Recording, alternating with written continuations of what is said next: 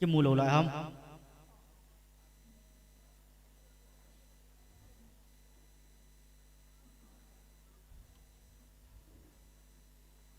ban alain sa pe ke devin golhang sa sang nek mun sang vai phe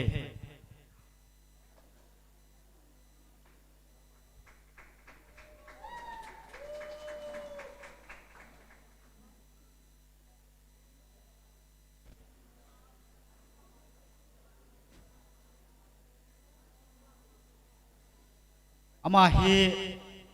ama sa season 2 a KSI winner pa cha he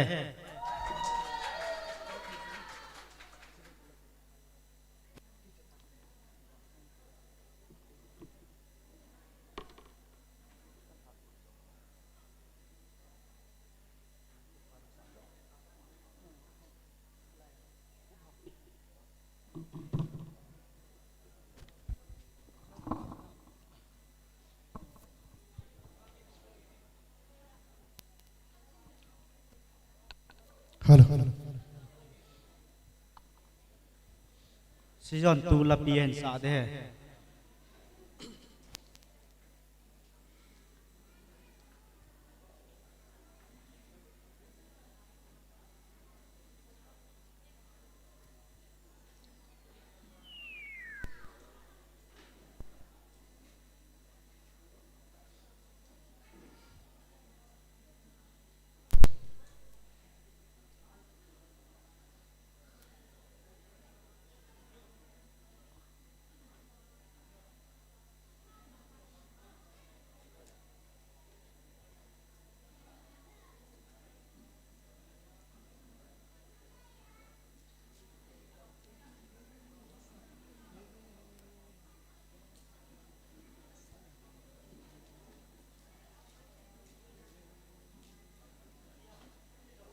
Labai, nang puna pa tayo.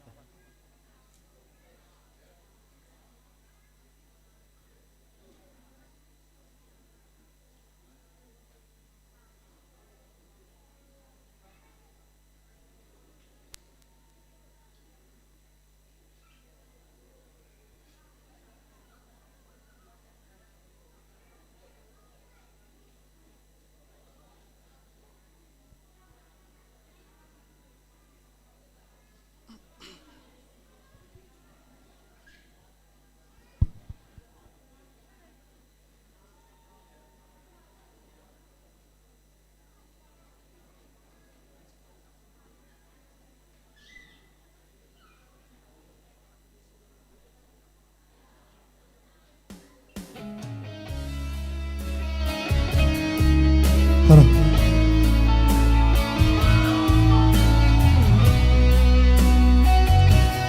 Lille me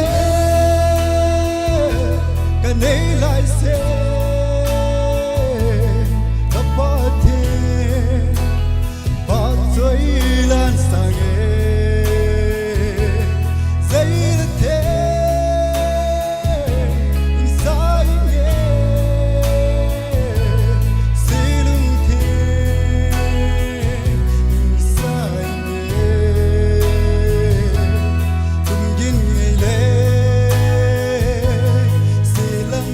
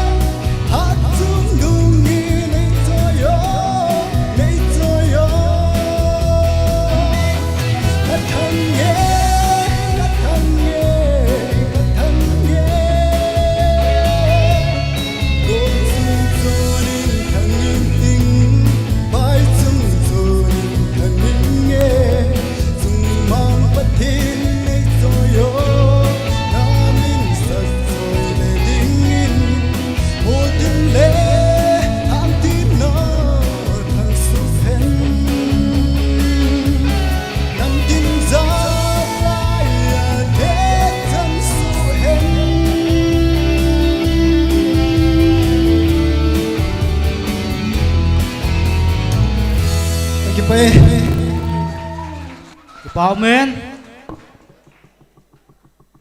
aban na ko pai kin ten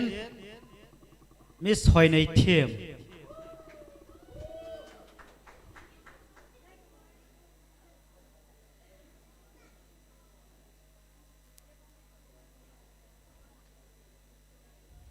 hoi nei thiam hi amasa top tu nu cha he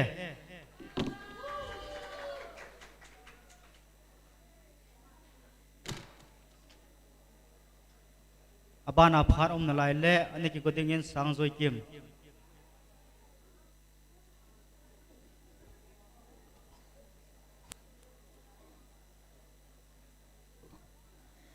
hello hello mi pi ho so se zingka pha hitubang phar hoi phal phai mu sawa amasan patin chu thang vai man lang min than na dim pakai ti la hin sange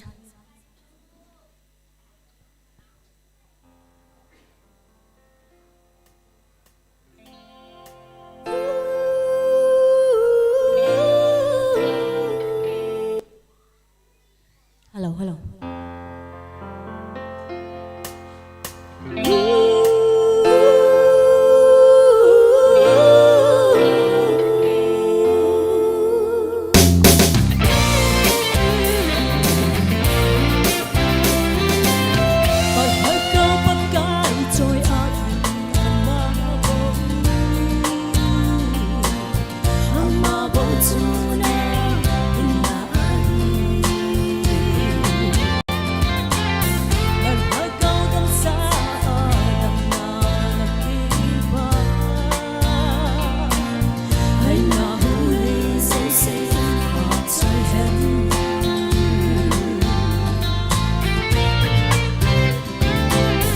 Cởi hết câu bất cái trôi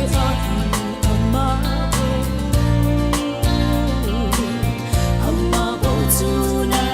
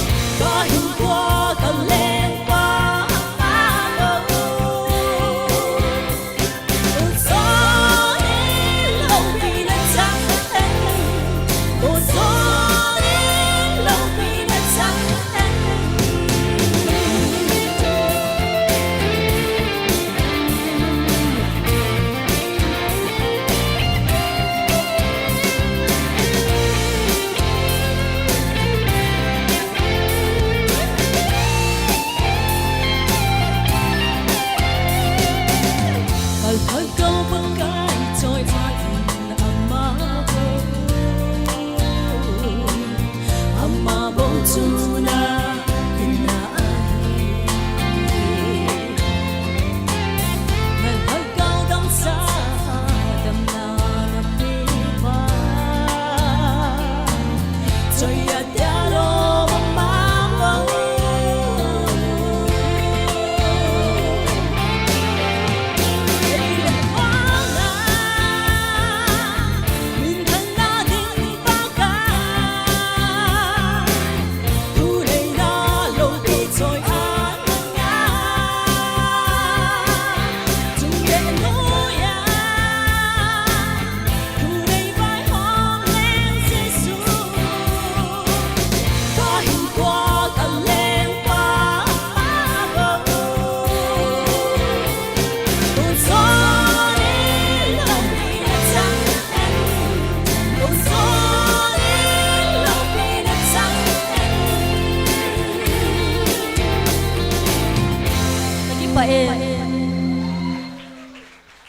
bảo mình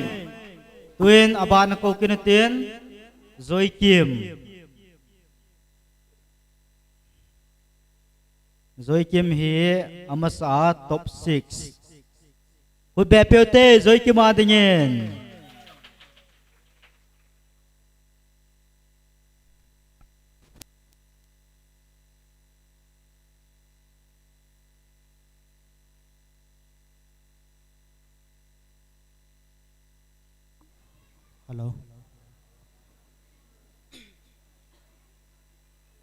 Hello Hello. Pathe wa join na dingin Jisu nei kanom joy te lan sang ka pian le o zong tu pai do ta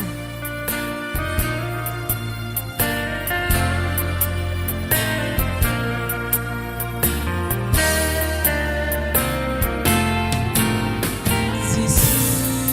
nei kanom joy o lu pen sang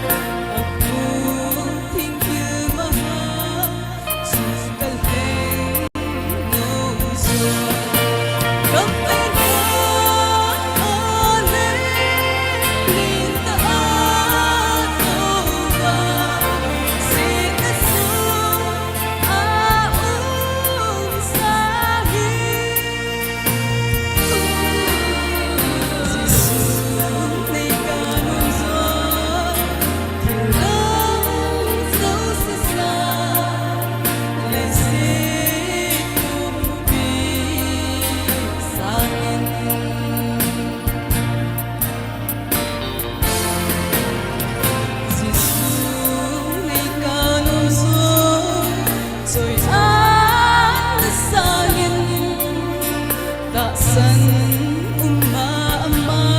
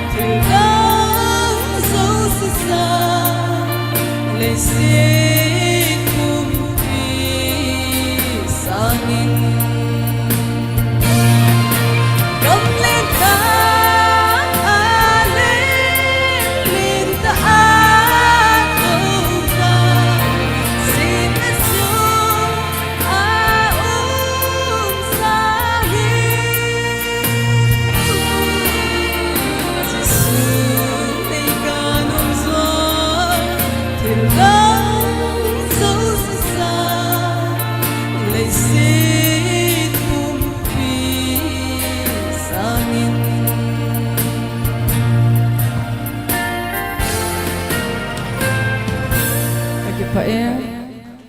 bao mê tu hiến abot na ko kinatin committee hall lama ko na go win la ka ng committee hall lama ko na committee member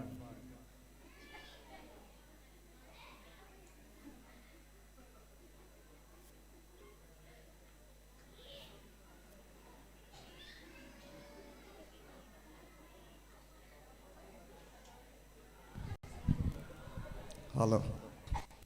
Hello. Hello. Hello. Pathian vợ chơi na dingin. Cái manzo. Kama a lui kala hin sang kate. Hello. Hello.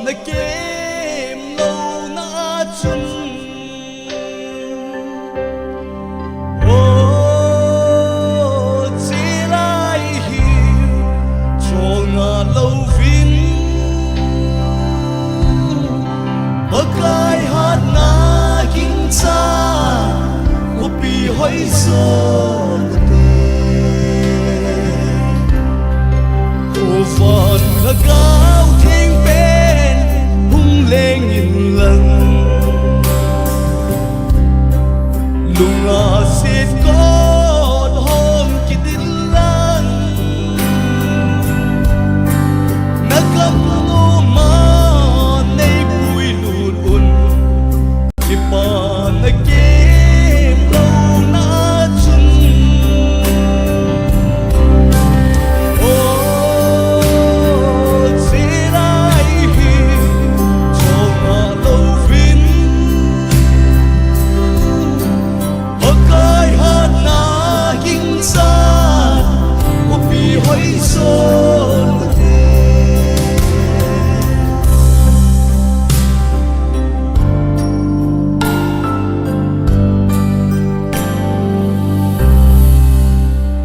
va choi lai sa na vai pon che diun phathei bu pi che taw hen cái bao men go go wa kon la ngai nom ta ngai win tu hen abana line sa pi ke dewin boy pulen sei khulen elias boy pulen dunia ke man cha naw hi camera thieng sela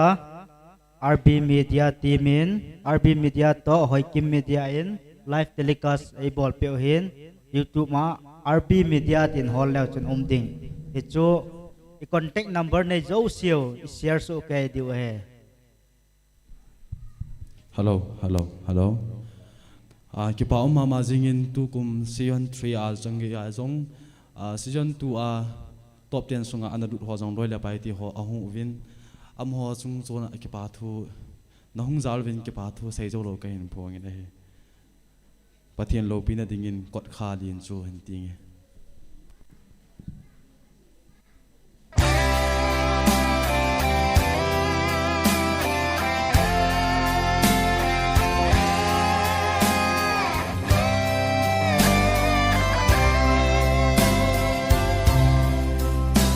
Pot kha lên chu hon ni na pot kha lo bi hoi ta chu ei di nga hon na a hi han dam pu lu se sa la o lu se na lo bi ta chu kot chu koi di nga na hon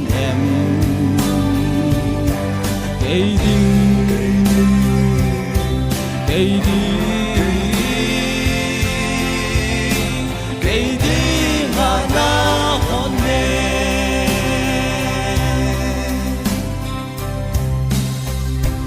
hạt đâm na cô nín có chu mi dấu sẽ đến hòn a hâu a vai a lê na neo nằm dấu si đi na hi o lu si na lo pi ta chu có chu quay đi na hòn em cây đi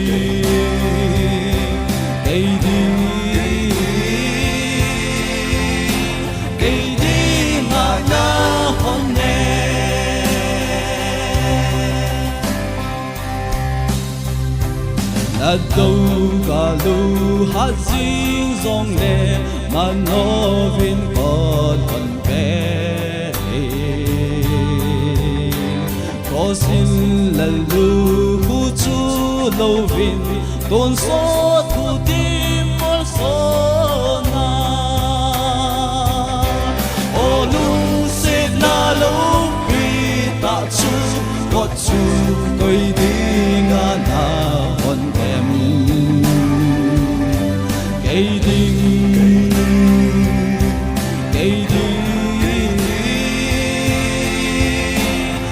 đi mà na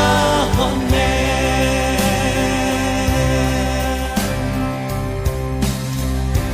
lấy gì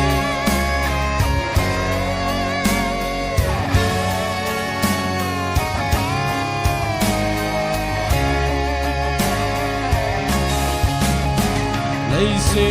na khos ku zong leo hen lui ga la e ton pai in na lan lu ku chu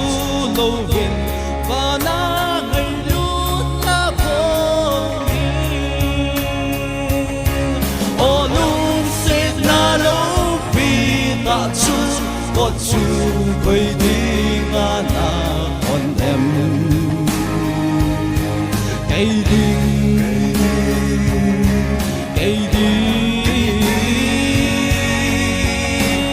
đi mà na hòn nè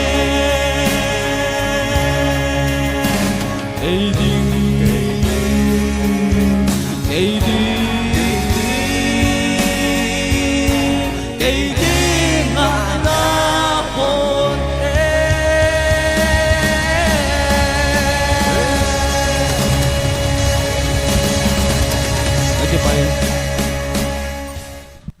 cái bảo men guess ho hi ka an neo hin thì có dâu dịp lâu lại hi dịp wat chu la hi hin ngai pe pe hin din abana la in sa pe ki diwa golhang lal cha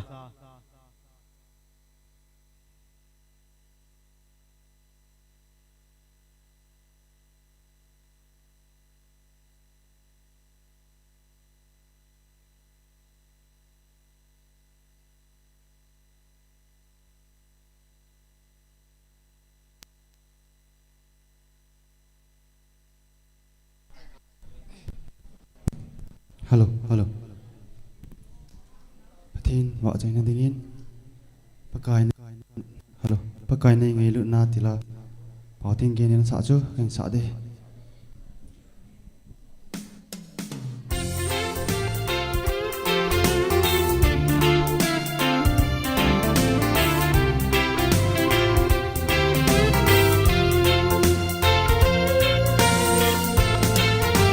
Pakai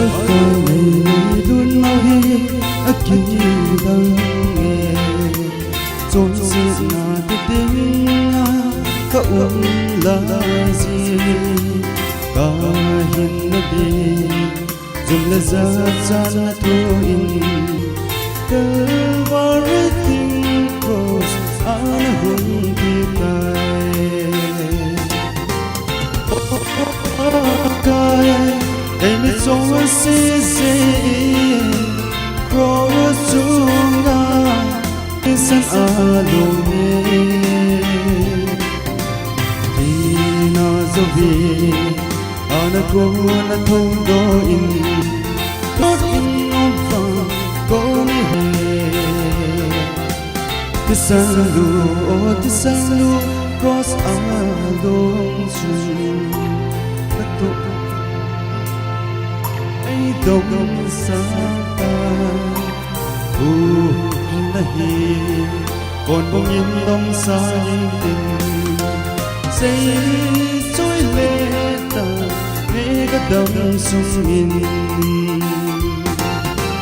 ô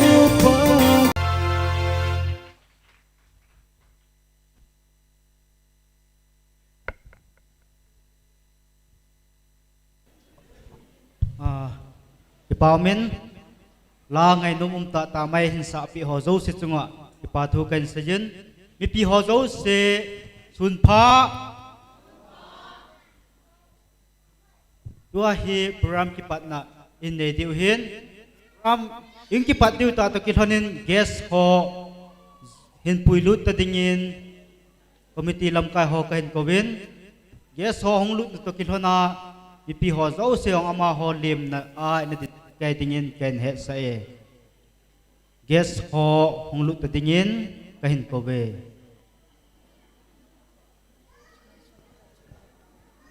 mi pi ho zo se ama ho lim na in na ding so kai te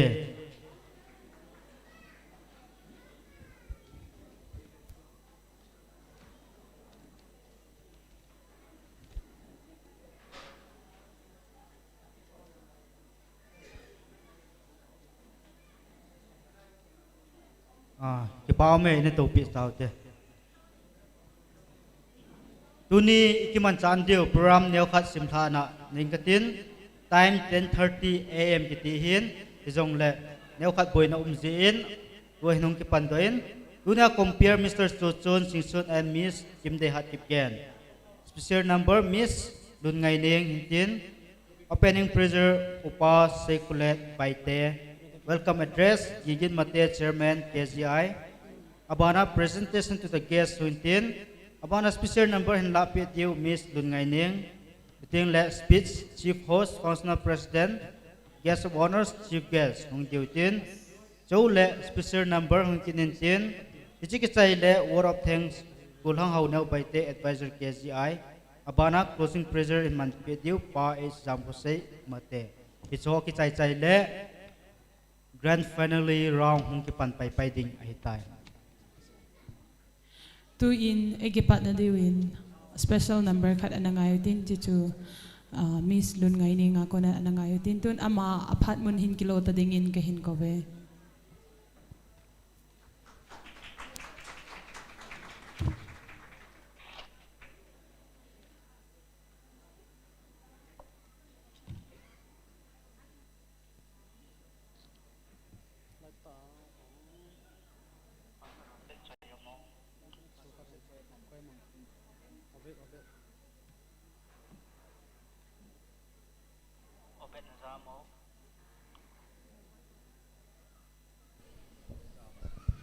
Hello, hello, hello, Chen. Mi piti ho zo se na bon savin sun pha ipi wa pa pathin thang wa na masapin kapin chule la sa thim mi zan la lam kai ho in chulai program la sa dinga hin dei len zalin lam kai ho chunga zonga velin ke pa thu ke hin sei kinin pathin wa choina dingin ton sot ke pa na chuka nei tai ti la hin sangi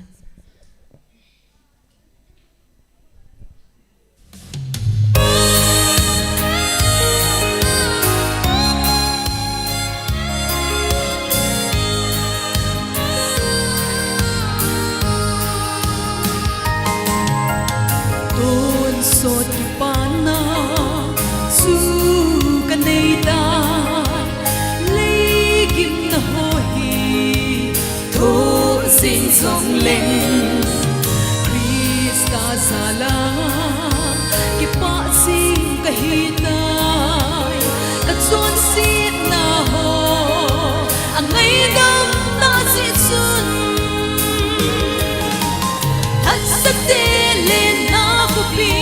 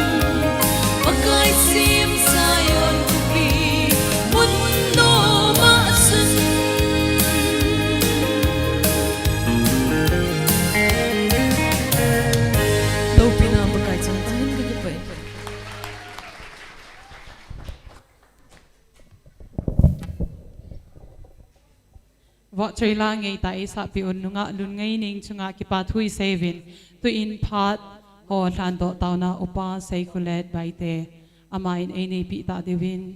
phat ho ka hin pe e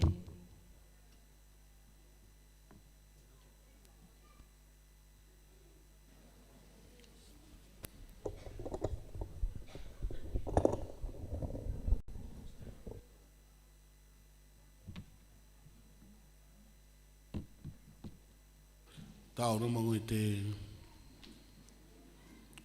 lông xét thêm cấp bao thiên tạ bất thiên na lungsit na mantam ta kachangon ache sani ko tarik samna gu bapa na nang ma ba China hichi kopi sungahin sa te nau te hon thanom te na ne jun tu ni hi akhum kha na ding program thilgon en gono takelhanin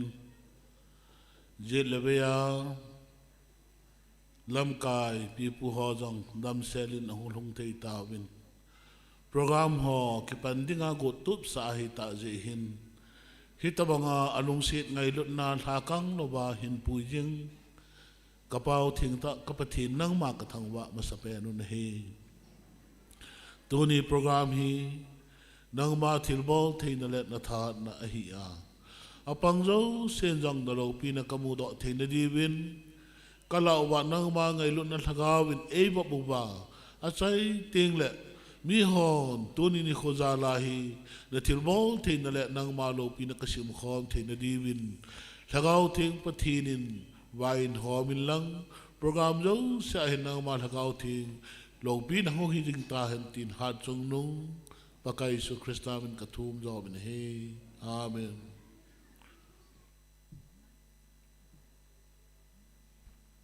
ki pamen tauna lungbon ta mai hin nei pi pa upa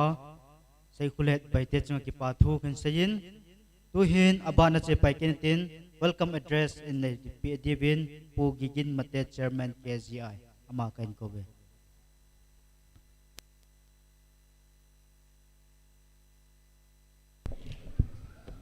bon chawin sunpha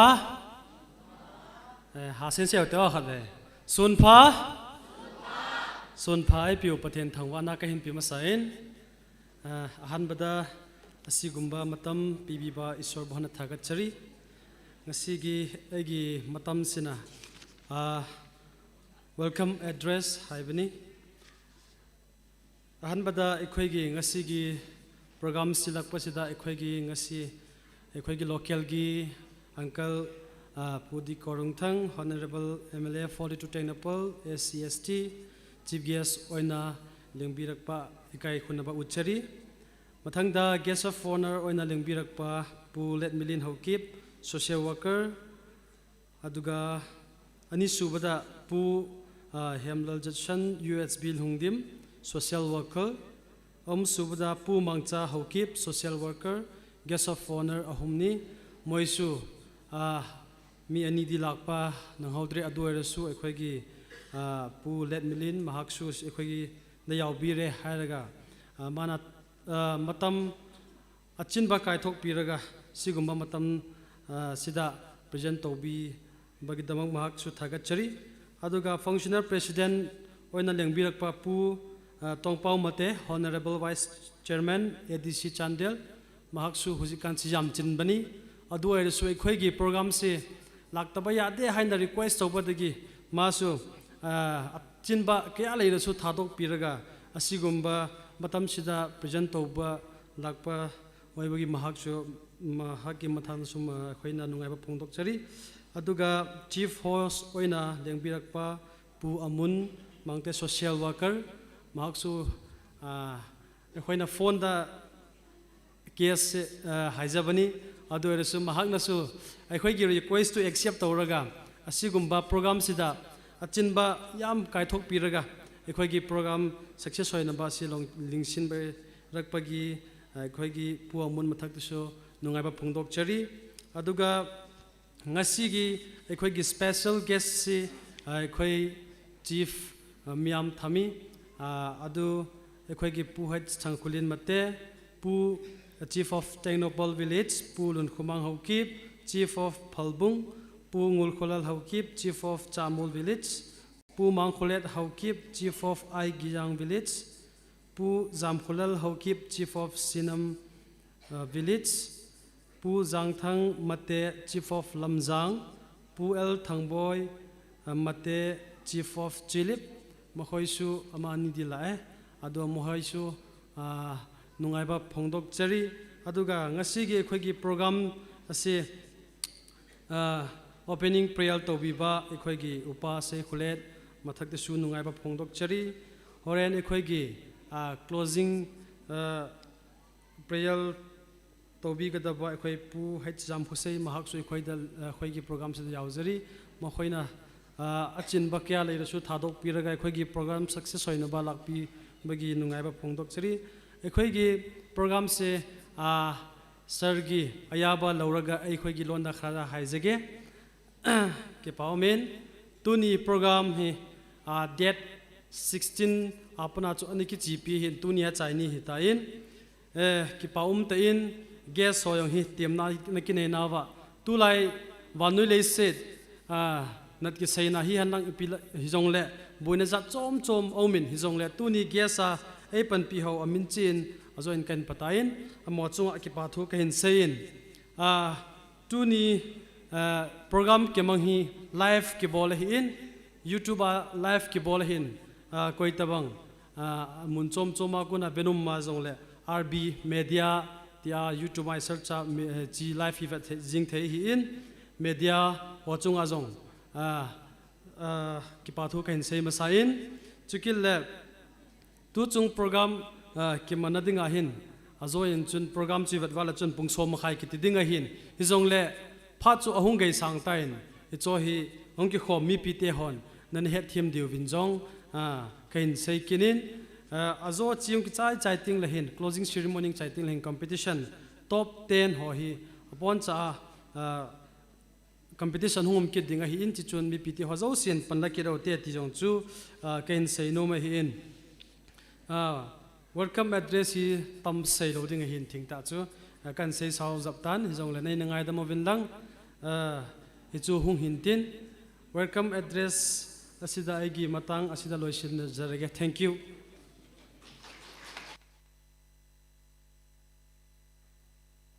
Department Chairman Akunin welcome address lim na thu ingai chai tawin tuhin abat na che pai tin presentation to the guests KGI committee ho phat kan pe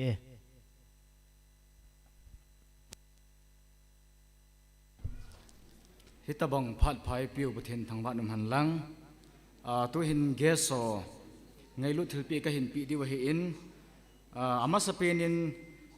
kahin piding ho guest ho he khat ve amin phone do nai leng kate chief guest pu di karung thang honorable MLA 42 Tengnoupal SC/ST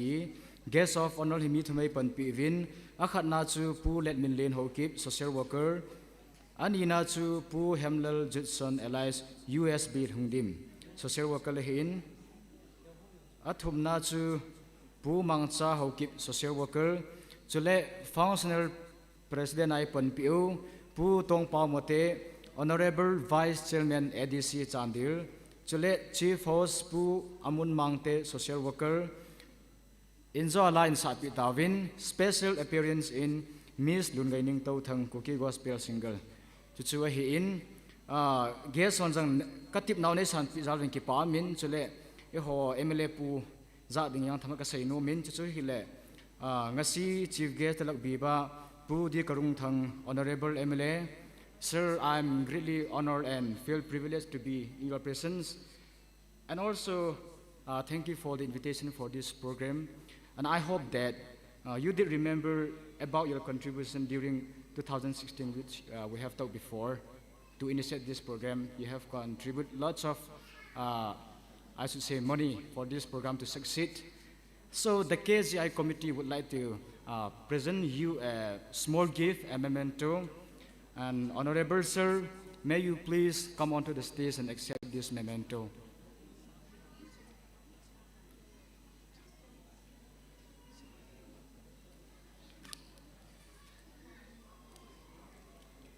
Kathange Gospel Idol Season 3 Theme Lim Lemel Kane Ilaisin Kapathin Va Chuila Sangi Psalm 146 verse 2 presented to Pu Di Karung Thang Honorable MLA 42 Tengnoupal SC/ST for gracing the closing ceremony come grand finale of Kathange Gospel Idol Season 3 as chief guest on the 20 February 2021 at Tengnoupal Community Hall, Tengnoupal District Headquarters. May God bestow His blessings upon you. Dated the 20 February 2021, presented by KGI Committee.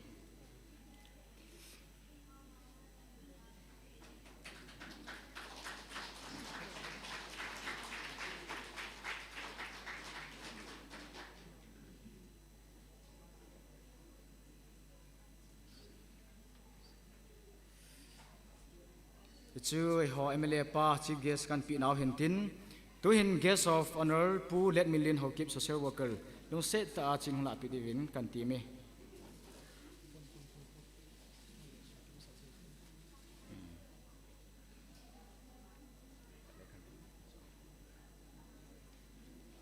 chule sel chi khat vein phung dong ka ting nei nga pi vin lang Kathange Gospel Idol Season 3 Theme Lim Lemel kan ilai sing kapathen wa chuila sangi Psalm 146 verse 2 presented to Pulet Minlen Hokip former President KSO Tengnoupal Blog for gracing the closing ceremony come grand finale of Kathange Gospel Idol Season 3 as guest of honor on the 20th February 2021 at Tengnoupal Community Hall Tengnoupal District Headquarters. May God bestow His blessings upon you, presented by KZI Committee.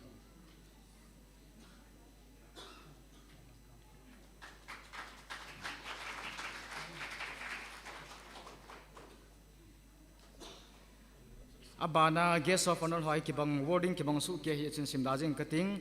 pu hemler judson LIS USP lungdim hi Kauthang boy President KSO Tengnoupal District in hingla pi le ki paminte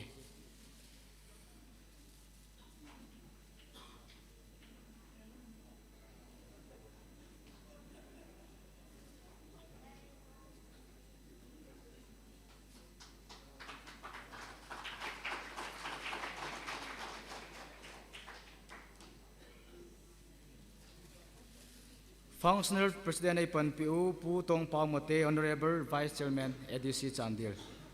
Langa Hungding kan kowe hepu Simdo na ning kating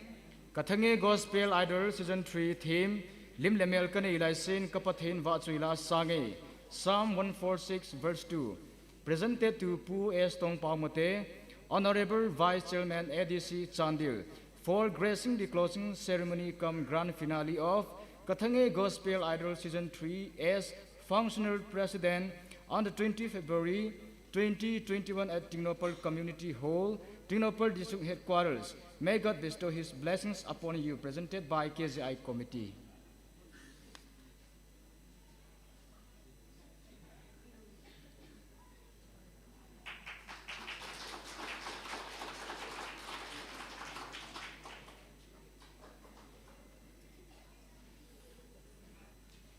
Tu hin Chief Host Ipan PO Pu Amun Mangte Social Worker Hilanga Hungding kan kowe hepu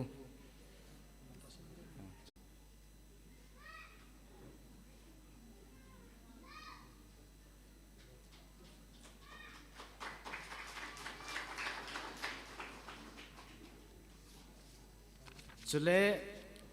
tu ni programa Kimin Jones ngailut tai hung pan PO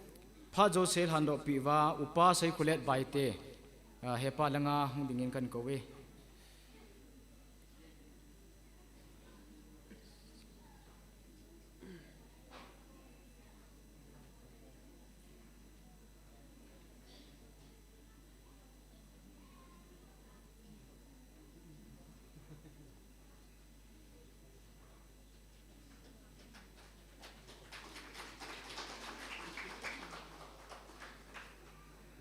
Chule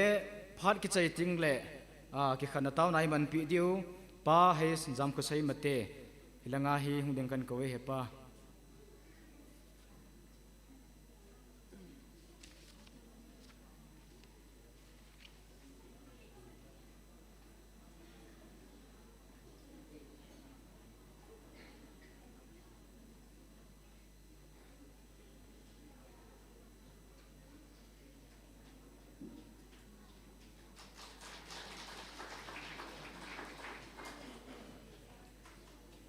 Hichan chu committee ko na presentation kan ai naw hintin bol khi lawa na umle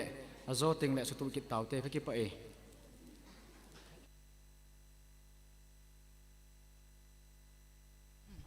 Department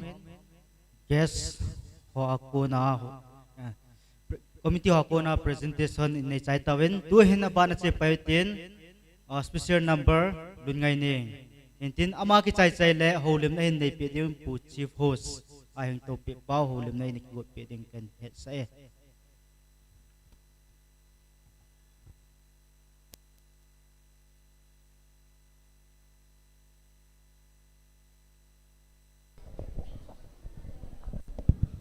hello check. Hello. Pat thei chan na thu sim de line sang.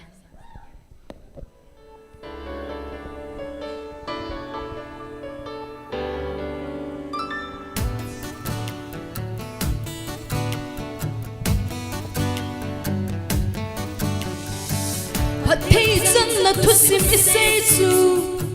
ki gel se na hin ho chu a sel zi mi sang avang si ka hi iti ho I ham phat na mu chin in a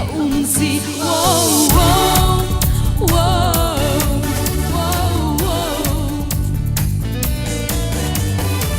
kam ding bo vin tao ding gel lo zenin kam monia tho dan in song tao vin ho sat na ding sing bo vin boy phong ne gen thei đi qua tho thêm na ding in song hey kam na le ho na te nang tin tung ta in hang na te in na tho thêm ko ma ke han le bang na hin no na gen thei na ho in no di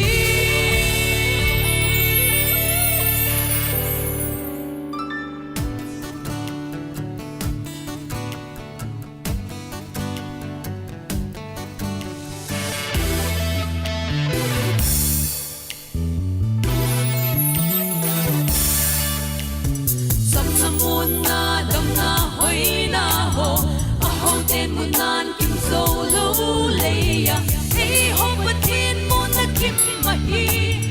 ca dâu pa hi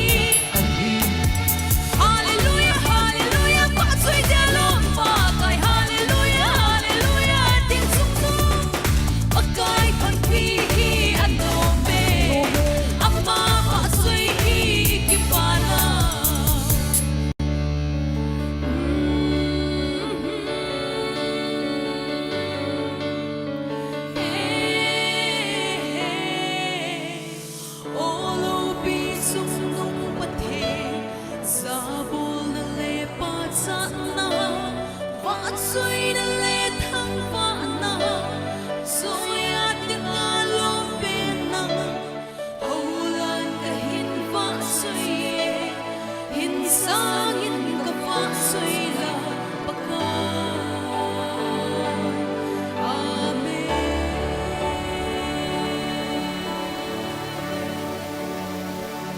lâu pina pakai sang tan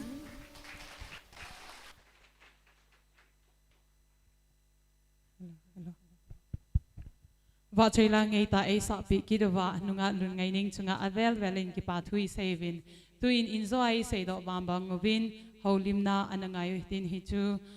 chief host pu amun mangte akona anangai tin abana holimna ainene pi zom pai divin functional president pa anaki godingin kahin he se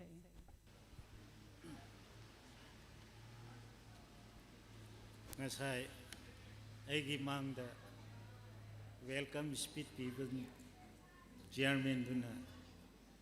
ngaside matam sang na loba yade haibagi dumakta aisu matam sang na loroi Kathange gospel session 3 ahum suba Tengnoupal sida makhoi ge committee mayamna prithvi manung sida anaye kayamuk leirusu asina kayamuk leirusu Ehaksu chief host oina ming yauraktuna masapam sida laktuna wahai mani phungdok pam ngambagi damakta ishor bu ahan bamakta thagat po phungdok cheri committee mayam desu aina thagat po phungdok cheri aduna ngasi chief guest oina lakpireba pu korongthang MLA 42 Tengnoupal AC amasung guest of honor pu Ledmintang Hawkip social worker function president pu Tongpo honored vice chairman ADC Chandel makhoisu achinba kayamu kaithoktuna ana yek leitadana ekhoye mafam sida makhoi gi function sige mapung phan begi damakta makhoi matakta Ishor na bor piba oisunu makhoi busu aina thagat pa phongdok cheri ani subada sida lagwiba ningthau mayam amusung public mayam amusung ngasige contested mayam amusung just oibigedaba mayam amusu nakoisu harau na mafam sida lakpiduna aikoigi kithange gospel sige contest ki mapung phahan bigidamakta nakoi busu isor mingda thagat popongdok jeri ujik kande aikoigi pastor sing reverend sing na haiwa malay bible da ibiramba malay aina fajarangai da aina naha oirangai da aigi isai sa'u aduga aigi washing si sando haiwa matung inna sida aikoigi isorgi wahai isorgi isai singse contest tauba aduga contest nuaina aikoina tauraga isorgi isai sakba khudingmak bo isorna bor piba oisunu haina aina phongdok jari nando ai sida aikoigi chairman sina mahaki minungsina akhoi mayamsi tinba unaba matam pijabani loinana ngasi Kathange Gospel Idol haibagi closing ceremony grand finale gi sigi function sida chief guest oina lingsimbirakpa pu di korungthang honorable MLA 42 Tengnoupal AC Sarbu ihan hanna ihagna ikai khumba uchari ani subada guest of honor oina lingsimbirakpa pu letminlen haukip atei lakpa ngamdragasu guest ta phombiba pu thangkholen chief of Tengnoupal pu thangboy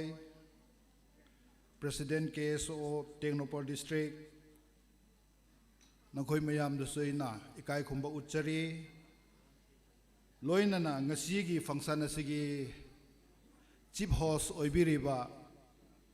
pu amun mangte respected social worker pusu ihak na nahak konda ikai khumba uchari thoidok hendok na ngasi gi ahum subagi session 3 gi tinbira iba ekhoi gi icha sakpa inau sakpa artist mayam loinana lamdam masigi guest oina VIP amasung VVIP da guest oina committee na sinbiraga ngasigi function da lakpiba ningthau mayam social worker mayam ima ipaipal khunasigi nungsireba icha sing church leader sing nangkhoi mayam su ihakna ikai khumba uchari thudok hindok na on the top of that Kathange Gospel Idol gi third session khaktanadana 2016 dagi haura aga ngasi phau isorna ana jek leitana sigumba mahaki isorgi paujel isai oina sakpa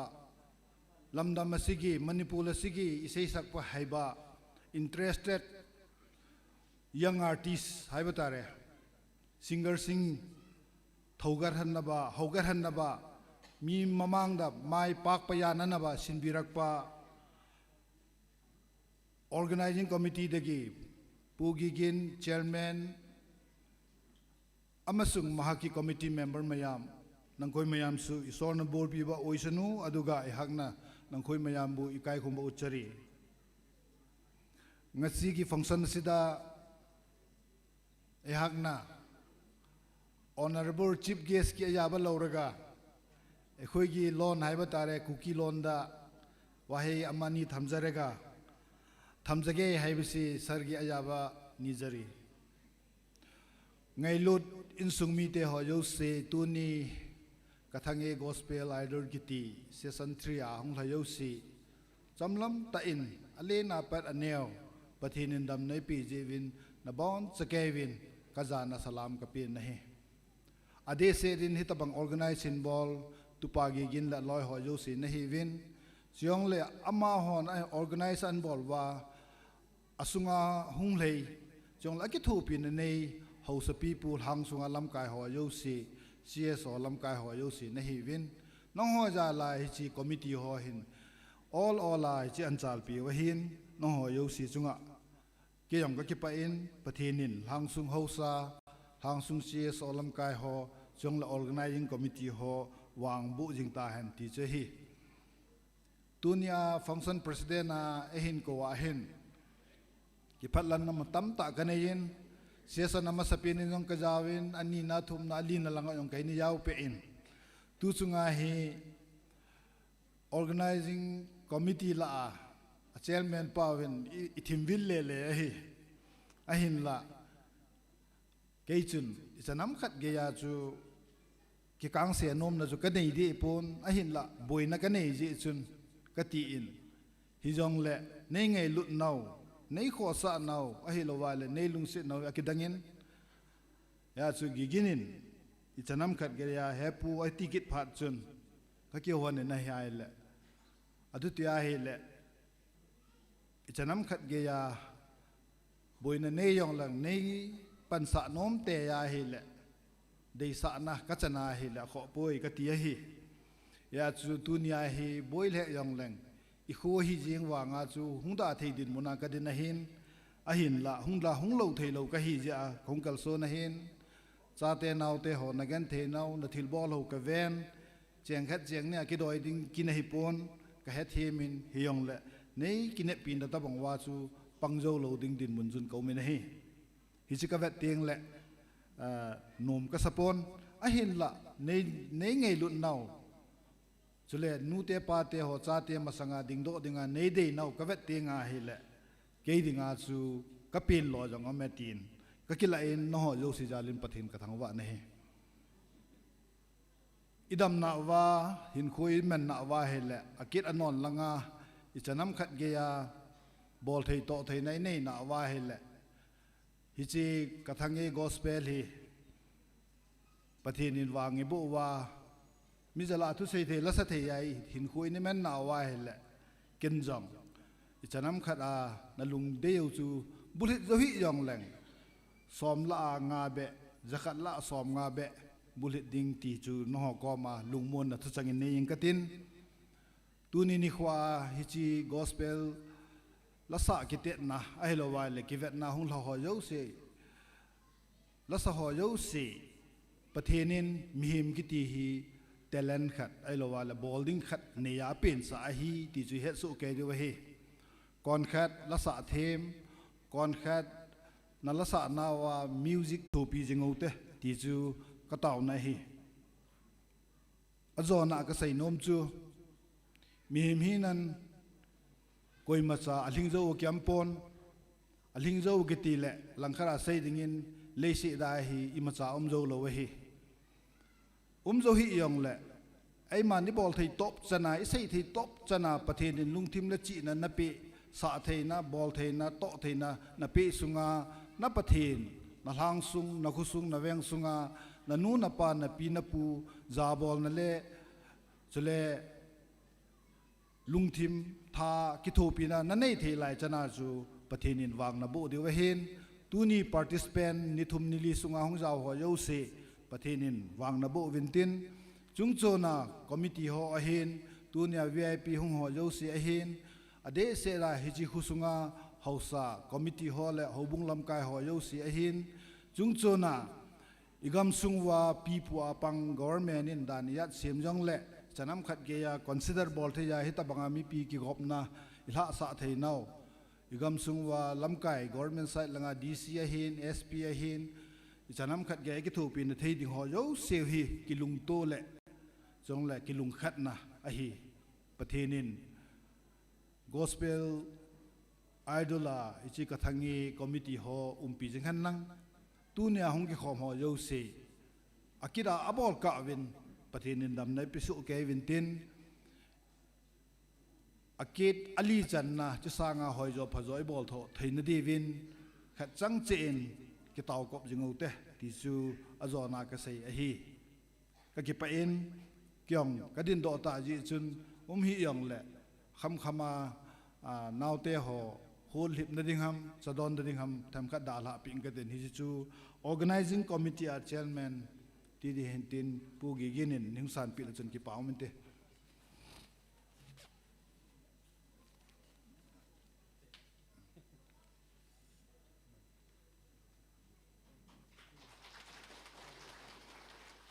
ka ki pa e Ipamin pu functional president konin holim na ngai num umta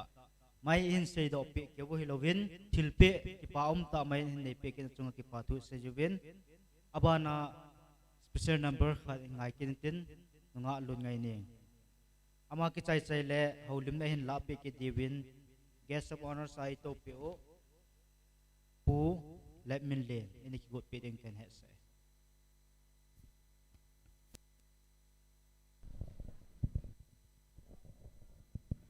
Hello, Cheng. Hello. Hello, Cheng. Hello. Laga sama sangin tu chang khat chang ni ka sei no min. Ke zong kan yawa pana la sathanom ka hi je chun 2013 pathin thil pi a chun kanu zawin. Cha ka kite na wa chu mi sang khat lang ka walo hi in. Ke chu chilai pha na chun pun ve zong ka ve the nai lo hi in. Kathanop musana zu kanu zaw a hin first round nga zong chu ke chun ka ven zo si chu contestant na la hin sa zo si chu ke sa nga team in ka gelin milung ne ki hi ji chun a hin la pathin zalin ahung ki zaw in hin le top 10 sung chan ge chun ka hung lo zawin ji final round ni ding a chun ke ka hi in ka o hi in ka no hi in kanu zong cha thawa thau na lai chu gari newa ka ke po phaya pana lam ka he ka zut no le bisem pura khun accident ovin ede jun kanu chu unconscious hi jingin pung som la hi tain ama he chilai chun final lang chu dal talovin phailanga ka hindal su ovin chilai pe ta chun ke jun ka chi lo di tai ka ti hin la ka pa hin nanu neu ta na chi ding na ka sa tho de he atin chilai pha na chu ki hoi kangpo pi district langa ka hi zi chun western hin thilo si he line ho chu ina la pin adang ho mi som ni langa ki final a kai la chun alas na pen hin ka hin sign cho he ka gi la hi le lung neu na ding tam pi u min na he hin la pathina iking ya chu le ikineu sa na pa hi lo le ema ki hambol na pa jo pathinin e het pi in contestant ho zo se jong tu ni final hi in na di mu cha ding long chu ka ging cha ma jing in 2013 la ya la ki te na kan zaw lai chu ka gel do in awang pha na hiwin azi chu hi ta bang la ki te na ho hi aki phacho ma in na mila adin hin chule performance hi in thilo si chu competition hi ta je chun pathian thu hi jong le aki khang to ma mai ti hi ka he in ke chunga jong e je chun Kathange gospel idol committee ho chunga jong hi ta bang platform hin gon to hi ma bana jong chi sang hoi zo phazo in nga ading lunggel lovin na sang hoi zo phazo in hin tong do hen ti chu pathe ka bo na hin tin pathin wa chuina ding in choya dialom pakai ti la chu ka hung lo wa nga hi kanungai ngei jing ji hin na status a ei lo le ka mu jing ji in contestant hall la sa ho zan hi la chun chulai ka hung de ka het pha chun ka ki songlal mama in pha dang ni danga la sa ki chi jing ke wang chun dunia la sa ding hi ke ong ki sonlal na ka dim hin no ma sanga ka din hi zong le ka ke pa in a he hen zong in sa hovin lang na so ya dialom pakai ti la cho lun ne in sim pin chu in sang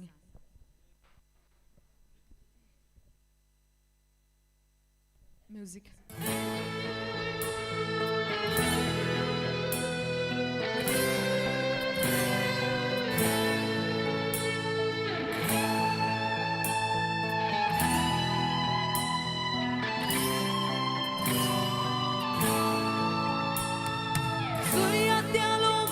pakai chu va choi na thang va na ama Zion mo sang sum nga kon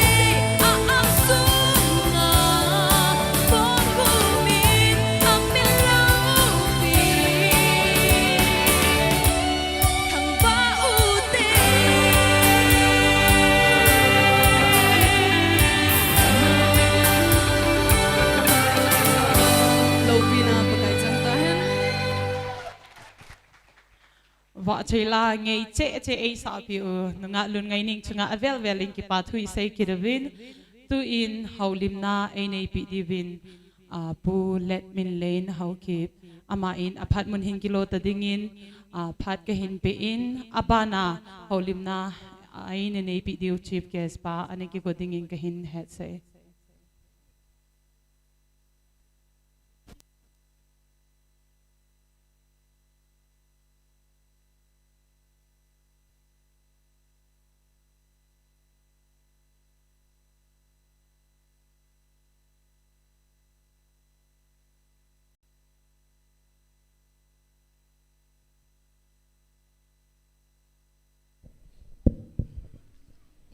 tinin chạy tang cái tin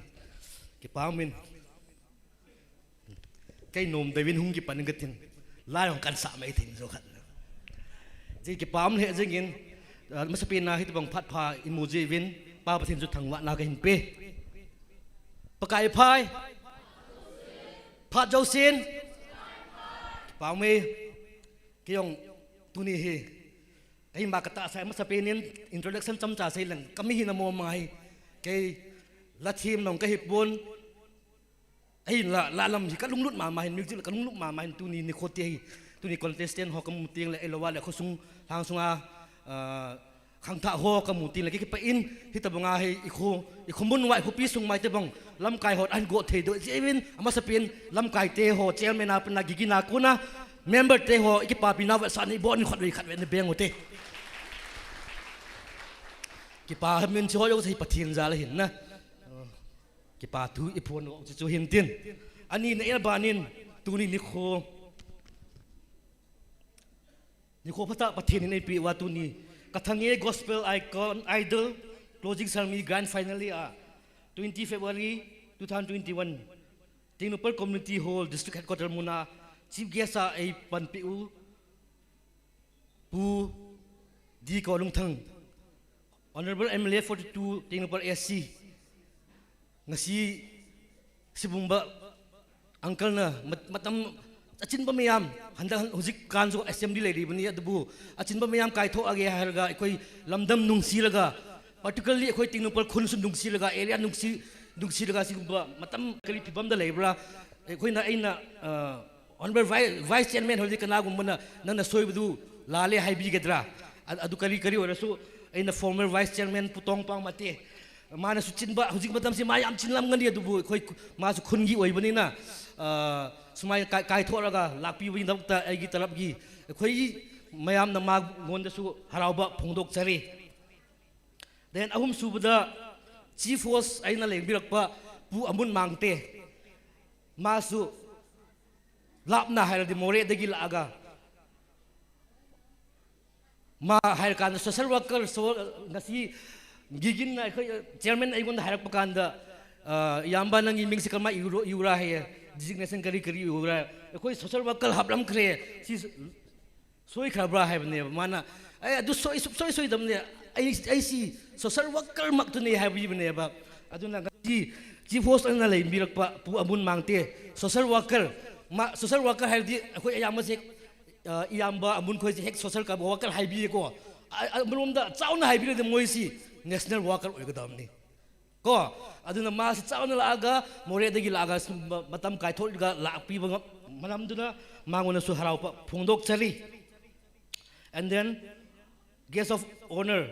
agi marup simbudi laktre adubu aiga phaminaba pu thangkhulen matia chief of Tengnoupal adu agi marup thangboy thungdim keso president Tengnoupal district mabani gonna su harau bat phado chali and then ngasai isay sakpi hiba special appearance lungai ning ahan bada apologize toge ay ngasi kitang thieng badu ay imphal da gilak da ma ngai lak da kitang thieng rok pani aduna ay bungak piu haina khangan jari adune mathang da special guest na lakpi ba mayam kana lakpra khangde dubu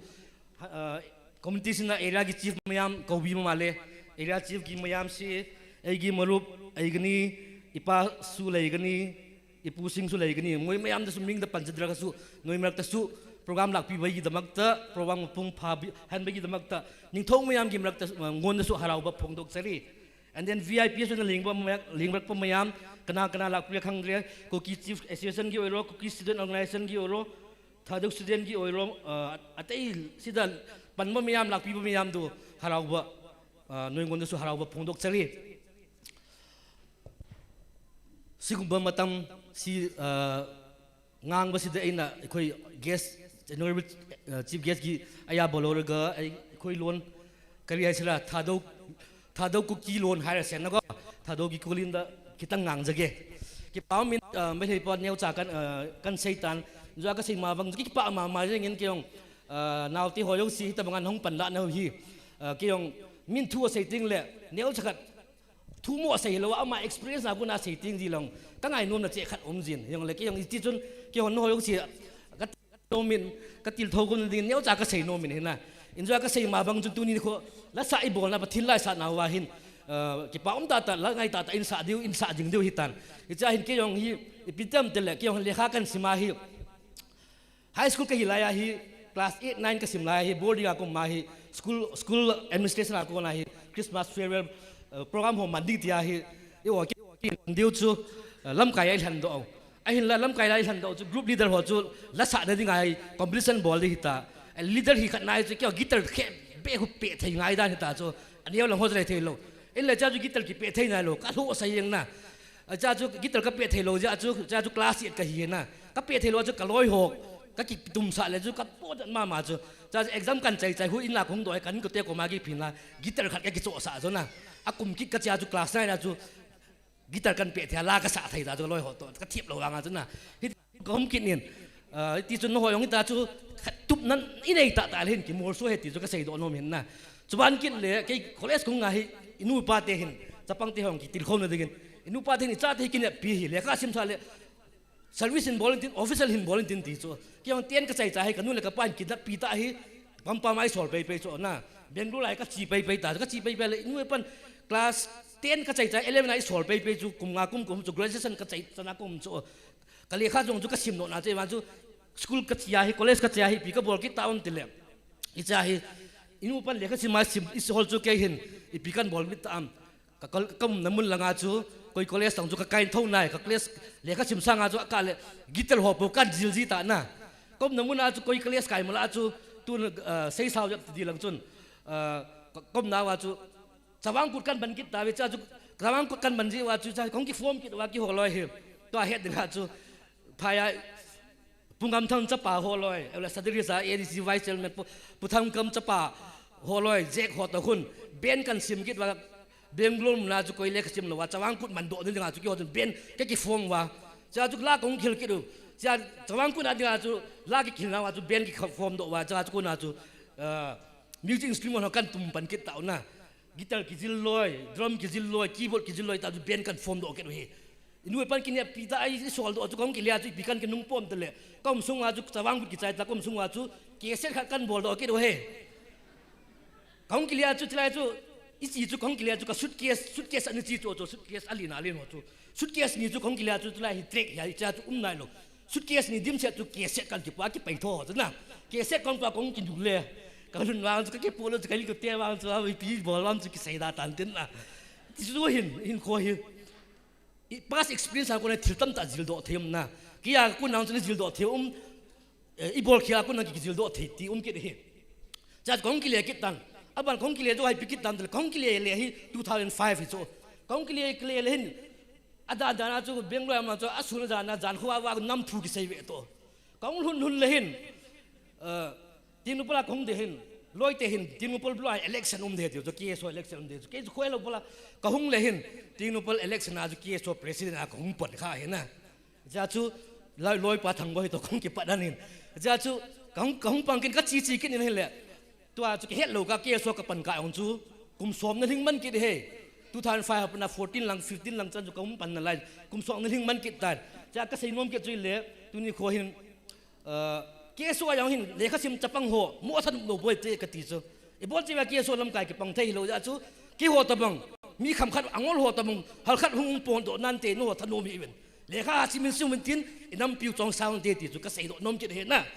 chi ye chun le kha sim ma sim diu la ya angol pha tabong ki ho tabong ho chu hung pilo tho ve ta no ho pang hi ang chu hung ki pilo vintin na ma de hung hei ve ta ki sa de ngin na nam pya de emal chapang ho loi le pai nau te ho yo si i hon i bol chu le kha sima sim diu khunung le i ho nam pi khom pi hi na pau chu i pu do ni wa pat ila de hi ka sei nom ki na he tu ni ko hi gel me jet so yang chu he am tam ka mu no min na ki ran jet so chu neo khat interview ki bon ka ti ke de cha kong do jo wa 2005 kong do cha 6 7 ai film ki tam te le 2008 na hi supermin na khon cha chu golden jubilee khat na ki mang cho koi ho bungam KBC ho bunga golden jubilee supermin na ki mang ki cho cha chu ke pi ka ti tam de go bengla kong do a ben kan form wa musical jil ya chu in han ki le ke chu supermin na golden jubilee ki ko jubilee ban ni ga chu worship team ma in han ki tawe in chu sir ho neo chu yam tam sir ho neo o ya po do mo cha chu ki worship leader ka worship team ka pan wa cha sar ho neo chu pian na pang di ba ama chu i ho banga kwel la na pang dham lo le ai area la nga kwel leader la na pang dham pidam ka pon na i chu hin thil khat i bon na pa chu i jil na i lo le hen ho yo chu man cha kit nga hi na i man cha du tunia la sat di ho hum yo sin naw te ho sang tunia na jil do na sa do ho na kip dham bol no te ho hi no aphat na pin chu na pan lo mai theu a hin la tu chana na ki hang do naw nan sa na milan hung do wa na sa na zil ho yo si khunung le apan na hum di ti ne na mial chi din ka hen kan til khong no me ne ti chun a chai na man sei le han ile kha sim naw hen lang ile sa naw hyong le ina to naw hang le gun chu le kita ta hin nai to wa le inam gu hi sei lo wa chu khang to te te de hi ti chu a chai na ka sei do no me he na chuban kil le Tengnoupal district tu sang ke so ke president ke hilai chu Tengnoupal district SDO inaugural city in the ball back with tun ka hel do in 2005 6 wela chu gari yong itam nai lau chu ta cha da na yong chu gari ke hele le ta na inauguration ball nga hi thil le lo pu ai basa Tengnoupal basa thil kan pu ke gel do lungsal oma ma yang in na SDO to do ta win pate ho to ke thona jalin ho so ho pate ho ole uncle ho ta ta ke thona ki ball do tan tu ai district he ko tan ki ta uncle ho hat na jalin hong ki tan district ke Tengnoupal district nei tan headquarter in Nevin chong hi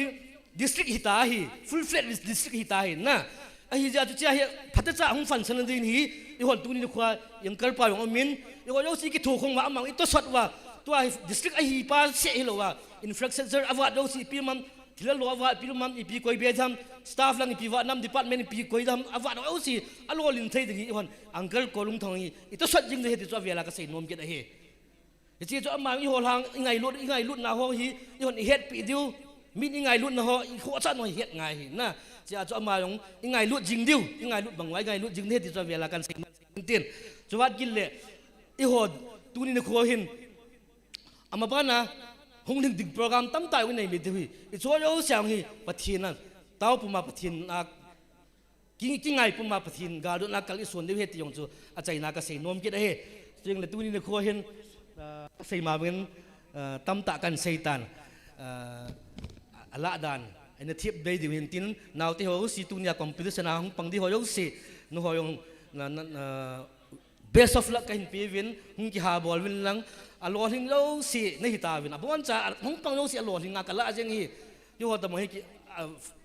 round 1 na hong ki bang zo lo hin na abon cha lo hing ni win hong ho hing dong 1 to 10 1 to 3 ang ki sim lo yo si best wishes kan bol we ti cho chainan ka si nomin tunin ke yong lai mun na lam kai hon ya program adinga guest of honor dinga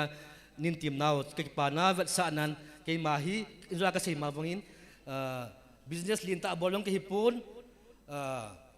sumho yong ke hipon social worker just mere social worker professional social worker ti tauti ka hin ain lak ka ngai lut na le ka ki pa na vat sa nan tu ni khon thom cha hi yong le tu nin lam kai hon in la pi lang thom cha hi yong le cái hi hom le tam le ai mam ka se yong le ka nom ji pun hom cha yong le sang chom cha yong le ke pa ta lam ka ning san pi din cái ti min cái chan chui tan te ke pa e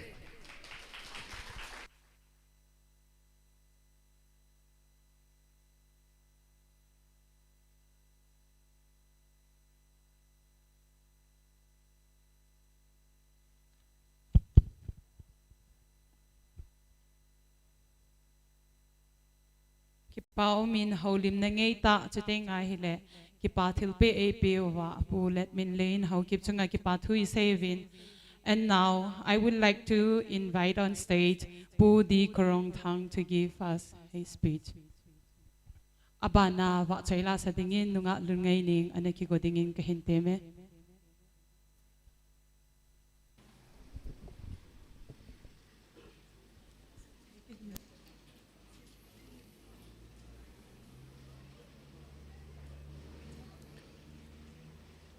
Kathange Gospel Idol closing ceremony asigi chief host oibiriba yake marup amun mangte functional president yake nanupa estong pamate hojikta igi mangda wa kanna ngang kiba ibungo let min len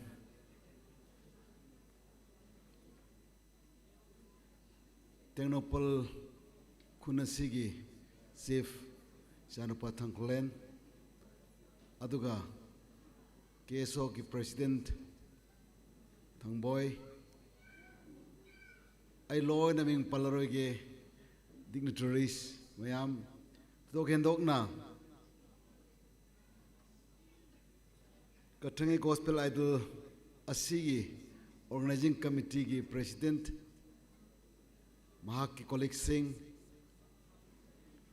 dok na competition asida yaw biriba artist mayam ehak ki mangda akoi ki mangda yamna aina toina tare koigi ibema gospel singers lungai leng neng tauthang el tautangai batare ming chipa yam sange tinbiriba khoi kibik makpu ahan mamakda Christ ki mingda nolok chabagalona salam taujare aina Kathange habsi kari haibano aina tongpau da hangbani mana thagat li hebra jumra aikoi gi londa aikoi di mathangai thagat pa nakoi na kathangai male almost mana bajani aina sum matang Europe kanda loan si prefix ra suffix ra khara khen na baga sum sat page ayam boy bogum tawe ai koina sawangai na koina chawangai sigumba ayama manna bogum tawe koina akari ka Indo Tibetan linguistic group ai batare koi kamu se almost mane Mizoram gi poi macha mai classmate amalrame ibani sum koi lom do koi bakanda lapakanda koi noun singai batare si kari kawina koina si kari kawe bakanda almost adu mane loan bakanda tikta bahap tana daba adubu noun sing si hai bakanda di ayama manna ba si kumasi koi munna yengoraga di study to wasina di linguistic study to bakang busina di ayama khanglam ngani si ayama manna ba janni aduna khara ngang ba da khoi ba mamang da mahapchin ba root ngang ba kumba suffix craftin ba si kumba da gadum khoi khara manad da bagum taw bajani ngasi ki matam si yamna tele ai khange khoi sei taning ba myam oye pungkhai ma lecture torabadi afaba kya oige oyo taba wabani kwai dagi mioi bana maru oina koi gi tribal singai batare ai koina matam sang ma khangau da basi isai saklaga di nongalaga su yabani social gathering torabadi yen khonglaga su dum yabani a power preacher oige yo scholar oige yo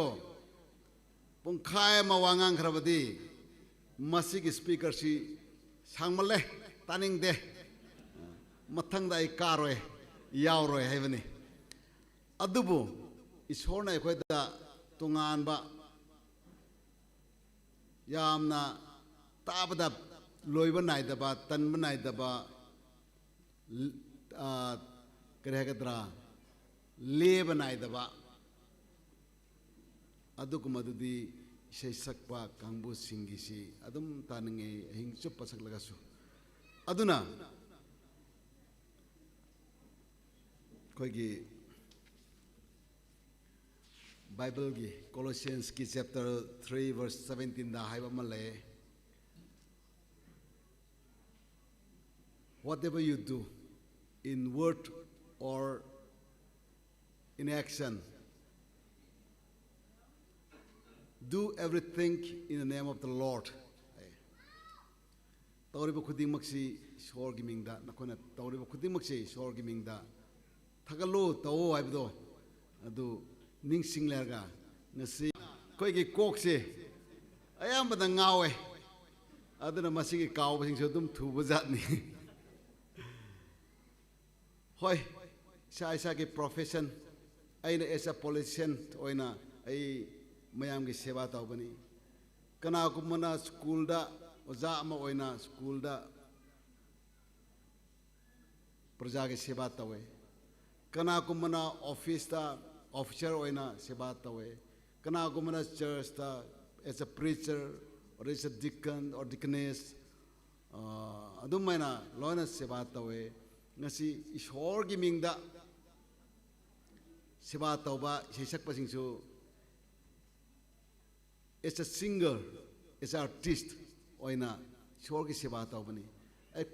ai koi da ishor na piba kansu talent tongan pibani na ꯑꯩꯈꯣꯏ ꯃꯌꯥꯝꯗ ꯄꯨꯜꯂꯒ ꯏꯁꯣꯔꯕꯨ ꯍꯦꯟꯅ ꯃꯄꯨꯡ ꯐꯥꯕ ꯁꯦꯕꯥ ꯇꯧꯕꯗꯨ ꯑꯣꯏꯒꯗꯕꯅꯤ ꯏꯁꯩ ꯁꯛꯄꯗꯨ ꯈꯛꯇꯅ ꯃꯊꯟꯗ ꯅꯨꯡꯊꯤꯜ ꯆꯨꯞꯄ ꯁꯛꯂꯒ ꯀꯅꯥꯁꯨ ꯇꯥꯕꯤꯅꯤꯡꯉꯥꯏ ꯂꯥꯛꯇ꯭ꯔꯕꯗꯤ ꯑꯗꯨ ꯃꯥꯒꯤꯗꯣ ꯃꯄꯨꯡ ꯐꯥꯒꯗ꯭ꯔꯥ ꯑꯣꯖꯥꯅꯦꯅ ꯁ꯭ꯀꯨꯜꯗ ꯃꯊꯟꯗ ꯅꯨꯡꯊꯤꯜ ꯆꯨꯞꯄ ꯂꯩꯔꯒ ꯁꯥꯇ꯭ꯔ ꯂꯥꯛꯄꯤꯗ꯭ꯔꯕꯗꯤ ꯃꯗꯨ ꯑꯔꯊ ꯊꯣꯛꯀꯗ꯭ꯔꯥ ꯄ꯭ꯔꯤꯆꯔꯅꯦꯅ ꯄꯥꯁꯇꯔꯅꯦꯅ ꯅꯠꯇ꯭ꯔꯒ mahak aduna evangelist ne tana church ta mathanda leiraga mapung phagadra mapung pharoi aduna ekoi pum namak punsila haraga sa ki talenda thabak tawba kanda aina thabak tawba gansu nangna cooperation piba nangi thabak tawba so aina cooperation piba adumana pokoi punlap punsilaga suminnarabadi mapung phaba haibadu oigadabani natragadi ꯑꯩꯈꯣꯏ ꯑꯃꯠꯇ ꯃꯄꯨꯡ ꯐꯥꯔꯣꯏ ꯉꯁꯤ ꯑꯩ ꯇꯠꯇꯅ ꯍꯥꯏꯌꯦ ꯉꯁꯤ ꯆꯔꯆ ꯈꯨꯗꯤꯡꯗ ꯑꯩꯈꯣꯏ ꯀꯔꯤ ꯍꯥꯏꯒꯗ꯭ꯔꯥ ꯒꯣꯜꯗꯟ ꯖꯨꯕ꯭ꯂꯤ ꯉꯥꯛꯇ ꯆꯠꯊꯗꯨꯅ ꯂꯩꯔꯦ ꯖꯨꯕ꯭ꯂꯤ ꯇꯧꯕ ꯀꯥꯟꯗ ꯋꯥꯔꯤ ꯂꯤꯕꯁꯤ ꯀꯔꯤꯅꯣ ꯑꯩꯈꯣꯏꯅ ꯈ꯭ꯔꯤꯁꯇꯤꯌꯟ ꯍꯧꯕ ꯀꯥꯟꯗ ꯅꯣꯟ ꯈ꯭ꯔꯤꯁꯇꯤꯌꯟꯁꯤꯡꯅ ꯑꯩꯈꯣꯏꯕꯨ ꯐꯥꯏꯌꯦ ꯐꯨꯋꯦ ꯆꯔꯆ ꯀꯥꯍꯟꯗꯦ ꯑꯗꯨ ꯇꯧꯋꯦ ꯑꯗꯥ ꯇꯧꯋꯦ ꯍꯥꯏꯕꯒ ꯋꯥꯔꯤꯁꯤ ꯑꯗꯨꯝ ꯉꯥꯡꯗꯨꯅ ꯆꯠꯂꯦ ꯑꯩꯅ ꯍꯥꯏꯕꯅꯤ ꯍꯣꯏ ꯃꯗꯨꯒꯤ ꯋꯥꯔꯤꯁꯨ ꯀꯥꯎꯐꯝ ꯊꯣꯛꯇꯦ ꯑꯗꯨꯕꯨ ꯉꯁꯤꯗꯤ ꯃꯗꯨꯒꯤ ꯆꯔꯆ ꯀꯥꯒꯅꯨ ꯍꯥꯏꯕꯗꯣ ꯂꯩꯇ꯭ꯔꯦ ꯃꯄꯥ ꯑꯃ ꯑꯣꯏꯅ ꯃꯃꯥ ꯑꯃ ꯑꯣꯏꯅ ꯆꯔꯆ ꯆꯠꯀꯅꯨ ꯍꯥꯏꯅ ꯊꯤꯡꯕꯁꯦ ꯀꯅꯥꯁꯨ ꯂꯩꯔꯔꯣꯏ ꯆꯠꯂꯨ ꯍꯥꯏꯕꯅꯤ ꯍꯧꯖꯤꯛꯀꯤ ꯄ꯭ꯔꯣꯕ꯭ꯂꯦꯝꯗꯤ ꯀꯔꯤꯒꯤꯅꯣ ꯍꯥꯏꯔꯒ ꯏꯆꯥ ꯑꯣꯏꯔꯣ ꯏꯁꯨ ꯑꯣꯏꯔꯣ ꯀꯅꯥ ꯑꯣꯏꯔꯣ ꯆꯔꯆ ꯆꯠꯂꯨ ꯍꯥꯏꯕꯗ ꯆꯠꯅꯤꯡꯗ꯭ꯔꯕꯅꯤꯅꯦ aduna ꯑꯩꯈꯣꯏꯒꯤ ꯆꯔꯆꯀꯤ ꯂꯤꯗꯔꯁꯤꯡꯁꯨ ꯁ꯭ꯇ꯭ꯔꯦꯇꯦꯖꯤ ꯆꯦꯟꯖ ꯇꯧꯕ ꯇꯥꯔꯦ ꯃꯤꯁꯟꯁꯦ ꯍꯣꯏ ꯉꯁꯤ ꯒꯣꯁꯄꯦꯜ ꯏꯁꯩ ꯁꯛꯀꯅꯤ ꯍꯥꯏꯕꯗ ꯃꯌꯥꯝ ꯂꯥꯛꯑꯦꯗꯅ ꯑꯩꯈꯣꯏꯅ ꯂꯦꯛꯆꯔ ꯀꯨꯏꯅ ꯉꯥꯡꯕꯒꯤ ꯃꯍꯨꯠꯇ ꯃꯈꯣꯏ ꯏꯁꯩꯗꯨ ꯐꯖꯅ ꯇꯥꯔꯣ ꯏꯪꯂꯤꯁ ꯏꯁꯩꯗꯤ ꯈꯪꯗꯦꯅꯦ ꯑꯩꯈꯣꯏ ꯃꯌꯥꯝ ꯏꯪꯂꯤꯁ ꯏꯁꯩꯗꯨ ꯃꯈꯣꯟ ꯇꯥꯅꯤꯡꯕꯒꯤꯗꯃꯛ ꯇꯥꯕ ꯂꯥꯛꯄꯅ ꯑꯌꯥꯝꯕ ꯑꯣꯏꯕꯒꯨꯝ ꯇꯧꯒꯅꯤ ꯑꯥꯔꯊ ꯐꯖꯅ ꯈꯪꯂꯔꯣꯏ ꯑꯗꯨꯕꯨ ꯏꯁꯥꯒꯤ ꯂꯣꯟꯗ ꯏꯁꯩꯗꯨ ꯁꯛꯄ ꯀꯥꯟꯗ ꯌꯥꯝꯅ ꯁꯦꯟꯇꯤꯃꯦꯟ ꯁꯣꯛꯄ ꯑꯗꯨꯒꯨꯝꯕ ꯏꯁꯩ ꯒꯣꯁꯄꯦꯜ ꯏꯁꯣꯔꯕꯨ ꯊꯥꯒꯠꯄꯒꯤ ꯏꯁꯣꯔꯕꯨ ꯅꯨꯡꯁꯤꯕꯒꯤ ꯑꯗꯨꯒꯨꯝꯕ ꯏꯁꯩ ꯁꯛꯂꯒꯗꯤ ꯍꯦꯟꯅ ꯐꯒꯗꯕꯅꯤ ꯑꯁꯦꯝꯕ꯭ꯂꯤꯗ ꯑꯩꯈꯣꯏ ꯐꯖꯅ ꯉꯥꯡꯅꯔꯦ ꯑꯩꯈꯣꯏꯁꯤ ꯂꯩꯕꯥꯛ ꯅꯤꯡꯕꯕꯨꯗꯤ ꯄꯣꯄꯤ ꯄ꯭ꯂꯥꯟꯇꯦꯁꯟ ꯅꯤꯡꯕꯅ ꯈꯔ ꯌꯥꯝꯈ꯭ꯔꯕ꯭ꯔꯥ ꯍꯥꯏꯗꯅ ꯉꯥꯡꯅꯩ ꯏꯁꯣꯔ ꯅꯨꯡꯁꯤꯕꯕꯨꯗꯤ ꯄꯩꯁꯥ ꯅꯨꯡꯁꯤꯕꯅ ꯍꯦꯟꯅ ꯌꯥꯝꯈ꯭ꯔꯕ꯭ꯔꯥ ishor nung siba budi drak hena pamana yam grabra ishor nung siba budi mi bu yang thibane hena yam grabra what shall we do now asi right time oire koi kari tau sirai basidi ai koi gi jukni ai koi haugat pa matam oire isa so dum ngai oire isu so dum ngai oire mi gi masana drak chaba ganda madu angang do hatok pana chumani ne mi gi masana yunga ba ganda madu phuga do bani ai isa aduk mator pa ganda di what you feel nang kramana feel tawbra ai gi isa do ngau haning de isa do panam ngau ra basu hat ning de soi han ning de mi na phatna hai rasu ai gi isa ni na ai madu hai han ning de ne kari gi no ai gi isa do ai nung si adugumduna koi society se koi khudimak na nung siba taragadi we have to work together koi thabak puna sumina batabani church ki khangde society patraga church parsas ta pang ise pangsa salga mapanda kari sung sinadrabadi adu meaningless oye artha thokte aduna hoi preacher sina nganga da wane ina nganga da se adubu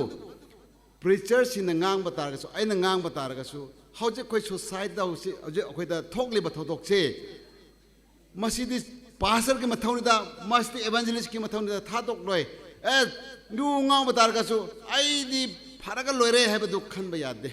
koi loin ma ki concern lega da bane badu ki ai su madu su ya jabani ngasi gospel concert hai bhai batare ngasi gi gospel idol asi gi mari lena na ina ngang jabagwani aduna yamna nungaire ishorna board people isno through this occasion koi mayam ishor gi thojal phangle herga henna phaba society oisno henna phaba lebak oisno henna phamba area oisno ai koi yingthina bai muhuta nungsina baduna henna phagani maramdi Christ Jesu na koi da haiba ma leibani kwai de chawba commandment 10 commandment do kwai de chawba do love one another love your neighbor nungai tabana thanba asigumba se orakpani aduna ngasigi asigumba gospel idol gi competition asida chumnagi top 10 da yaure first tare second tare habadu khak nataba ai koi mayam laktarabadi top tu kana tagani kana sa tananga litinatra koi mayam punbadagi top second, third, fourth lakpagwani natradi laknai lete football sana basu tumani game sana basu sab manai ko em yang tholaga ko loina one oibadi yadabani na aduda ko meyam lakpadagi oibani abse ko khuding mak participation sina best participate tawdragadi first second tangai laroi ko khuding mak important oye prize phangbudagi hendoktuna top 1 2 3 tabadagi hendoktuna ai participate tabasina important ni khalaga lakpiriba artist mayam ishona borpidor nokoi ki punsida henna mai papa oisnu ai boy khrasi hairga suman tensin jage nakoi gi asikumba organize tauba asigi mating pangboina ai amasu hakki imungsu nakoi gi mission du da yauri habagi madu gi participate taw habagi it's a kira simbol oina kisitang mateng pangge usin la lau bisno matung manau da ngamlaga da yam pangge handak si yam lai ra riye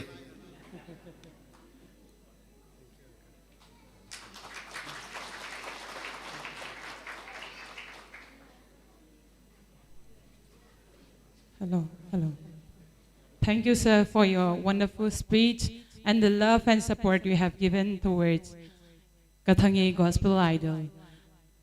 Tu in Vachayla Sadingin Lunga Lungaining Kahin Kove. Abana Dingin Vote of Thanks Ainaki Got Bit Divin. Bu Haunel Baite Advisor KCI Kahin Het Say.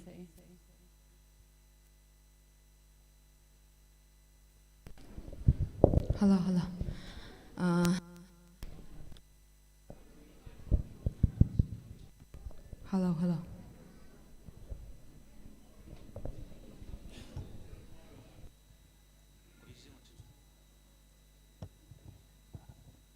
Hello. hello, hello.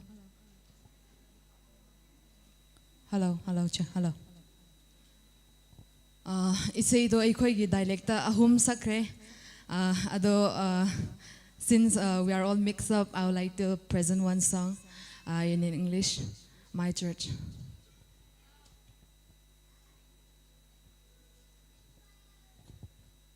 Hello, check, hello.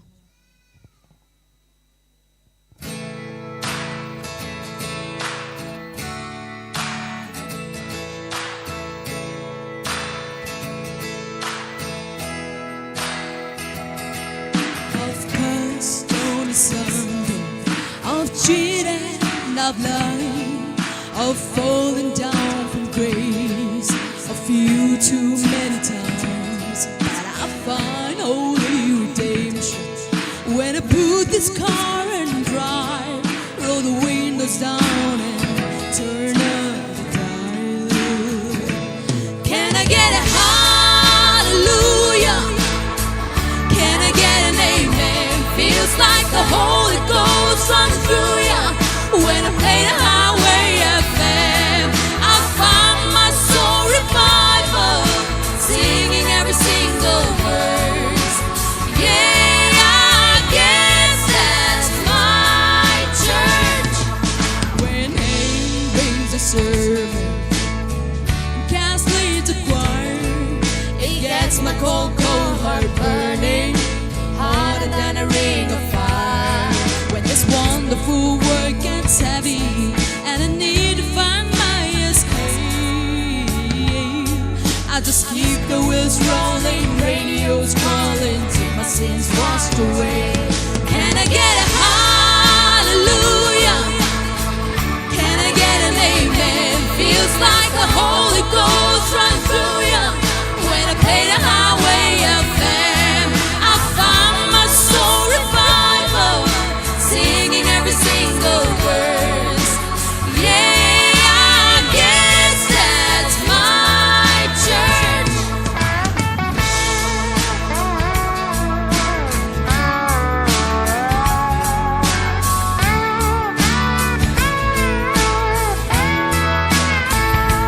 Can I get a hallelujah? Can I get an amen? Feels like the Holy Ghost runs through ya. When I play the highway FM, I find my soul revival, singing every single verse. Yeah, I guess that's my church. Can I get a hallelujah? Can I get an amen? Feels like the Holy Ghost runs through ya. When I play the highway FM, I find my soul revival, singing every single verse. Yeah, I guess that's my church. Yeah, I guess that's my church. Yeah, I guess that's my church. Thank you, buddy. Kipaw men ay milakyaw hilo English la yung ngay tain sa apiwa nunga ngay ning sa kipatu 7 twin aba na che pai kiyang tin word of thanks in the video gulang how no pai te advisor KJ I can cover.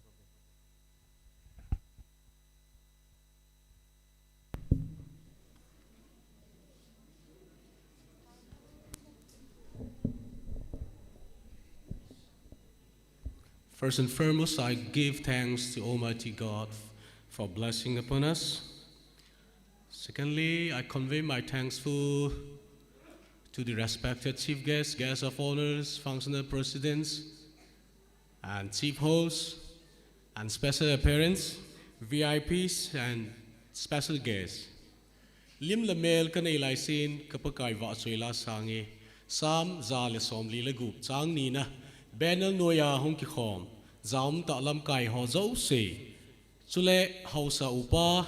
si so lam kai ho lam kai mi pi thang hausa na bon che ke uvin KGI committee in nei hung op now nei ki pa pi now ki pa thu sei zo lo kain phong ve credit thu phone chẳng khát chẳng ni cái say nô min ai credit pi nên đaba wahai am ta ten na ngang jage ai khoi gi uncle di kurung thang KGI si nangi sponsorship makha da lebani haire di ai khoi lan jeroi nang ahau bodagi ozana uncle na pangbi duna ai khoi awat pa mayam na nang na sillan bi duna hujik phau ai khoi chatpani haibe si uncle ngonda harawa KGI committee na phungdok cheri ani subuda tu thang boy KSO Tengnoupal adinga president u thang boy amain ki hau pina ki zamat pina zala hitabanga chu pan ahin la thang sung ai lo violet nam sunga dinga kine pi ai lo violet pan la na thei kham khama panin la pi naw chunga jung ki pa thu ka sein chule pu tong pau ka u pa jong a khunei agam nei a in nei hi jong le hitia zu thal zung lungel a hin sen khoma panahin la zala dunia hi kamachal ham hamoe ti hi kaga sei do lom hin tin pathenin na thil phabol naw zo si chunga phathena bo taw han ti hi pakai mina wang thu pi na le ki pa thu ka sei hin tin hi chia hin keima in vote of thanks ka cheina hi chan hin chai tang ka te ka ki pai. Hello. Vote of thanks say pi uba gol hang hau neo bai te chunga ki pa thui savin tu in phat khum kha tauna pu 8 zam ku sei mate ama in tauna ai nei bi wintin hi chi closing ceremony hi phat khum khau hitin hi chi zo tinga hi lehin seat arrangement hall ball to hitin chi zo ting le grand finale cho ani ki pan diu hi in hi chi ji chun tu in phat khum kha tauna nei ding in ka hin ko tai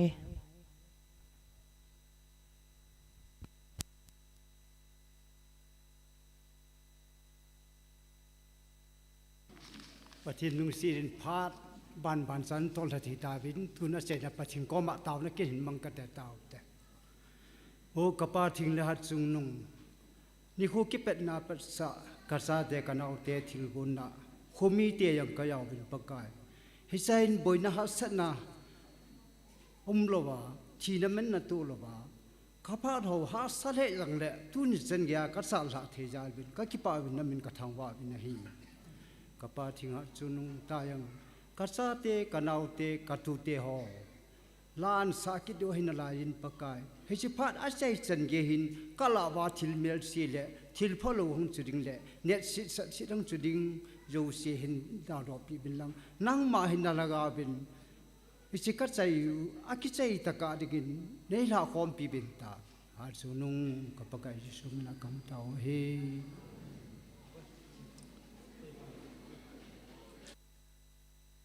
Hello. Tua hi phat chom cha ki la ong na to sit arrange neu cha sim tu na hum ding a hin hi chia chu mi pi ho han lang contestant ho la jun thei thau tin tha do thei ki tha do tin ki go tu thei ki go tu mutin agan thei lam pena hol lam hung lu kit dingin tem na la he sa na ka hin nei in a hi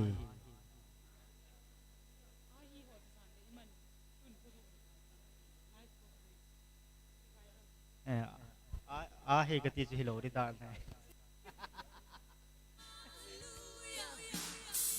Can I get an amen? Feels like the Holy Ghost runs through you.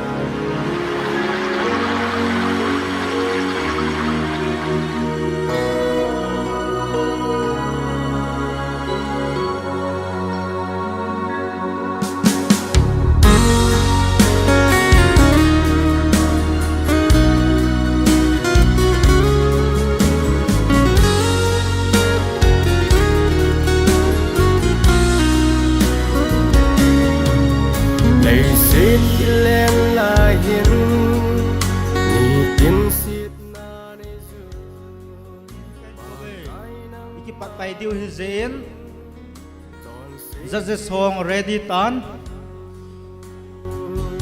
contestant ho kan thei lam pena hol sum tingin ko na la he sa na ka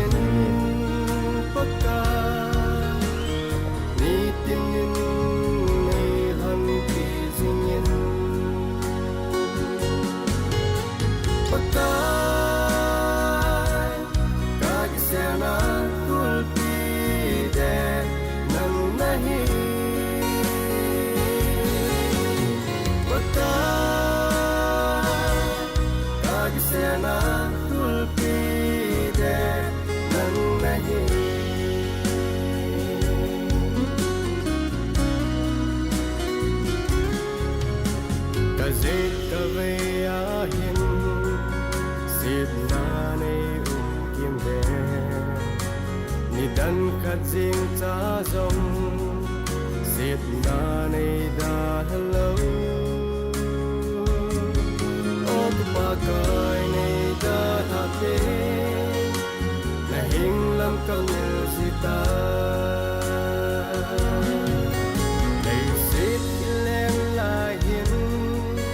ni tin sit na nei zu pa kai nang ma lo bin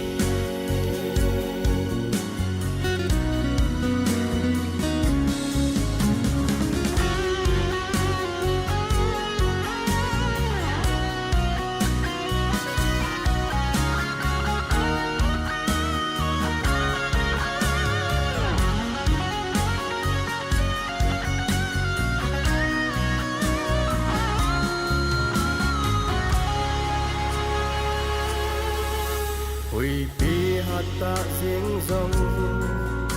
sự tiếc thế nặng này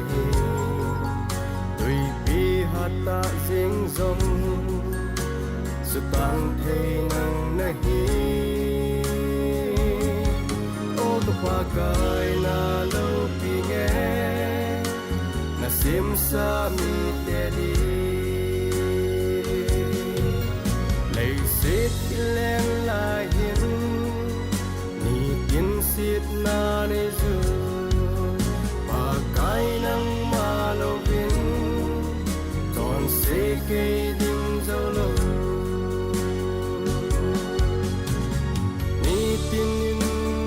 nei lam hiu zin yin pa ka ni tin nei han ki zin yin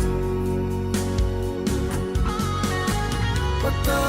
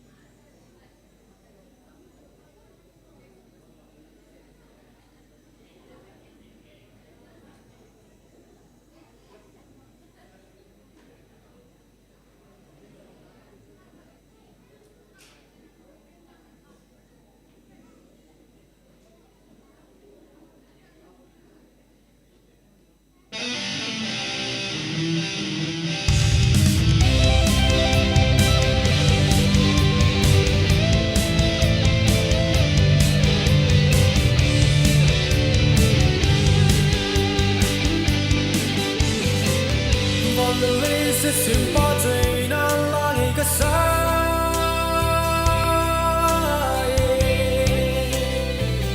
tung nhìn lệ dày na thu in cả vợ chơi lấy lời va na hạt chung đùng bên cả vợ chơi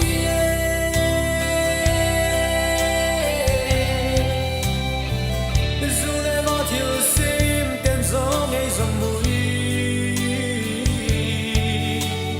thiếu dấu sẽ chưa ngã ai đông sang bắc ca thiếu sim dấu sẽ chưa ngã lên bên lỡ bên thăng bên đi đây sẽ mê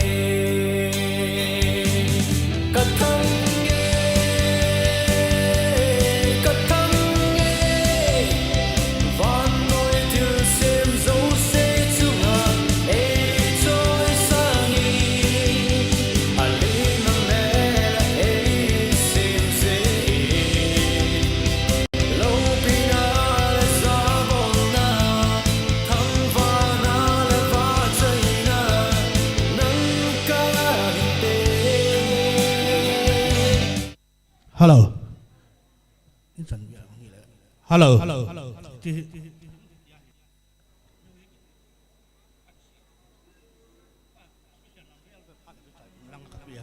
Hello.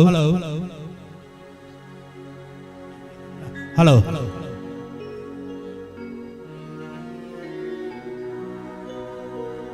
Hello. Hello. Hello. Hello. Hello.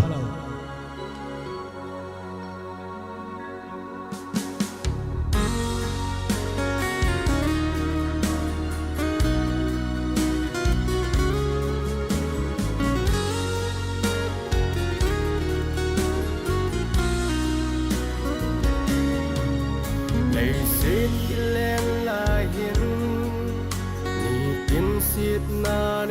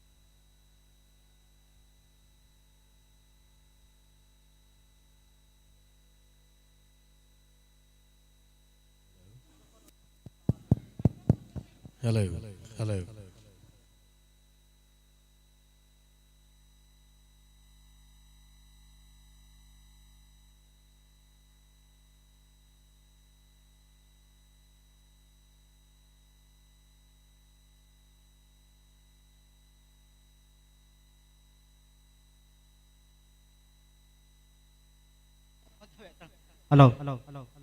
Hello. Hello. Hello. Hello. Hello. Hello.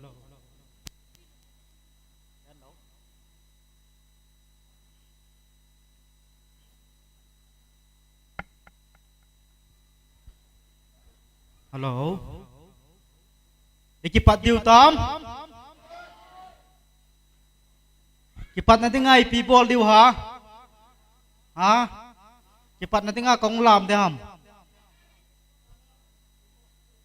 Sasang nek mon sang season 2 KSI winner point lakharin sa pe wentin. Ham ham.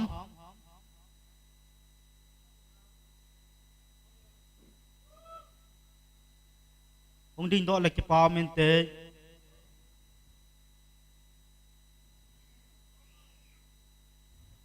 sa sang vai phê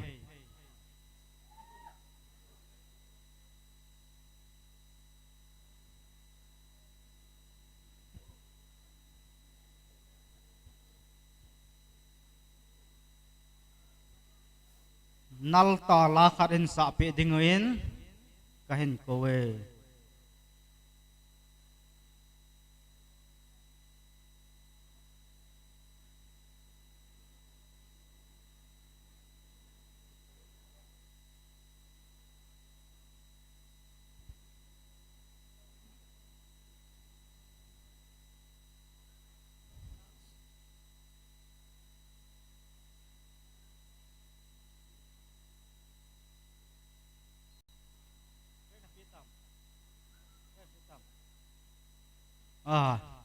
sa sanga dingin khu be peute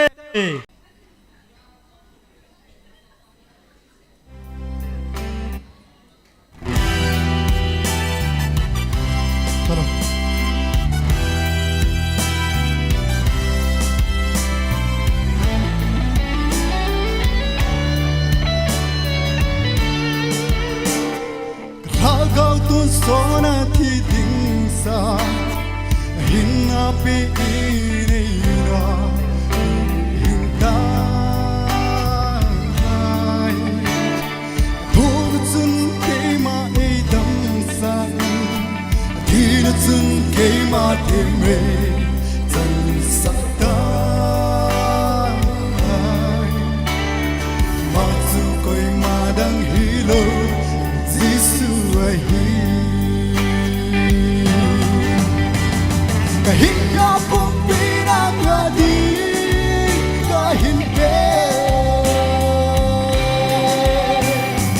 naplai sungi na bato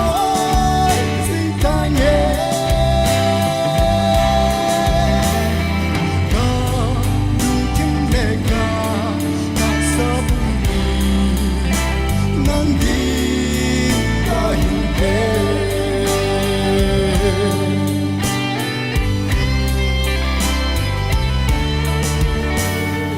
Hezin tay tun vang o baka sang ai lu na thi san la chun don sit na zo si so pengin zai hi na min ngei tu ka chang ta ki pa e o pa kai Hallelujah. Hinga pupina ngadi kahinpe. Kadamai sungi na batoi sintanye.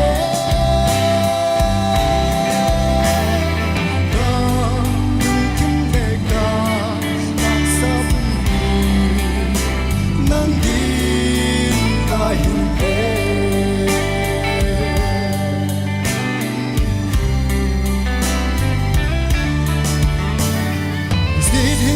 Trong giá cả đầy sung sung di lâu vinh xịt hình khu trong giá cả đầy sung xịt thêm thế gì vui yo lâu vinh hoa nở hà na sung lấy hơn dính dính hinga hinpe damai sungi na batoi sintanye ka dunkim lega ka sabuni nangin ka hinpe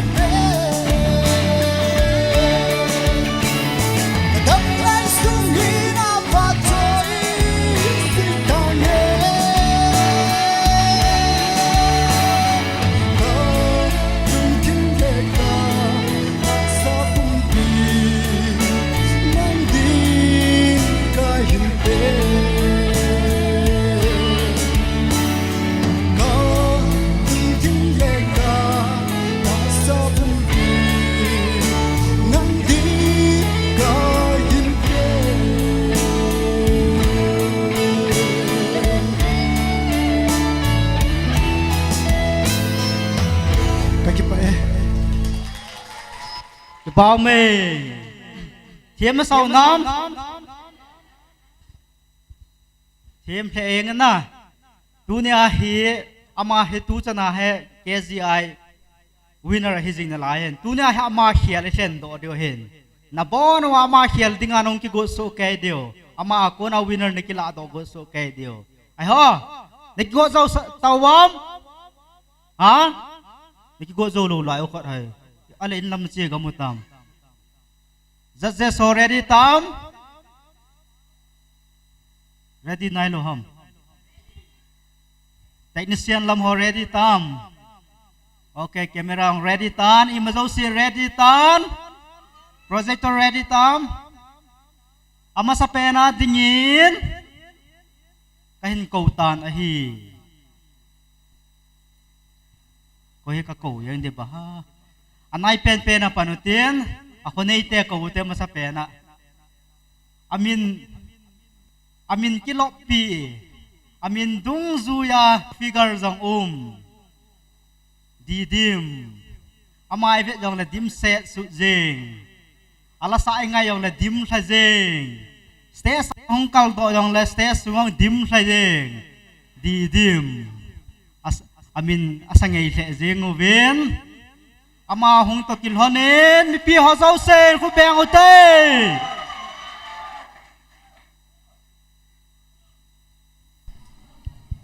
za son sei nop nei di ba Hi dim Hi sir. bunan ne dim set na Kan ne dim lo. ha ai le tha na nei dina bu kongi za na ne min sei te dio ga ki ho chin te dio Half plate zong thing poya tu. half le choi pawin sei te dio Kung ke thing poya. kung chui na ne ham ake na ne ham abu na ne ham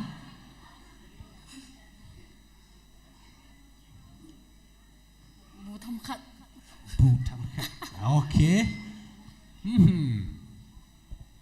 welcome to the grand finale Thank you sir. nakipam Kakipai sir. wow nakipale nan nui hay nan nui lom nui tabang nui lo tabang ina min no chon ton nakilo tim kinin noi in sung khat ping na tam tim ta ve okay ama sa pin na hin kitile chi ni khat chui poin na lung neo mai the na dip cha mai the na bui nau mai the is it nung sei ta in sound khat ve nei pha pi te di vin lang ai chu ding in lang na vocal ding to na mic to chi monitor loi ga ki check in lang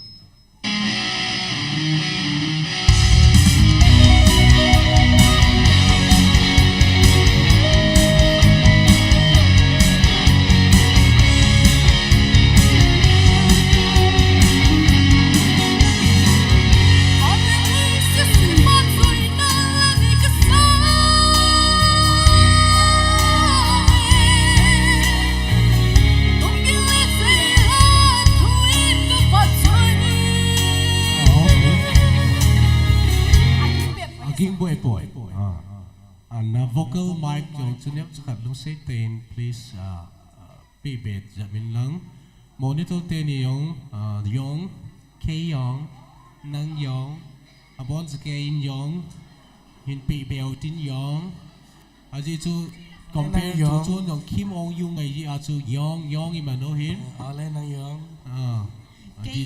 di dim yong Alaya ding nu yong. di dim a ding a fan so so se hong pi te di te ki po thu lung sei ki lo Kakipai. chi a gi ne ka za lom kana ngong tam piti tam nu sei ten chi ka ha za he oi ki za lo le lung na chim lo him ke yong hi kana bing hitam ka he poi ready okay set stage is yours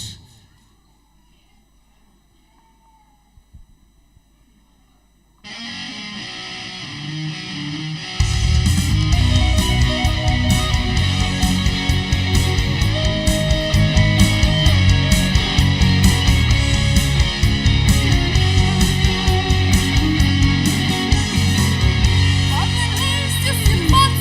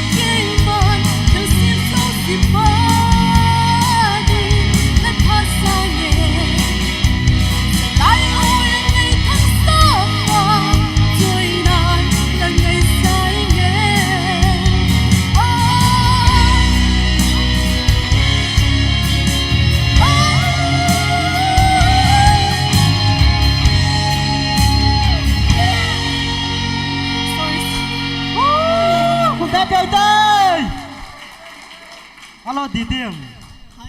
hey hai sống phải cả hai ở thùng vây cả hai thếอีนั่นได้จ้าน่ะอีนั่นไงจ้าน่ะฮะกระดังก็อาตุยกังไงจ้าตุยกังไงเจ้อีสิงปานีวอเตอร์ทวินจอยวอโจเนี่ยนะขุดไตโดนสาลกิโลมินตี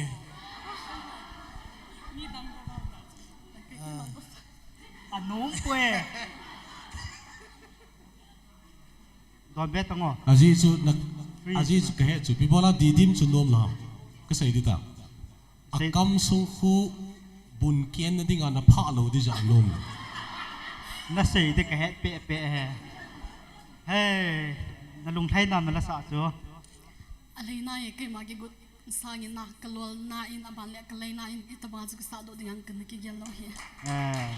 ไอ้เล่นั่นคนปีเห็นว่าปาร์ตี้ห้องงำเอาไหมกันนู้นอัดเวย์หุ่นดินดอกปีแล้วกี่ปามินเตยดีดิมนูเลปาไว้ละเงาหมอม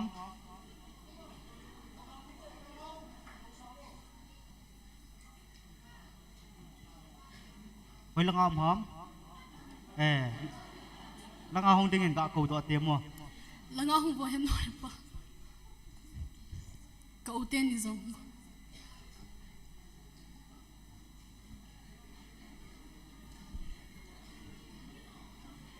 ไมโครโฟนฟันใจเปียว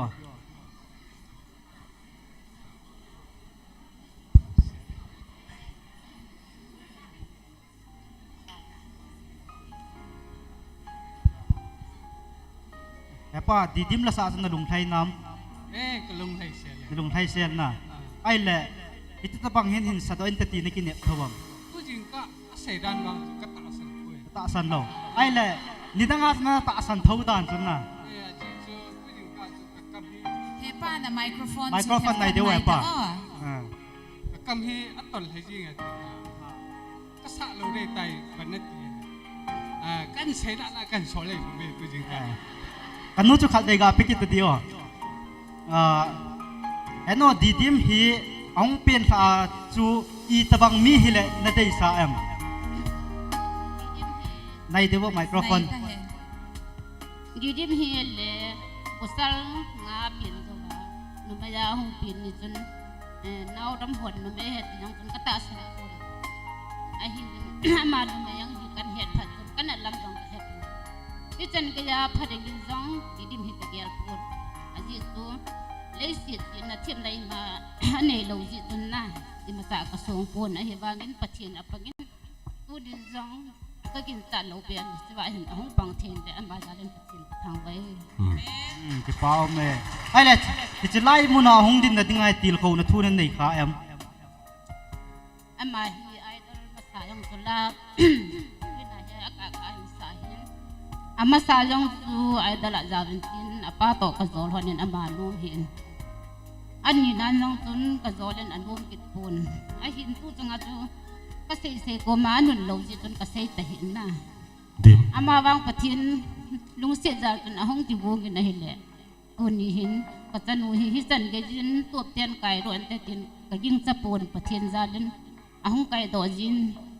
ก็เก็บไปห้องดิ่งอาจจะเห็นตีลเขาว่ามีพิธีเดินเสียมีพิธีเดินไว้ใส่จนนั่นละลงตู้ทิลโจมาเห็นกุซุงมีขัดหินนั้นจะกินจงแหละไม่เงี้ยมิลาดินทีมตัวนั้นน่าจะเอาแต่เห็นนั่นละโลตู้อัฐพิป่วยกติเฮดิมพี่โบลานั่นนับปันนุ่มเนาะไม่รู้เนี่ยกี่จานน่ะจริงปนัดใส่ดิ่งอ่ะจ้ะจาวาฟังฟังว่าคิดว่ากันนึกยังไงมึงคิดมาสักเป็นเดียวกันนึกยังไงจ้ะกันลุงเนี่ยจ้ะกันนึกยังไงเห็นน่ะดิดิมฮีอาหงเป็นละจ้ะฮิตเตฮิพานเตติยานลุงมินานันเมียน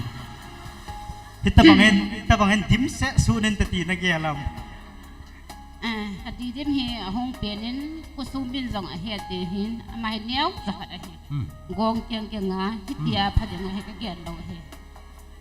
ปะเทียนลุงเสียนจะดำหัวจนพัดจะ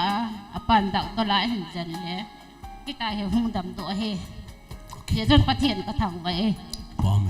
ไอ้ป้ากระป๋าจะขับไปไอ้ป้า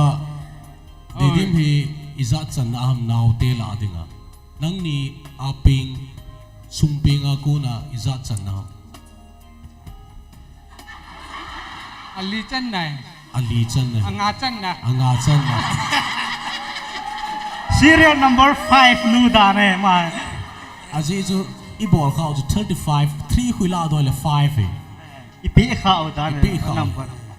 e pa kho point cha te hi na zala atam wal je be se ole ke mil ji didim hi na vo kha ta mo nangi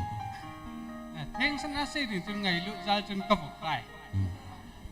dim ipisi ana na vo om he pa sun het lai di ba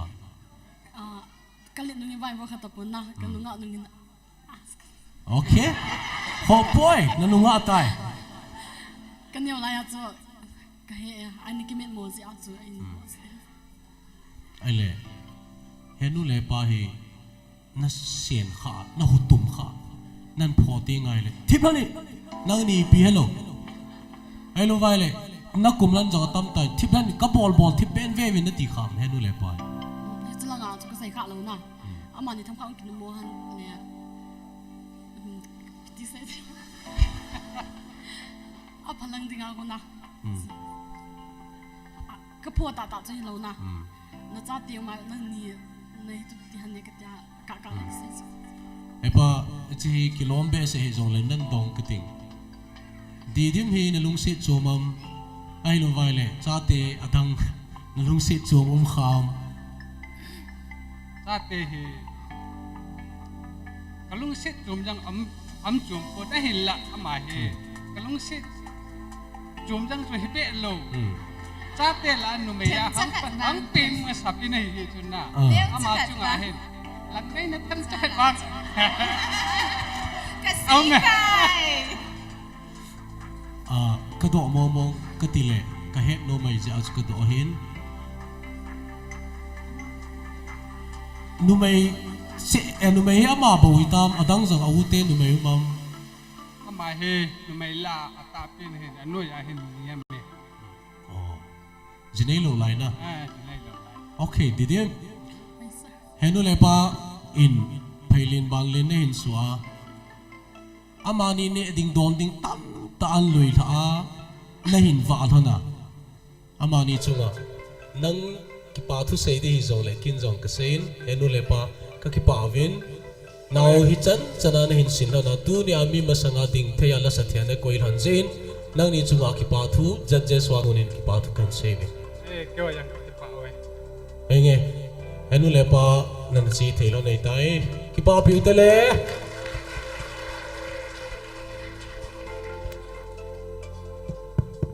dim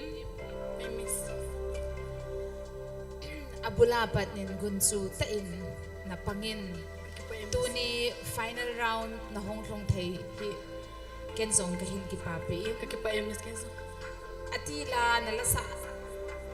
ikipat nila akon sun final thong dinga chu na ta san na expect color ka hi na hi zong le pathinin phathei na bo hi nang hi na hin pan pi hi tu chun hi na nang song first night da chu khala dinga na lungia lum cho hi zong le pathinin nan ki tho pi hi na tu ni laya na hong dinga la na hin sa chu ka hin ki pa pi in abana na la sa chu sang valentine kalung si dan chun ka hin pa chakit na zo chu na ki pa ms chu aki chu sang mong hi chi hi ke ho zong kan na pui na hi na hi zong le i o pa hi i to banga khoyam na alang do thei na dinga chu normal chunga pa hungai tan tin hi chun ai sim pe pa lien chunga zong ki pa thui se na hi abana dang zong na hung ki ham bola na perform do thei chu kahin ki pa pi in ending na pa chu chiwang chu lungsit na mong dam sele nung na chun na sa do thei ding dan na komen na hingi mabana zong lo thing tau sing dingin kahin dai sa ki pa in ka so nunga didim master na chol zo siang bai tan tin na nu gui bin na zo siang bai ngam tan tin ken thu chang ka chang nin seng tu ni top ading final round ade grand finale ading an hong din do hi nang ma ki gel na helam beyond expectation a hetian gelam ai lo ai le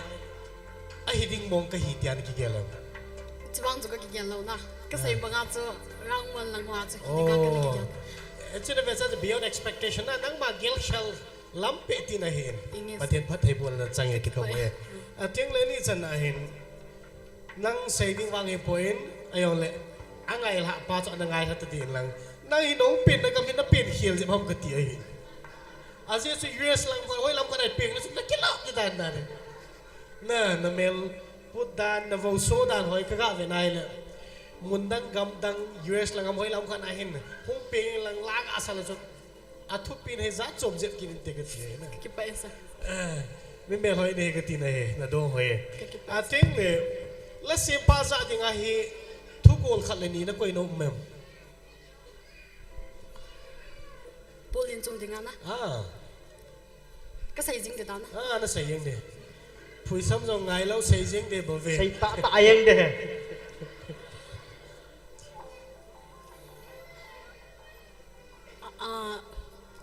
man zo ve de ya na man sei jing ya ka sei he na ka ki pa helin chung de ta ki kho lo he o na ti lo kho lo he u na ti zo lo kho lo mi zat ki ten na ding le mi zat thim ki vet na ding la ni sim pe jiu ving ka ki pa na ki pa na thua chi ki chai ta na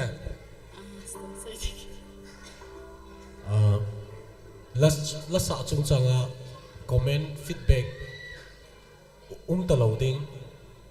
chang ni ka wa ta lo di ja chu thil dang dang ki do hin na lung hai lo nang nga ki nga hin kap lung boy na ta khat o me dim nấu chôn tổ khắp cái đinh khom từ đó chôn thêm cái gà hạ sal sẽ hoàn tiền mà nó nhỉ là gì các bụi này ta khá là mình đi tìm anh muốn lại bài cầu độ ta vin đúng sẽ tiền áo tê nấu tê mà đúng không câu anh liền bên lẽ azin ka unu na ka muin adang ho hi ham lo ham ke boy mi tam wal adang ka vet nom cho nang te hi pham ne ngam adang ho chi gong su ke kai bo ai là tui ya bong noi apple mo na va da thiên phat thei bu na atum be a chang ti di da ni okay nei sa wen chawang kilo nei sa ta he bo tu ama he imanen do lo diu kha cho ma tu jan hung i mu chim set he ti kan sei la ma sat a he ai mu so ta poi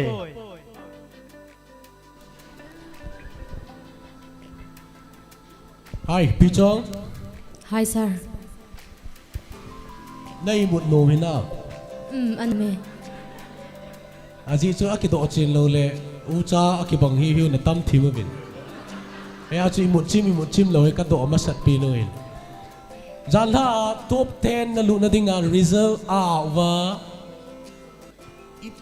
pe ta chu ipi na bolam ipi na gelam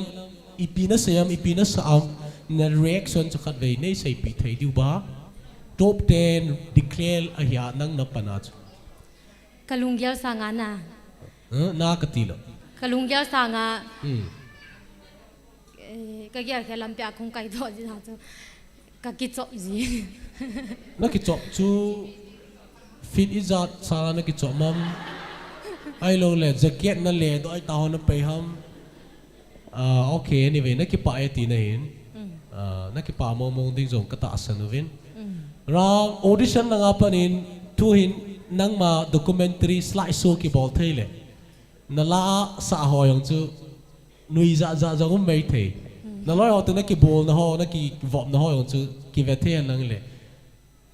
a paulo pi na panding ka ta sanin nge che va ta hi nge ta ki hei mang ki ta chang kha da ki se ai le chang kha sa nga thoma adon bu ji a chu ai le na la sa ding hi na preparation is chan ham wang ka he povin hi zong le na ki gun na khelam pya na hin sa ha ding wang ka ging cha uvin ka kine movin tuin na phat nei sun chu hin kilo te ding in ka hin ti mu ve ka ki pa sir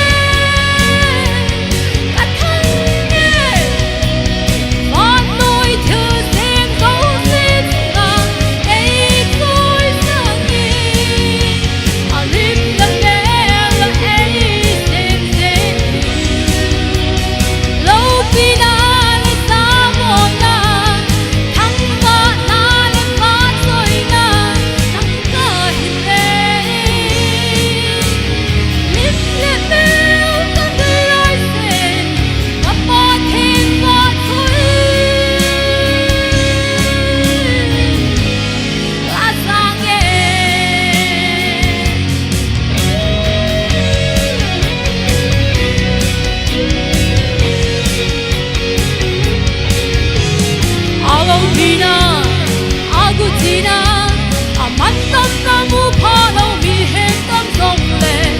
y vang theo sim tu si pa đi là khát ta nghe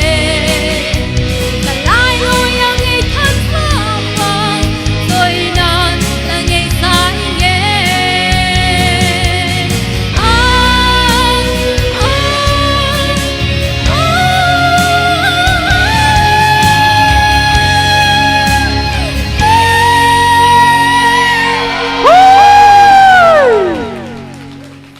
hey ta hay del dan dan so sar hau neo na hay zo na mo hey ka thi na lel thau na lel nam lel na sana cái lần này i tia ke hei mang le ki i za so kho koi hoi na sa pe na khen dim lo buôn in hỏi cái sự kể mi khat go ka ti cho na len te ngai na len ta ka sa ka sol lo miss nu hỏi cái sự kể miss nu hoi na sa pe ipitinga hoi na sa ale lunga gul hang ni kituma gul hang ban gul hang ni kitawa nunga anu na len te ham chiwang cha fair point lai wang cha unfair means kan obe wai hwa ta na mak hon ka dam sorry sir nang ni langa kong pan min nang ni na len na kong pan nang ipitinga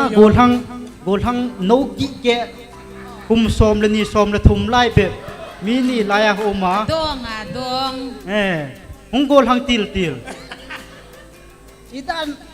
miss nu khel na ga thenam miel hỏi cái sao wal miel hoin am dan sa ako ma te ne khoi mo hon wal dan chona pi chong cái kipa e cái dòng cái kipa e ai le azet aveya chou te ni to ke hoi hoi jo nei sa han nang pi chong anh chinh ke si ai lo thing ta ki khen tau te ai le koi na ki ho lim pi no ma ga ki select ki te mo la sa hầu neo yeah ki ho lim pi o sir hello pi cho cái chữ cả ha si cái gọi là ngao cắt tủ của ta cho hồi là ngao trong này để hắn lâu ai là vai lệ hồi pin pasan la trong này để hắn lâu nó mới lâu này để hắn lâu ra cho cả ha si cái gọi là ngao cắt tủ của lệ zo này cái bà này ôi pu min năn thần tiếng cái tạ sần kia nín cái kinh nghiệm na cái thấy cái xe bồi béo nó sợ cho vật gạo kiểu lim tới thì tiếp bàn tiếng là xe đi xỉu tên à nhìn về tù tu chung là chung judge cái bộ lô hi lối tê hoa cun chun chút thì tàn tiền cái chung judge là chung là sợ chung cha judge cái bộ hi là lung hay nam là thật sự là lung han ni khát ở trên cái thà độ khá ông đi bà ha ông mai lại cái phát lắm lô hi lên xe ta cái dùng cái su đi thế tu chung icon sorry cái dùng ấy các cái vật biểu các lò gì cho các cái vật biểu ya mít mò là các mít mò gì à ole cái dùng na các phô khil na sorry các mít mò na ta na lung han na kha ao mai le nin sei pi leo chun ki pa min cái lung han na ông he cái phát chôm na rõ tâm ta na lung han nam lo yes thank you ki pa me anom kha le wang mi la anin sei sangin lúc sẽ tay nín text lang chỉ chú hin say đó ta ok khi bom vào zing in là sa cái hay tan đi zing ấy thì thấy anh lang sa lang PhD akun oxygen mà lang kikitun le cái ti cái hay thum zo na dinga ai wangin at ending part this is the most crucial quay mà sa nang ngap no nei vin nang in wang na hin ki sa do in lei gal kai na bang zingin kamun pi le zingin ka ki pa pi le zingin hilai ta so ka hai hung nom do men in sung mi hung khadi baha na nga ko na mi kapa ma bo na le ko le kanunga to kanao ipi kimati hamo kang po pi langa pa na hung va nu te pa te ho u te ho pi chong in sung mi te ho zo se na bon win ning din pi leo chun ki pa min te nei hung din pi leo chun ki pa min te ke yong ki pa inge ก็กูตรงพี่จง Ya pa, he oh bo. Good. Aga nui dan chu ka star chu ke. พี่จงนั่นหนุ่ยด้านจะเกี่ยวกันนี่จะสอนสิเดี๋ยวป้าเฮโองูวนัลทมันละกูด้านจ้ะ No in sung ita na takat neo chu chu. Na ki ba chu pi chong no in sung hoi. ละลุนักกันเนี่ยดิวครับ Anh sung mi te ho. Ki ba ho me. Let's welcome on stage ลังหุ่นกับติงงูบ่ป่ะ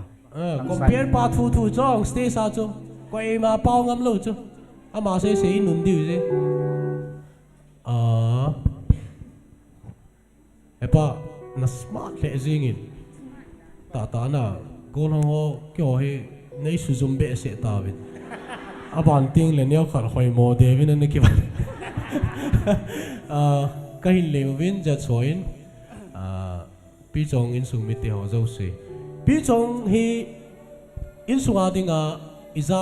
chan na aneu pen alhum pen akinge sa pen ho ham. Ai lo vai mi unu ham ti ho. Nung se ten nin say pila sa kipamin tema. Kipain yang lai mana kahung tin thaijen pathen ka thangwai na bon chaw sunga kipa na kain thongin pi ho zo se na bonun ngai lu na sama pewe nei pi chong hi ya tinga ama sa pen ka sanu na alin pen he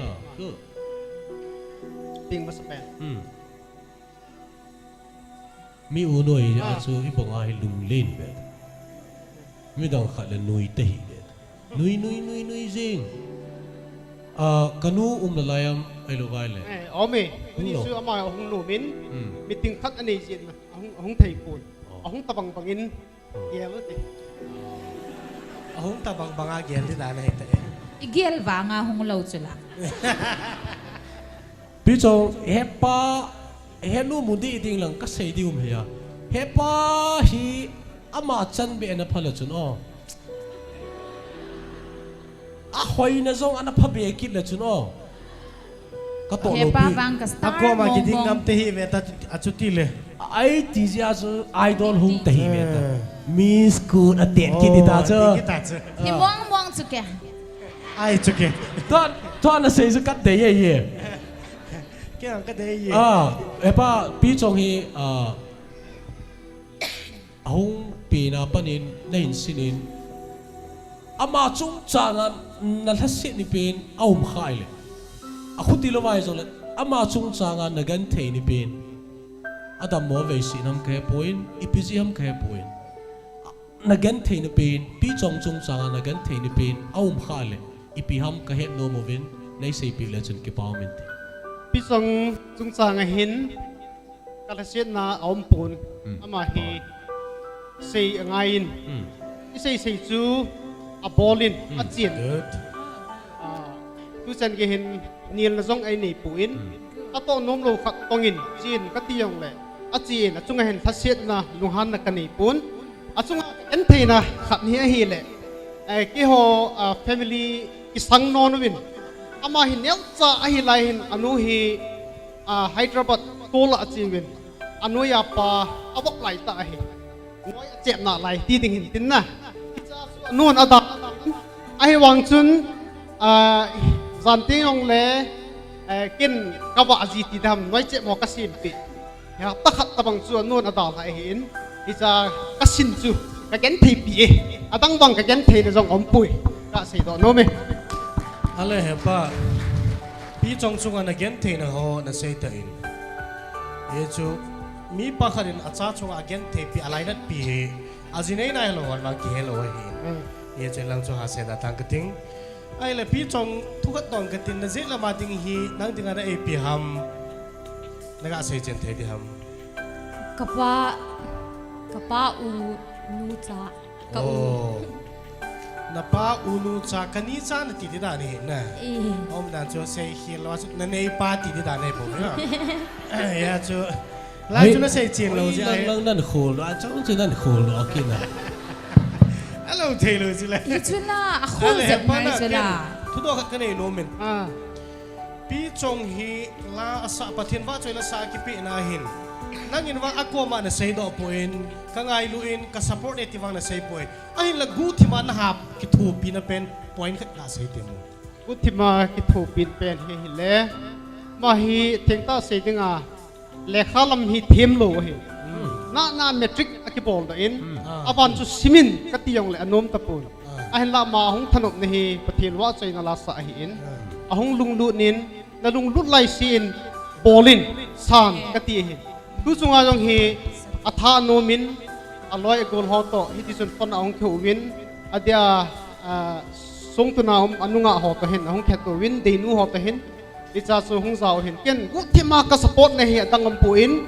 จันูขัดกะเสพัดกะเสเสียติงจูมีปาหินอาสกิบอลนมโลเห็นไอ้ละลุงที่มาเห็นประเทศนี้งะว่าใจนั่นละสามินทังขัดประเทศว่าใจนั่นละสะดอกขัดหงอีเทนดิงเห็นเต่านะกันในปีจีไม่เป็นคนเดียวเต้เอปะกันูมินนับพายินอากิมันจะนอจูก็เกลมิติ้งอ่ะจีไฮดรบาร์เจนตีนกันูจันจินก็เฮโนมินอาจจะกิมันจะนะจูพิมขัดตัวกิโลก็ใส่ลุงเซตันลำกายฮิลินตาขัดว่างฮิดิงก็กิงจันได้ใส่เทปีเดียวลิตาวังเซปุอิน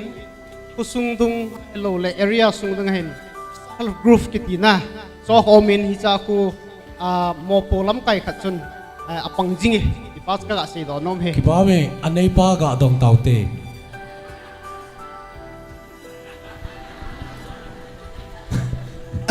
ken dong ing ka te dong ta ama sa penen namin ken het no mu ve question number 1 gin he gol hang nim upa na yem gentleman gol hang yong hello upa yong hello gentleman dan he ông đàn này ai lẽ đi trong là xã về anh ông hi là lùng thay nào căn del thò gì nghe căn del thò ấy anh lẽ là thà anh lẽ hin lan tất cả anh kinh ham anh lẽ ai khi là thâu đừng cái bùi đó hen cái nát tiền ông yên hả gari to ito kun thò nào khu first prize pudding à con người first prize pudding à tí lâu lệ passenger à con đi tại na lâu lệ mi gạ ngàn xí thì ông đàn số in làm ai ông full setting min erin sao đàn ta cho là apu te kan ngàn xí tại nôm đi đàn nè rất rồi thì xây nôm này vâng anh này pass nga tua whole ho setting lock ding ti ho chu it's like cái trái rồng lệ e ho xí cái tol cái đầu tiên khó nào chịu thế na nghe bây giờ ho program mà cái kia đầu tiên nghe cái linh hóa yên nó nóng tay tê thế sao mi mà nóng lâu thề lâu hè miss nuôi ông nóng tê tê thì họ đang ở chia tê tê đi về okay so begin na me siu da ni thil khat wang ki pa na ne ti ka he aji chu chula mi imo tin khom yong le ki pa na chum be zin na tin khom da noi hoi ka sa le jingin ki pa men na hung vai kun da no chu dal thoi na ti dan chu gari hi anung la nang to ma la nang to anung la ka to driver pas kan no thoi at lo thing mo ngai tai ki pa me pi chong nei pi thei pi do mai chu ki pa me it like ta se ka vet no chu không kịp bệ tổ thằng lại tạ chứ pi chong he pa hi amit mo na pi khat ga sit na dei lo ta nge na he pa chung sa na dei lo khat ipiam na dei mo amai le chala jingang tho ting le hung phun le am khat ipiam khat wang chu mei the na dei lo ama chunga he pa nong lung han nan sang pon tin aji chu mi imit mo na asai kha lai sai lo di chu icha ko na cha te adinga apa chom khat hi kha le ka ti ka pa mi mo na ama alang in veting te lang vet lo din lo bang noi ma cha kyo lang in vet ta kyo lang ka pa mi mo na kha kyam ka dei lo kha na alung chom alung chom Epa 1-3 ti ho ko nei khat nei lung chom na sana hingi apai okay akipaw me lung chom na sa chu he pa yong hi cha tampi phachum pian nei tai agor han laya sang ha phan aphata ka he chu ka ki wa mo tua hi pat chon tabang chu me agor han laya chu ai la mi lon me ho chu a cha lon me a me bo ki pa me pa sa dan ko beta na ho gol han laiจะทิ้งพุงเอาจังมีอะบ่นะ black and white อะไรอ่ะนะฮิตเตเตอะไรก็ ทิ้งพุงห้อยของ black and white เอากี่หมูเขาไงอะไรพี่จงจูในดาราปีเท่านั้นลังฮิจันจะน่าในหินขอสาวะในหินจุยนาวพี่จงในหินตสดนาวกิปาทุสังตากหินพงเวนุ่งเสยแต่อินในนาจีปีทอนตานกิปาไม่พี่จงพี่จงก็เสียมาบงอินและสะสมจากที่หาคอมเมนต์เราไว้แต่อินนัดมาประเทศนบ่อหิเล่2 KGI Season 3 อาดิงา contestant ละอวังพะเป็นให้กับตีโนมินอาจีสุนังอาดิงินบอลดิงตามตากันในยูวินซีมพัดดิงตามตากันในยูวินปีดิงตามตากันในยูวิน you are the most อวังพะเป็นนะอวังพะเป็นให้กับตีโนมิน wish you all the best for your future Thank you sir กิปาไม่พี่จงอาต้องคุยแบบไปกินเต้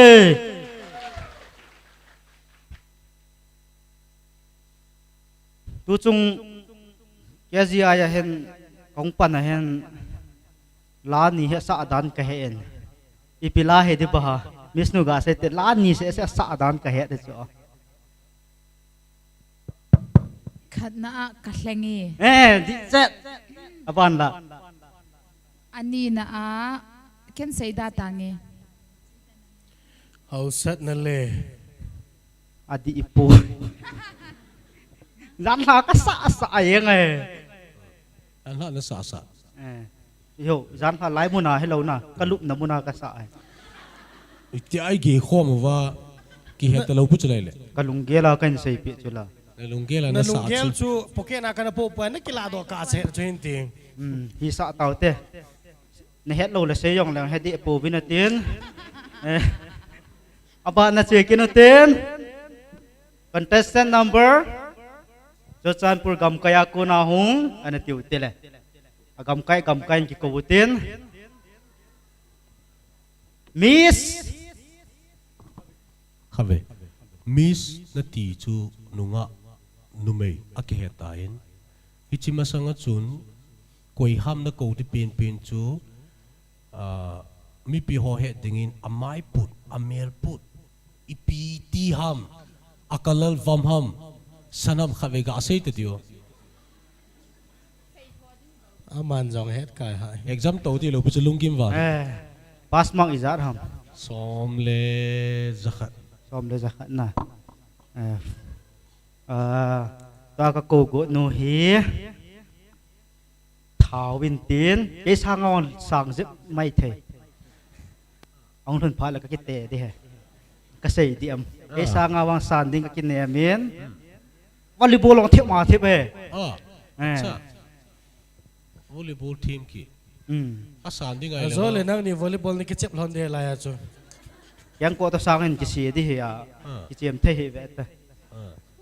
ana ko tau te le miss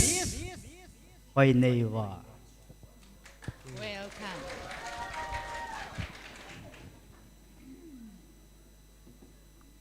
contestant number 21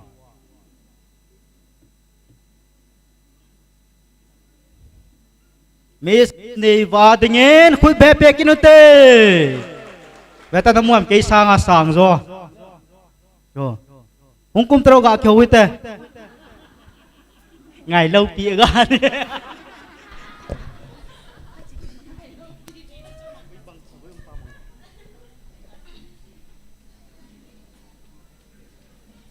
và Hi sir lung han na omam ông lộc ai le grand finale Kathange Gospel Idol Season 3 da hung lun hi na gel sanga na hung lut zamam na gel sanga nim na kisa zamam khát về nên say thầy bị điều hòa na hin say thầy đã kalung gyal tabang chat he ao na lung gyal tabang chat a top 10 na luti na na yes good nang ma mission wang complete te da ne ki pa min kain ki pa piwin final na hong lut jin ki ho jat swa ko nin jong ka ki pa nau thu ka hin pung win na chunga na ki hambol ji ai chan nong ge he ti chu ka he win ka mu win na lung a thei ding jong ka ta sanin hi chi pe ta chu jan la na min a hong ki phun do a chu ipina bolam khat inzo pi chong chun ka ki chome tin ai longa nang chun na ki zamam tola ka kipa na ki pa na chun ya khat na tho thei ti ba ga tho te dia ta gam tabang he tai kanui hi chi ka ki hian lo na ko ti top 10 kilo ta pi chong chu ki chom chu phamei me chu nang i ta na ni pi chu a ring za me va za me ka to nei bo ve nang ma erection chu ka ga to no me la hi akibang ngan chang i saw he in tu nia he akibang ngan chang i sawin akibang ngan chang na sa do wa hi le ko i ran diwam ke ho zong ka ti ba cha le jing me I hope and I believe and I trust you we the judges trust you thank you sir til khat be na hin po do ding ka kine mo vin ka nga jing ovin twin na phat man tam ta hin kilota thank you sir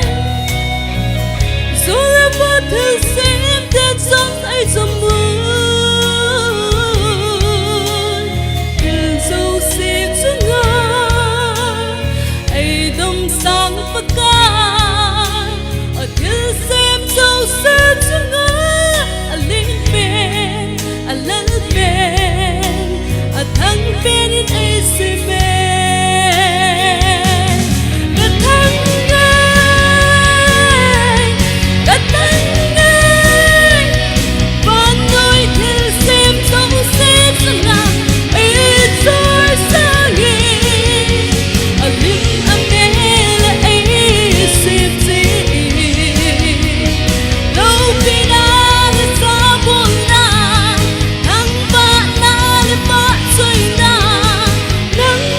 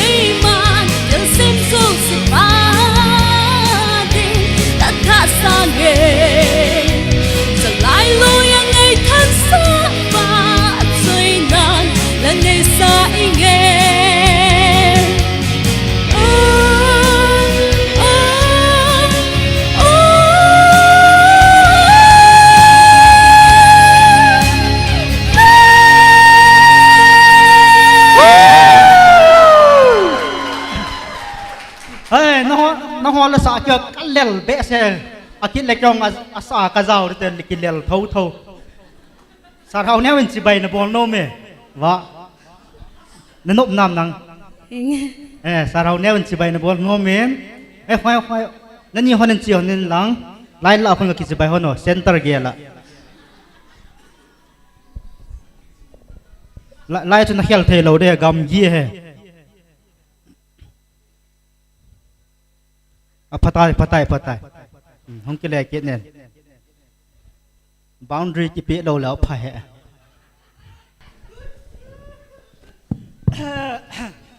ipi pen sei ma sa na ipi pen sei no kha de hom ke he zo ta pon zat so ho a be lang hong ga ngate zat sla sar mi min khun nek tai o em o he am khat le ni ga sei pi cái bối này hết lâu ra này cái tông này hết là tông này hết là chân tông này về ô lo yes no ô lo na cả về tiền này na pass na sao này khá về cả tiếng ngô long ngô pass em fail em ale quên cái hồ liêm pin nó mẹ sạt hậu neo tay lo Miss Nu yêu hả nó nó cái gì hả nó và nay đây hiện diện cái kipai abula pat na tu ni sen gayin kahin stars in na lai cái kipai miss nakisim na mail lang chu thukhat hita hen lang tu ni final round mo ai na hong kal thaiziin kahin kipapi in abana nala sa chu kasun be lau hi za ati la chun kangai le o zat thum kamu ti zong zau zong zau kit abana normal zau kit na hichila hi ha in kai wang ka sangam pui ka chol to ka imut chim lo to na hat mong e cái pa ms na unique na hichila la ha mong la hi hong kilang hi adanga na thim na ho zau si chu thukhat hi ta yan lang tu ni hin na unique na za chombe na khat alang do in hichila hin ka hin ki papi in kaloi ho petange sainom ten taw ve kai wang no mai kam ta mai ti ki tiu hi ka ki chai ka ko ye dam sil se le lang hoi jing en lang pathenin pathei na bo jing han in ne ding zo si ne chai no nga bohon ti bohon ho ki sei se da na an ne wa se na ne wa chai pha na bohon nu bohon pa ga sei si ne cái nhìn mà sẽ hiểu ta ama cái thằng bune penin ma kya se da intin na va neo why sir itin na kaw leng dem va neo nei ti ala ke nei do lo di ong iti ka kau de sir gol thang ka hi ti yang tongo ka kiel mo se le atom put da gol thang ka hi ti yang tongo helmin nei ko ding na ri ka ga ge lai le ka lung thi ma hin a ki chom khat o be ka thin lung atong khai ka thin ka lung atong khai ga ma neo heo nei ti jala kho pon heo min nei ti jala kho pon e chu nang convenient da ta tin na lang chu le lai ka ting thil khat nang chu ngai tu ni awat khat kamuin ni da ngan hong din do a chu gam di hin aman ni o na man ka ti le mit pe o kuna ale tu ni a hi azau lo hi na mit ato kha lo ji ham ato kha ja na be ham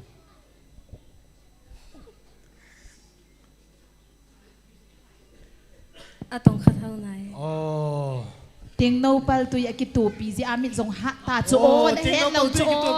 a he no hom tu ya ding khut pe pe tele ai la vaneo thulgat ka sei no men na ya hin nang in nakil hen ding a hin thu gol ni gol thum ka sei la ding ya ko na chu nang in iphiam na sei nom nang in ki sei yeng ding ha footballer min thang khat a ho lim na hi a viral khat na na mu ding ka ging chai allol hin na thugu chu ipi a he atm ปัททิน ปัทเทียนอติหัมไอลอยเลยอทุบุลังจัวหอยตาจอมใจนั่นละจัวหอยนั่นมีปีเตอินคอนเซปต์นายที่พี่ฮะไอโหลุงพุทธหอยเหล่าด้านป่าจุกตีเห็นนะเฮียจูอีพิธีไวรัลหัมอะไวรัลนั่นสิจูเนเฮดเอ็ม แกปอยเซอร์ โอ้อาศัยด้านเฮียไวรัลสักเก่าฮีปัทเทียนปันเลปันเราทุกข์จัวเห็นนะอามาเลยอามากี่ฮัมบอลจ้าโลหิงก็ฮีที่ไอ้อาศัยจูนะไอ้ละทุกคนลังช่วยเวนไอเลยอาหอยหมอเฮปอยมาบอกจะมีมเตะเก็บพมอเจ็บเสียเฮลัยก็อาจุกิละตัวอากิเสียเสียไอ้เลยนั่งจงหิมิโลหิงก็ในตัวเองปะเทียนว่าช่วยเลยนะสานาหินนะทุกเส้นนะเขาลิมนายที่ตะบังตับเสียขีลขัดช่วยอันนี้เองลังอาบุลลังช่วยอันนี้ลังจงหอยอากิมลาขัดทุกเจงขัดทุกเจงนี่เสียขีลินลังฮิเลจุนอาหุ่นไวรัลตัน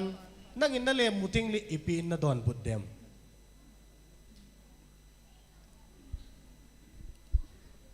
ตาวนาก็มันตีที่ตาวนาก็มันเปเดตาวนาไม่เห็นเสียหำไอ้ลอยเลยนี่เดี๋ยวมันขัดจูตาวนาน้ำมันปีที่ตาจูน่ะโอเคเอาไปเอาไปเท่าไปไอ้เลยเฮ้ยจันเกียร์นั่นปุยลงหิกวยหำปัททินปัททินเก็บปาทุนเสียดีหำเลยก็ใส่ดีโอเคไอ้เลยทุกจงเห็นเช่นนั่นละตายที่ตาวตีกระทั่งไอ้ gospel idol เฮียอัตโรฟิไปนั่งคนเอาอมตายนั่นลุงเกลินเกี่ยใจเองลังมีปีเตหงไงอีปีน่ะเซโนแมม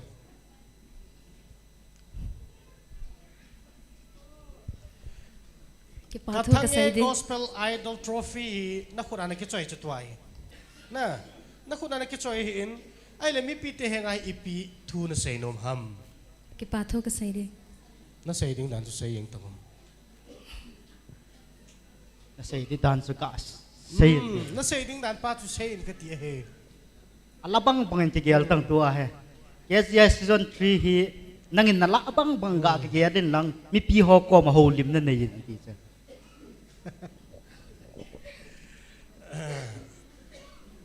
asai ding dan ha sana sa be se ham enge a ko poi le na ya cha pathian wa choila sating khat nei hi ja chuna chele nai ho lim nai phat khat khat nei man nom ni ngai he ting tal chun na sei ding pa chu twin ki training ka ti bo veเกียงบอลนั่นแหละเลยว่าจะในมูสิตในมูตาที่มันเนี่ยเอาเลยเกียงบอลนั่นเองพอเห็นนั่งโซ่สุดอิติลำปางกระจกในเห็นที่โซ่เห็นเกี่ยพัดสุดนั่นที่ก็คิดไปคิดไปส sir บ้านเนวไป sir นั่นละสักกลุงอะไรเซลวินคิดไป sir บอลจะเกณฑ์อินโซนมิสลาลปราโซนนันไซตายบอลดิ้งอากิลอมเจงเจงอักวยน่ะดิ้งกิตุเจ๊นะคุณน่ะหินปันสาน่ะเฮเลยลุงไทยอมเหจิงินก็คิดปานเอาก็หินพงอินกาลน่ะโจตายตีนก็สางวินรอทินรอสมวังจุกเฮปโอเวอามาวังน่ะสเตจน่ะโลน่ะกาลน่ะโจตายตีก็ใส่โนมวินคิดปาทุก็หินพงเวนังฮีอบุลงากันน่ะใส่บังอินน่ะมินิหอยในวาหินกันเอาอันเนี้ยเป็นอันหุ่มเป็นจงลูซี่หอยในวาอหิอินลูซี่life na navet na ile amahi na zol nu cho inzo ting le anaki ho pita ki ho in sung thu ka ga se bo ve no samela sil ki that la khu an kam kan ki la lu ne season 1 achun dang Chusanpur district anum chuna henge sir ka het chin num khat twa sugnu dongjang khu Chusanpur district amam chandi lam ham Chusanpur mama hin ele season 2 sa sang chu hoila ip district ha sang which district Kangpok pi okay thank you to le season 1 winner Kathange gospel idol winner hi Chusanpur ho hin Dongjang ho hin ele season 3 yong hi nangin kila na bang khat nei le chu Chusanpur ho changki dei tai yani kwam kan chua Chusanpur ti chuna no district changki dei ta nei le lung let am le zingin ki pam le zingin than am le zingin ai wangin ma ngin hin putan tin na chang tai ti nei point chang le chun ka tin chunin to nom khat anei tan danin ka sai chai ma sangin hindong ta di le ki pam in teวันเนียว Hoi. Dam nam. Kadam me ho. Anh ngay แต่แม่กระเรนเกี่ยนัดเสียตังเอ้ตลอดถึงมองเอ้อันแหละนั่นละสาวเวียอินละมาโกนาเฮโนเฮปาติหอหงอมัมก็อูหงเงินตินอดัมเราจะตัวหอินหง อินละงาอมอะไร อิสลากูตัวเทกูตัวเทฮัม ก็เฮโลอิมูฮัมฮุลสุงอมโลนะอะไรนูโปหงอดีนะจนนั่นแหละยองละขอเห็นวันเดียวน้ำมิดเบนั่นกวยฮีก็เฮ็ดสิดูมขนมมินก็ติดดันจูน้ำมินฮีน้ำปีน่ะปนาทัศน์ฮัมไอโลวายคุมอิจาน้ำขัดจัวทัศน์มิดทัศน์นั่นนี่ฮัมได้ใส่ที่ปีดีว่า class 7นะก็นะ7คุมอิจานั่นฮีฮัมชีเวลาจูสมเลยนี่ฮัมสมเลยทุ่มโอเคไอเล่ตัวให้มีปีหัวคู่น้ำมูจีsorry น้ำมูจีนยองน้ำมูจีนโลไม่เทน้ำมูจีนไม่เทไอปีเลยน้ำมิดเบจูอีพิจารณาเบมติจุกเห็นนมจากกระโดดในวินในอินสุงโอมีจานในวันห้อยเปนั่นเห็นนู่นเลยปาดเก่าเตนั่นนู่นเลยปาอุมามุนลายฮัมขัดไปจอมใจใส่ตัวเดียว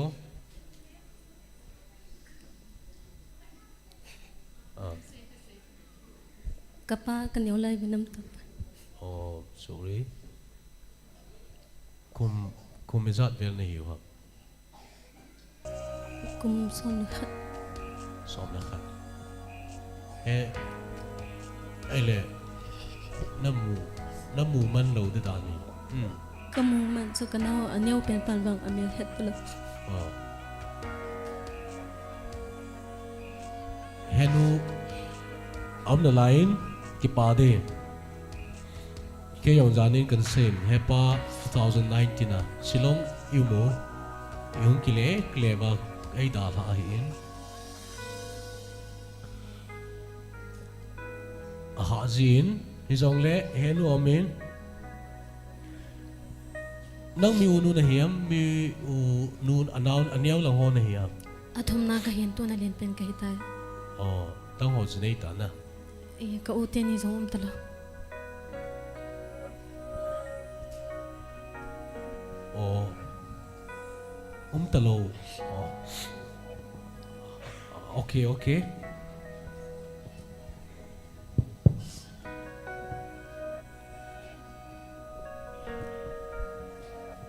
วันเนี้ย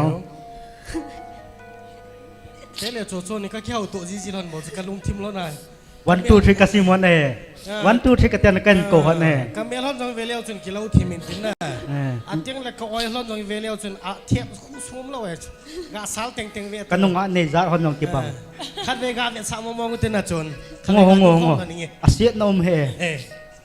จนแล้วก็ห้องตังเขี้ยเบสเซลเห็นนะก็สายส่วนจังเวทเอาไปแล้วเฮ้ยเตี้ยกิโลปุ่ยนาทีเดียวอังเวทาहिंदी से ले इसका कलवाल कहाँ मिलेगा ये कलवाल कहाँ मिलेगा ना वही चीज़ों जो हम मौपा वही चीज़ों जो हम witness के हेड नोम दो तंग दे लॉटरी ला रहा नू भी वेतो एक दिन मसाला ताना नंग मी कौ तो अन पर हम किते मौपा तो न पर नोम किना खुआ इते दो मी पियो न मी सिंग सो के ते दिवो चम चखत न मी सिंग सो के ते दिवो न मी सिंग सो के ते दिवोกินนุ่งให้หล่อนลังอีหล่อนอฝรั่งกันแล้วเนาะฝรั่งกันแล้วใครเล่ไม่เปียวหาเต่าเต้หอยจุคูซาร์มีมินิยาหอยจุคูโจโจนำกาเซเวอร์ซาร์มีมินฮีหอยลังอาโมโมฮาเจลังอาป้าฮงเกียงเจลังอาป้าโจโจนะฮิซอยเจลังอาป้าฮิตยาจุนักเหตุแค่นั้นหน่อยจุ๊บแม่ไอ้จวนมีเมลหอยเฮียหนุ่ยตัวอีกาตัวเฮียมีเมลหอยกิโลปีอย่างตามเดียเซเกนเนี่ยก็กิโลที่มันนี่นะก็เมลหอยด้านจนกี่บางทีไม่ละกิโลเมตรเกเนี่ยคนน่ะคุยตะบังเซร็อกใส่กี่บอลโน้มมัวเฮลเลยอพาร์ตกี่หอนจิงไรเห็นไอ้จุกี้หอนลงดิบในกาบเที่ยวจะขอเราปีในกาบมุซงกิโลห้าลิมอีพีสิสามที่ทำน่ะกี่ขิดนะเห็นตาขอเราคิดจานี่ตะคิดจานี่เก็นกันในเดียวิ่งกันเตะจำขัดน้ำไม้กูเห็นโนจำขัดน้ำไม้กูเห็นโน Wow. Kilom ai tama big ve. sai le va boy to lim kila pa khai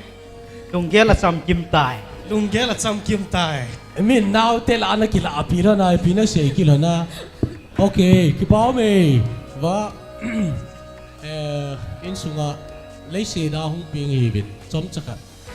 Khulzin na gama hi in khat bei chi masa khat bei ping masa kyum de. Lung neo hin lang mi zau se khat bei kum le kithi so ke de hin idam vai le in sung mi te toy ki mu tu na divin pathin amasan anapan sa awitin pathin kina ki mang chale han van gama pathin toy ki mu to wa in sung mi te toy ki mu tu de we ti hi kalhamun na hin tin we are here tao nai ki zui jing diu quay mà cha in sung ki khan ampo ki khan so ke ti ka sei do no bin tin hangin lang ang sanin lang mabana zong thanom tain bun tin hoi lai zong le pan la jing in ti hi ka sei pi nom na hi in ke man ka til khona chan stan và Joshua bungkhat changko anasimen lang na abana rom bungi chang som ni lagi chite ni chu ipiha kahin dei sa na bible chang a he o pathinin na poimo na ngai cha zo si na pihen lang na chunga ni sa bangin va jing hen lang pathinin imazau si a pathai na bo jing hen ka kipai e yong ka ki pa e yong ka ki pa ki ne ka zo sa do dinga ta o ipi khat ne hil do ham nei siam do nau pen he tu chung competition na kong din na chu nei siam do na pen he za so e yong ka ki pa e ji chun ke ho yo shi yong ka ki pa ke ho yong ka ki pa we sar mi min ki pa chu na za o ham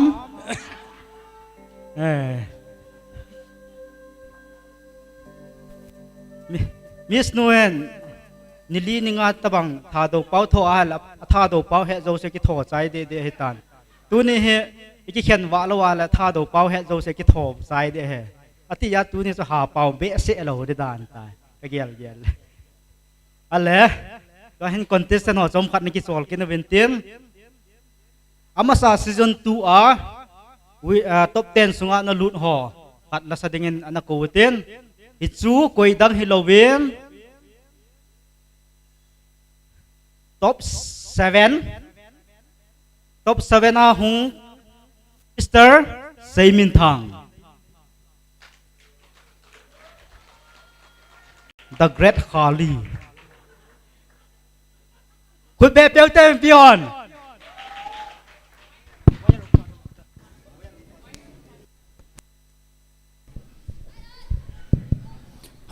hello chalai stage a kong din do la kalong helen sian tu kan gel do en na adi asar ho neu ka mole ka ke pa jong ka ke pa jin miss no hen sar pa hen na ka jana salam ka hen boy santhem dan nei helen te la hen sang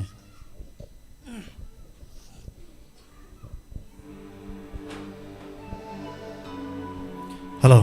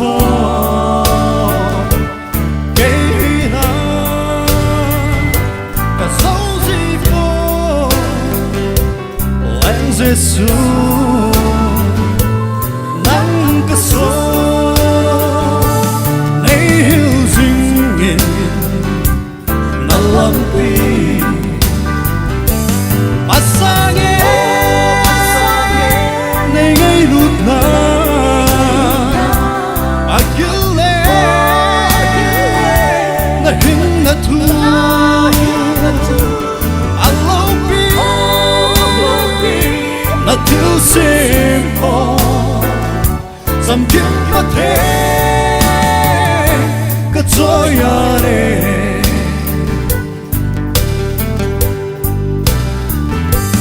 ngày lụt na lụt đó ô bagai cả hill tempo mong lẽ là tôi đúng phải chăng dù lẽ và bông đó em vui hơi na kít na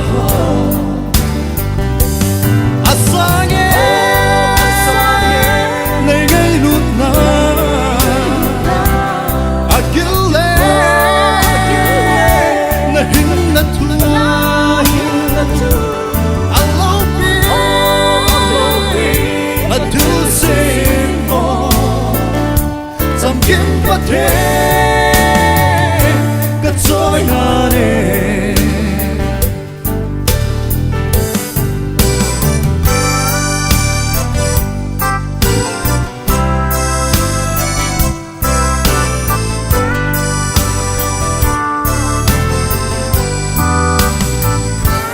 Zalaya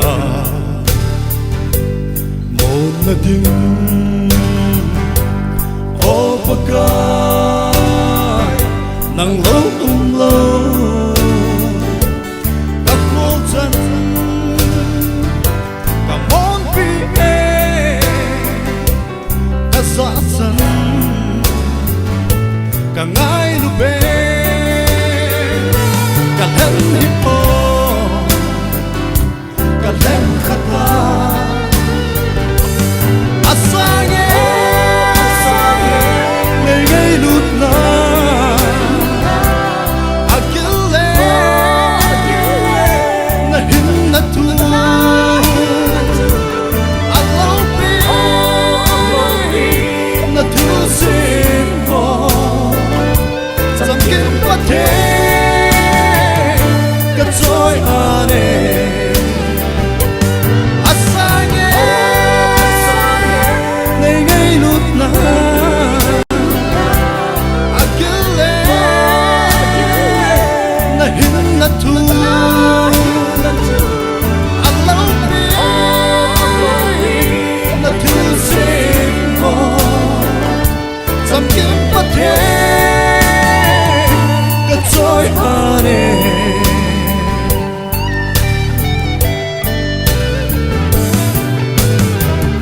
Pathen ba chen sing ta han ka ke pai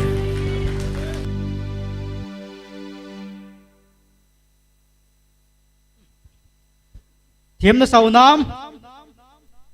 ama chu season 2 a top 7 ana thung a he ti chu he sa ta go ma kan phun do a he tu hiền e ho thu pi alut ki tau tem na nui tan ju ka star ne contestant number Miss your turn. Keitan. A figure hin sayo. Miss contestant Miss na tia Keitan na tia azu kei nei ko ngap tam ka ti chu. A figure hin sayo. Please. A contestant number chu be chu ka he na phal mi tam tam lai chu ya chu 52. 52. Okay then. I said. 52 hi. 52 hi sang be se lo hintin 5.3 something 5.3 something ti vel a hi mi hintin a complexion yong complexion yong yong vom tim beta ne heta poi vom tim beta cái này đó có xây sao mình say no mà he có xây trái lo vai a figure bo ka to ya 5.3 na ti ki chai one mark question bo not you wow Sarmin it's me K part contestant number 52 hi numei a hi in asam salvin pon ven ki veding songkholan ki ading ken to sangan ki siding a hi gari driver hoya mo sarmin chu lam kalang ka solo ta podo ta agarin ki puyan asandan driver pa chu inol do bo asandan fit ngalin chika fit ngale 5.1 tiute ama hi mi kang be se point mai le pa wa se ding kutsu kule kutsu kule ba kang jong kang be se lo vom be se lo ayang tabang ka hel lo che wang se i khat tabang ko do diu tam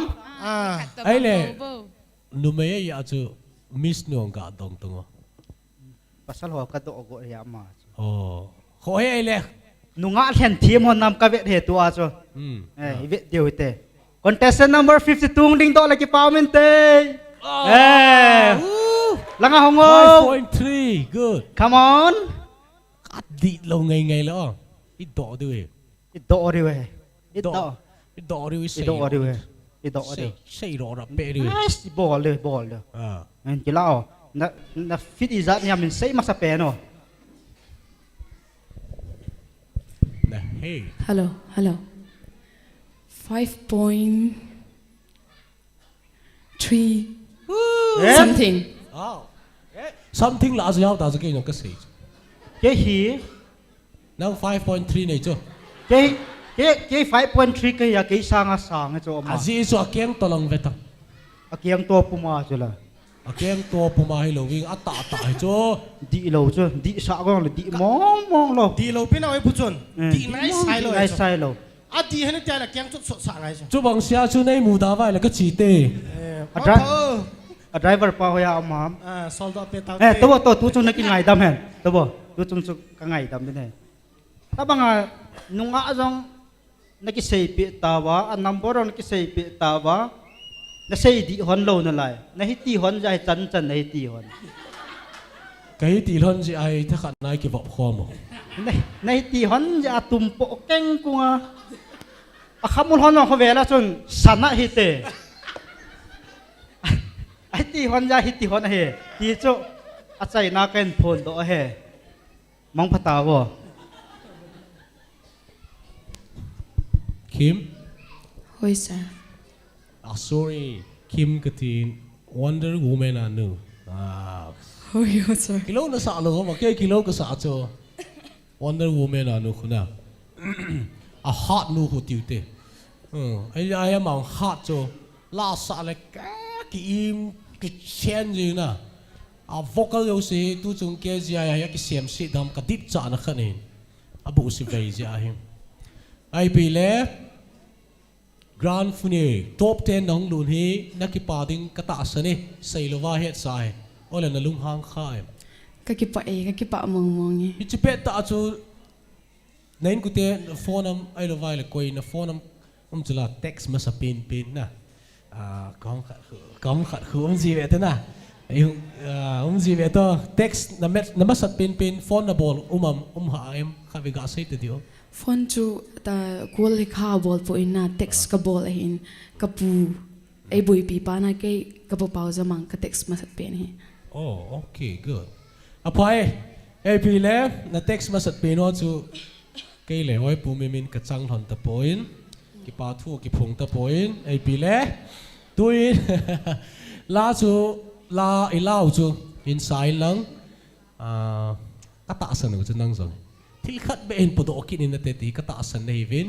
ichi bang chun na ki go na khelam pe ain sading in phat ka hin pita ve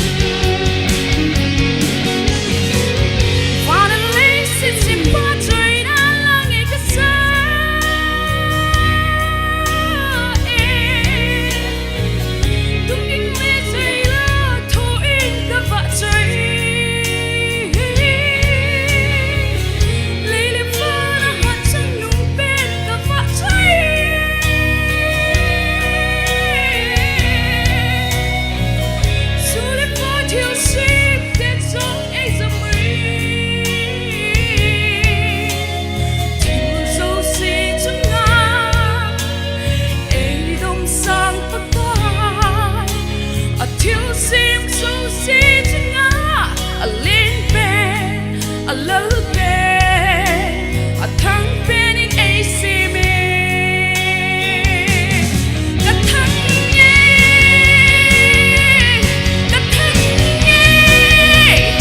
Wan oi thiu sim su si chunga a joy sangi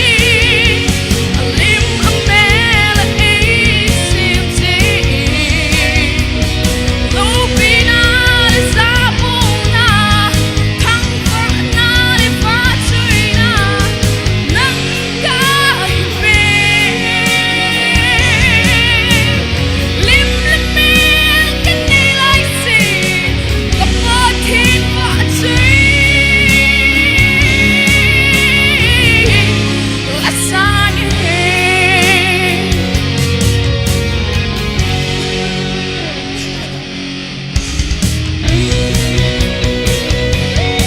Hồi bèn của thế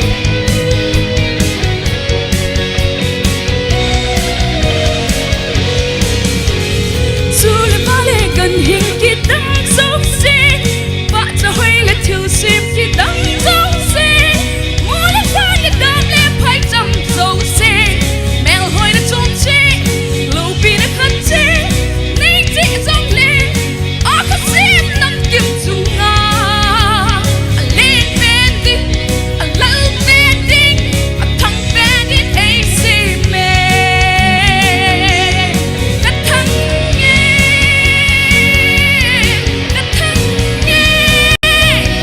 Wan oi thiu sim dấu xê chunga a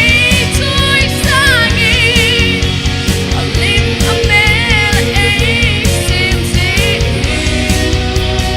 lo pina le sa puna thang fa na le fa chui na nang kai pe lim le mel kan nei lai si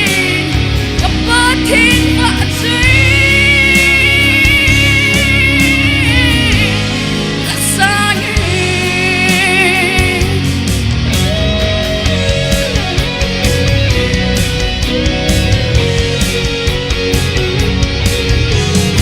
Alo pina agun chena a man tam na mu phalo mi him tam zong le ke man til sim so si pa di la tha sa ye sa lai lu yang ai than sa pa chui na la ngei sa in ye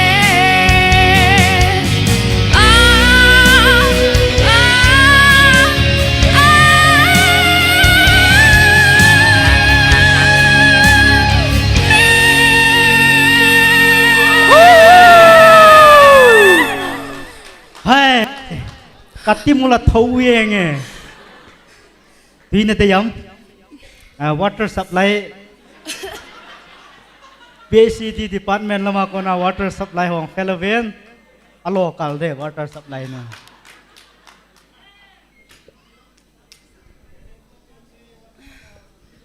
memento na pi nom hamsar cái ni ki pi de la olen ki pi on tang hey ha na say no mi pi man na complain no pi man la sa sunga chu Complain no ma me ima lo na ala za so ko na ki ho lim pi no mi ko yom nal teng teng ga ave en lang ga pi Miss nu bo ka day miss no Golang ni omin kay nay den nay hinday len suka ki pa wangin ka ki phalam tama Cha like nut. Now kikim Hoyo miss nalasa so nalong thlai nam Alhay sele miss kanahapan pal Valentine na umchan ho ka bane ya na bol so na sudi tam kati at ipiham na suding ta banga chu ka ka fil kanahapan pan wala to ka thazong na tay Ni ngai da mo miss ai le tu chung chilai contestant na hong zau hi ati la chu hi chi idol ding ti hi iti na het nam idol di hi ti hi ken watch samana message a form ti sei de ham a form ti de ham ti de ham de dan hena in thoro hin chawa cha kamu mu as kem ki pata kana ki guri te kamu pa cho dan chu la hin na sa azinga la langa na lunglut mong ti na chu na kalunglut mo ki pa ome a hi le nanu na pa na in kote in na hin support o ham henge a support kain sung mi den a support mama wen na mo support na noya tu ni ayong kahong din the ama ho chunga ki pa thu na say no mam henge ka say no me ga say tango ai kanu ngayo hunguwam ma hunguwam to ai hungve ka ko do te mo la hong la ala he no he pa chule kapu na thum wa hong do o hilang hai khut be beauty khut be tha si pote mi pi ho suma ki pi pon ki pa pi nan ha ben be pi ziu te tu soi le than op tai khut beng lo cho hau sapun zo la zok kat de hau sapum chu na tu ni hin langa ko an se cho ti mo hau sapu yes khut be beauty hau sapu khot sung hau sai hi to banga me feli ne yu hi smart na hong hi tu ni hi injole ama lang chu isai de hinge stay sa mo pu pan adin na diu munin sei pi kino nang mo pu na mun hi aphai yenge alung gel bang ta nong singu ve ai le he nu le he pa chu iga he thei tan na right side ai chu na zit langa pa chu koi ham now ama hi kapuna kanu upa chapa kipa omin henu he pa te thudo ding wang chu sar hau neu kangan zin hi chi masang chun nang na wang phat na ka sei nom kit in na mel a hoyin na dong a hoyin hi to bang wang phat na chan hi in zo jong chun i hli ana so tan ke jong ka ki tim zo hi na i loi nu a kon chun nu nei lo pa nei lo tam ta lei si da hi ni umen lei si chu sei pu te hi chi lai hol su nga jong hi ni umovi hi chi hol a chun ke jong ka zawi na nang wang na pa na nu in na hin dam pi a na wang phat dan na la sa thim na khat pathin in na hin pi ki na ka hin ki pa pi mong in ai le tua hi a winner an na hit ta hi le chun na lunggel ipt umentem chu hi le ke awula pa na ka condition chu hi so ke hin na damon ai pha ka ozong hi masalanga de des leu jing ahin la pathin lungsi na zal ko sung mi te taw na zal le ka in sung mi te taw na zal e ngai lu ka so pi ho cheng taw na zal en na taw na that wanga hi chan ge ka hongge hi bowin na hi chan ge ka hongge a pathin hi chan ge e puyong hi ke dinga pa khop se chele ka ki pa khop se hi tai ale ki pa o me ken zong kan ki pa pi em do nom tam tak ka nei wangin ke chu chom khat ana ki choling ka tin en zole ka hong lut kit mai thei hi sarte ni hin an do no matam di to ka kinemin number 1 ka right side pa hin pe phat nge kaloi no ko ni phat ka chan ji na chunga ki pa thu ka se ngayo itabang loi nu hamin sei to miss lal parzo tingele gol nu ti dan chona gol nu tingele loi nu chu ki mang khili chu thei lo ala loi nu thu chu thampa sei chen de ti mi a pom thei lo ta o ma chu kazinu ai lawai le kaloi nu ti hi vin ti loi o ma hiana ya chun hela chun ke yong hi cha chun kapang tai ti ti kaloi nu ka ti chu pi se of hingi ka gol pa I macha se poi ama bar ko asalo okay son yes sir ako ma hi din lut di hin ki phat lam thi ma hi tam na ho phat hi cho nop la hong ding wen lang hingi compare pa chance ka pi ni hi lo pi tua ne thu độ lang pai lo aqua ma ko ting lut ngam lo tu kilo ai ta chu zo le he nu le he pa ko akem khamente do loi loi jing eno le ho he pa lang chu ken ha do dai ka ting na a hin la cha te thanop na la sa lampang hi hen lang ateng le ipilang pi hi zong le nang ni in na support lan hi na to sot lan hi akimu in hi chun judge hoteleng in ki pa thu kan se ye chu kanula ka pa in zong now hi to sot jom jing honin lang hi in ti chu ka hong taw na hin tin teng le tu in contestant lang ang lut ken in ka ting thu kan seng kim miss kut title hin muho khu orphanage a che jiwe nang jang trophy na khura na ke choi tan hoya na che dem trophy ka khuna ka ki choya in lam ka ki le ting le na in lam ka ki le ting le ke ho ina mai cham na ho ina mai cham sip te ham ai lo le ma sa pen ta di a chu in sunga sip te ham thu pi ta awang mai cham ka sip diu hi in na chi chung chu na chu adang chu pham ke masang bana hi trophy ka choi cha ki nga sa lo ding ama sanga he step tam ta ka nei na la hin na khata ka ki upgrade din upgrade ka ki humble be ka ki sim phat be ding mi he thei khat na pathin wa choi na la sa min chi ai lo le pathin in aleng ma dang aman cha ta khat hidinga ka ke go ding hi me pior khot be peute a ki got na hoi le zeng e ai le kim na ki got na chu a hoin ka hin pa chain ai lo ai le it's next time ading ein visual album kiti hoi na lunga na koi time henge ka koi apa e he se na nei tinga a hi le I have isem tia oil hading ho na ngai chat bang mai le ki ho jong hi ka sing na we ti he nong ki gel do digin nei gel do theo hi ti chu ka ase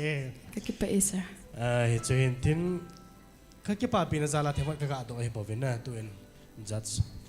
adang dang ko na kan pe do cây pa ông thung tai den teren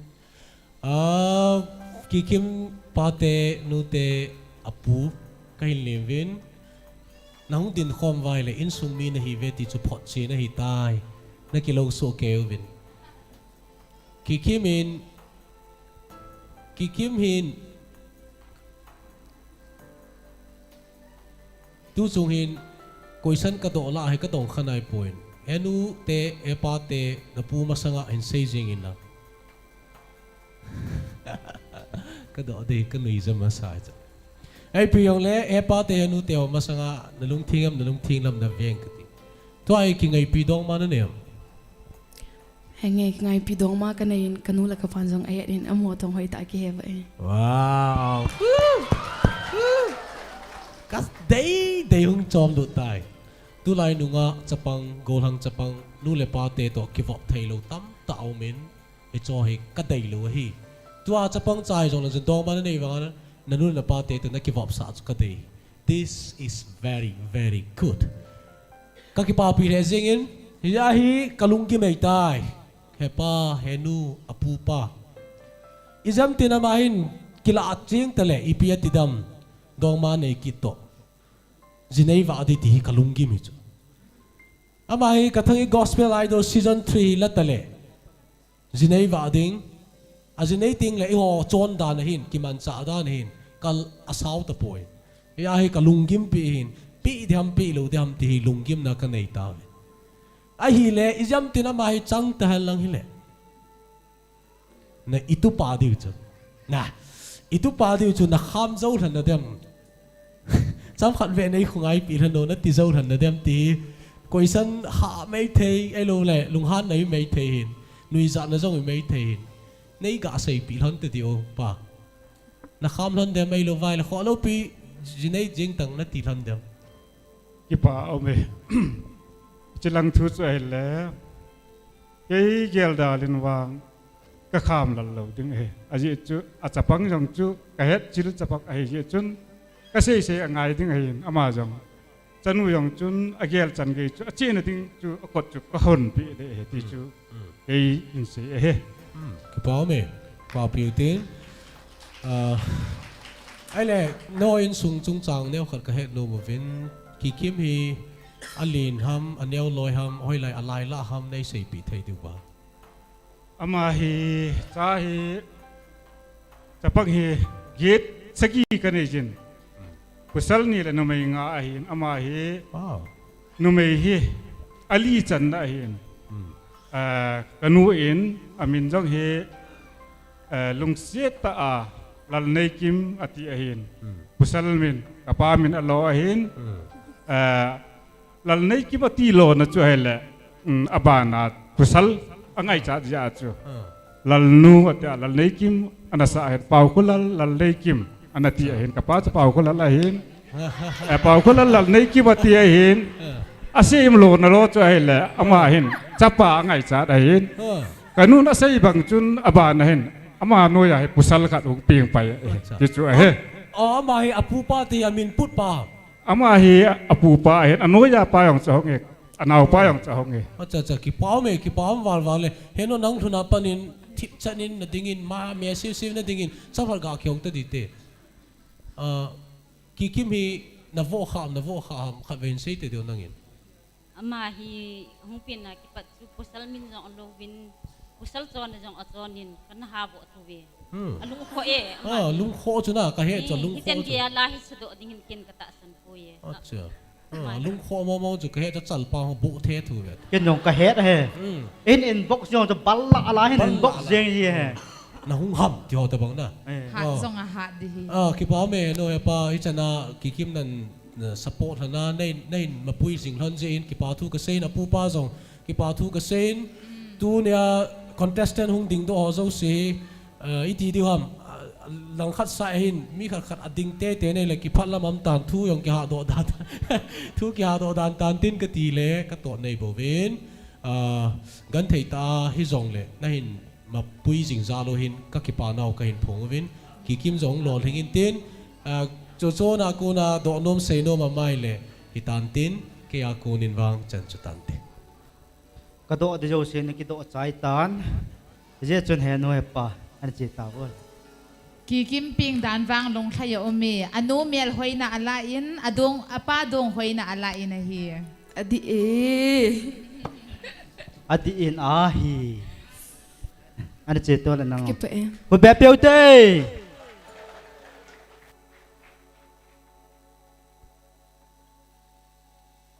อาบานะใช้สะดิ่งโกกินตินpasal khat ko tau te nu me nyan ko leo miss nu yong lung leng tim tan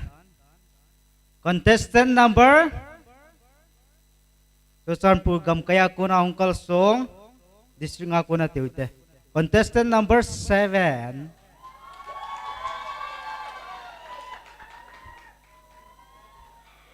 put be peute zol Oi sir. Tu ni namaya tu make up ipipinen kinuam. Make up mo ako po. Ta. Po ye. As natural dan hai hoi ka sa dan so. Za son ni ko limpinum la kilo pin na lo kilo tawo ka dan hai. Chun hoi. Tu ni wang station ho chim ni ngai to de ha achi mai ol ken saphanange na all model ding station phat kai chan lo de ale na tha se maham katha se poi katha se lo na apai le na lung lu tai na sa le thank you sir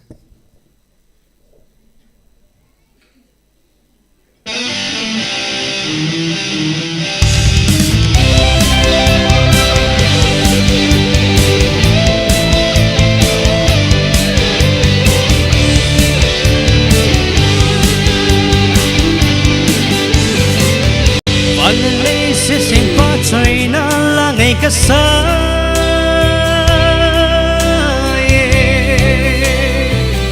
tum những lệ dây đã thôi cả vợ chơi lấy lệ và na hạt chung nung bên cả vợ chơi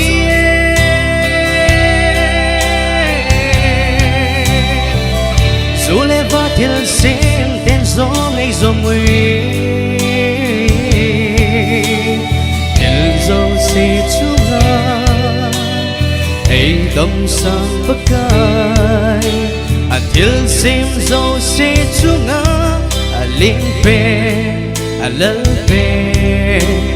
thân pen đi nay si mê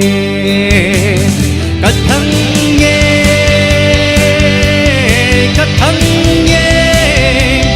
van ngồi thiên sim dâu si chung hey trôi xa nhé li mang về là ấy xin thế lâu pi na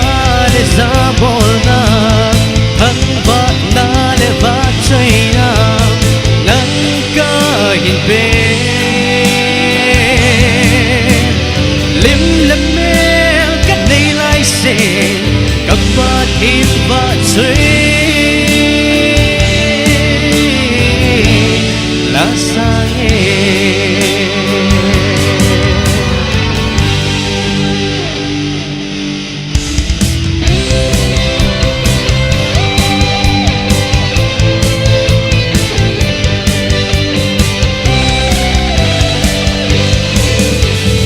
dù lệ vale cần hình kỳ đắng dâu xe và cho hơi lệ thil xem kỳ đắng dâu xe mô lệ hàng lệ đam lệ phải chăm dâu xe mèo hơi lệ trôm chê lâu pi là khát chê lấy chi dùng lèo ác xiêm năm kim chung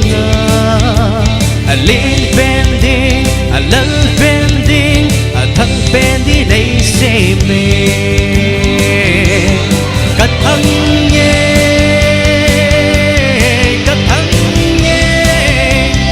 van ngồi thiên sim dấu si chung ấy trôi xa nhé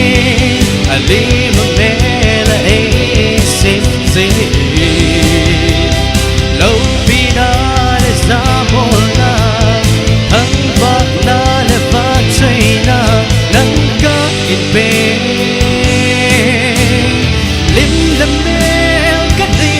sẽ gặp ba thêm vợ chơi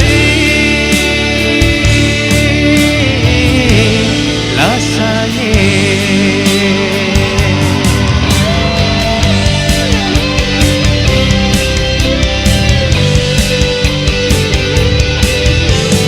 alo pina agun chuna man tâm dan upha lâu mi him tâm zom le kê man dil sim dâu si ba đi lần thả sang em ai lui yang ngày tháng xa và trời nan là ngày sai nhé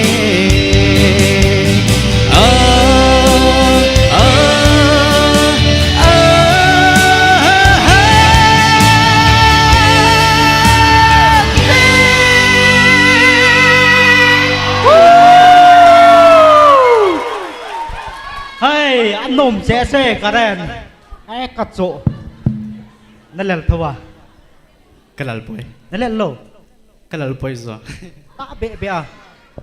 vì này đây cái đây bôi đây lâu ipi nó ngày cha nè ipi nó ngày cha nè tùy cả ngày chơi sinh pani water tùy thì đòn sao hả nó mấy pi hoa thì ngà thì khát gà xem cái gian lao con nó cái sợi của nó cái hay mình cái yên tu chung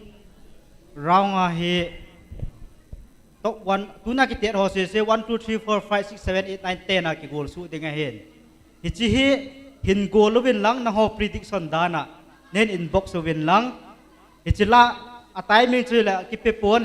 apon wala sa sai chan no timing hi nge sa sai la ki close ding nên inbox deal 1 2 3 4 5 6 9 goal wa no prediction a sei di o ma le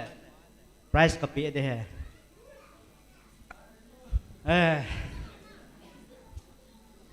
อีปีก็เสกว่าตามก็ให้เงินตายนี่ตั้งอาจุนักกิจลาจุตบางอันสะตัวทวงก็สะดวกสิอีปีอันนักกิจลา earphone อันไงจีอ่ะ phone อันไงจีอ่ะกาลาเล headphone จุเล่ microphone จุเล่ phone นะ headphone อันไงนะสะเติมมินนะไปที่ด้านจุนะพวกนักสะเดี๋ยวเรานะจะสอบคุยหอยนักสะเป็นนะ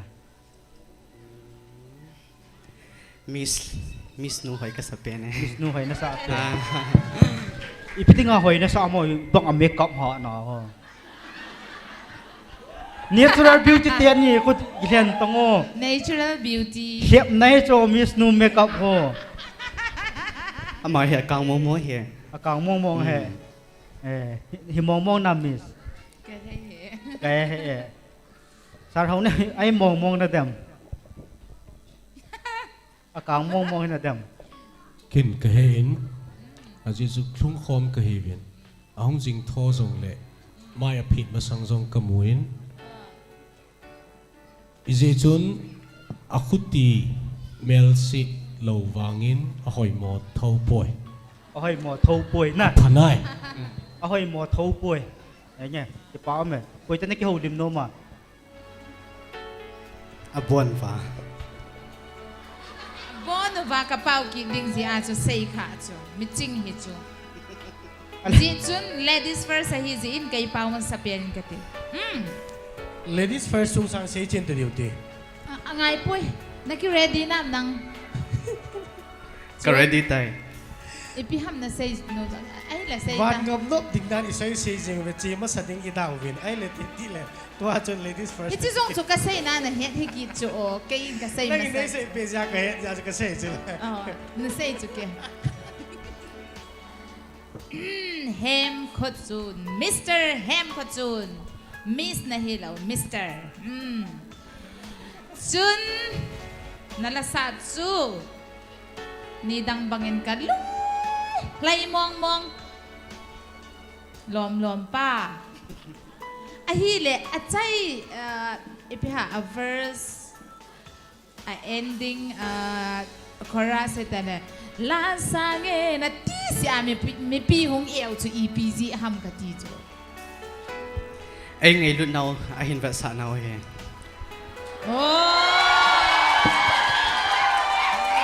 Hem ko chun fence na ho mong mong EPT na bola hiti mi na zo hinam ka ti chu naga no yi ai hit na smiling face ai mi na zo hinam ai lo la gu tim tim ai mi hinak EP ham khat na ki pa sa dan umang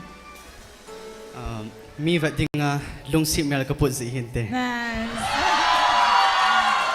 ni dia ta hi chu chapangin zong nan hi nang hina nan vet nom nan ngai lu na video viral ho zong chu chapang te se pu pa pin zong a vet nom he chu ki dang ta nang hi quality khat wang na nei hi chun thil khat ka sei nom chu nala sa lang chu sei da tang katin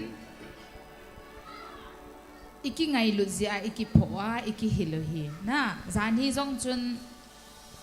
chikaloi ho in i chan ham khat na hin pho ham na hin hel ham ome na tha si ham chu chu kalha se poi good na lunglet na zong chu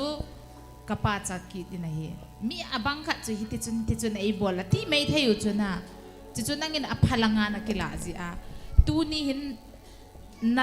aphalanga na kila nala chu ahung lang do tan na to ho zong na soi tapun pasal thadin na lang satan na ka ba chun a bridge stadium ha ending na ko na keng naga koida nong cho pasal momong ta cho kaki pa ina hi mihim hi email I hel thailo na imit ina ko I figure I hel thailo cho hi jong le ilung thim epiha I habit khat pa chu I chan hoi I hel thaya hi na cái dòng ní đang à cái say chỗ là cái dạ xe thì để hầm na thì dòng này tu ai vang hi hồi lăng dạ mà là hiện tại hiện là có ông chân na chú chun mi kam rom ka hi ka kam tam ta dan tua hi khel thai hi ma zo si hi nu mei banga na ki sim na chan ho cho pasal tha na khel thai hi di am azi chu na hin sim dan pathin na hin sim dan chu nu maya na hin sim lo pasala na hin sim izi chun na o zong pasal that jing tu hin te ka nan homo to banga na umai le Kathange gospel idola winner chu koi hamati le homo pan ti diu chu ka ngai ngam poi kai wang ka dei lo pasal that hem khot chun a mel zong hoi a figure zong hoi a acting zong ima zau si hoi an ti diu hi ka dei hi izi chun na khel thai hi di am ade zi chun ngai lut na hi na future bright a hi tu a cha pang sa nei ko mi za nei ta momonga somni 20 betang somni na hi le na masanga tau ho he kai ho som thum wal ngen ka hiu chu tu chen ga yak ka hiti na lai ho ne na ka ti chu ka mel hoi na lai ka hat na lai ve pathinin ai mang chanum na lai ve ong man lo hela ai mang cha ka hiu ve kai ho tu kum 2021 ina ka tam pen hi hapta khat sing dem o chit to bang chun pathinin ai mang chanumin khot ai hon pe hi pathin lengam na to na ding future tam ta pathin wa choi na la sading thu sei ding na to ding tam ta na nei hi tu hin bul na ki pat hin tin gelen lang pathin wa choi la isa ding le ikisim danin zong apu ngai hi na I chan I character I mazo si zanya sar how neu na sei ma bang chun nang hik ka hin ngai lo hi sang ta state level la dingin zong Manipur state thakela kal song dingin zong sun na hi te pe mis namasanga zong pathinin phathai na bu jing hen lang machal jing jingin o ka ki pa e te pe ka zo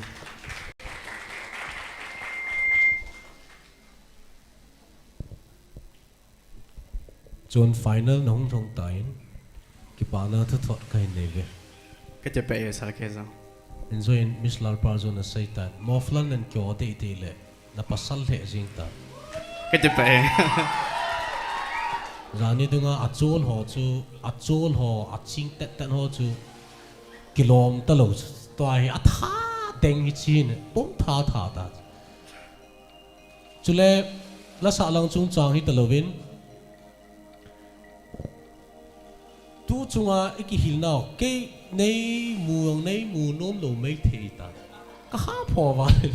ka ki phat lam le jingin season 1 apa 2 chan ge ka pho ta bangin min aji chu na future di pa hi ki musang a hi ji chun mi do te ten ti chu ngai lu na zala ka pho na hi vin an ngai ma hi vin lang ai lo vai lung hang kha di ba ka pho na o cheng na lung han na kha di ba o cheng ka lung ham poi ki pa me le ka ki pa ke zo til tu chungai ki hil na ka se chi season 3 ki chai ka dinga hi aki hil ho hi na zui se hello di na hi chi sung yum ka se wa dinga na follow na zui hello di na da mai la khunung chan ge ya na te chan ge ya hi chi keral na chi so na hi chi keral na chi chan ge ya dinga na zui dinga ka dei sa pi na hin hi chi na zui do ai la wang chun mi he thei ta no hi de ti na ma khwa ka mu pi na hin ka sei pi na hin so chon ya kyo pi de dio na zon pa chun zon hello in sung mi koi nan pi ron pi umam ka ngai lu pen ka nu hin chule ka u nu to azi pa hin chule ka pu to ka pi hin chule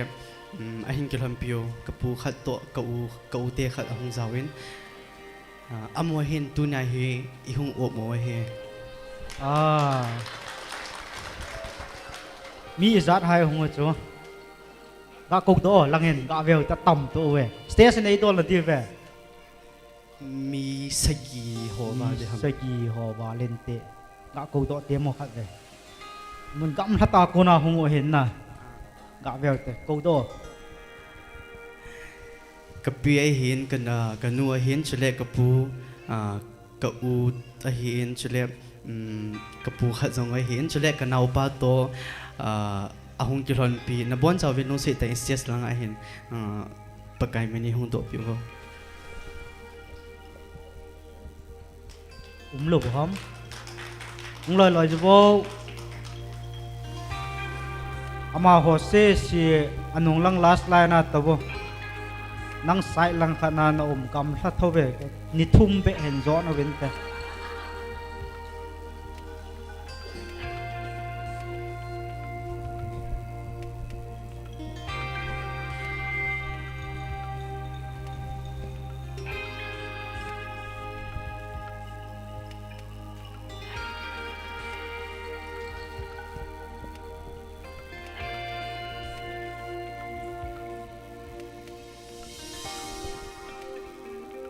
Israel take is what a neck there.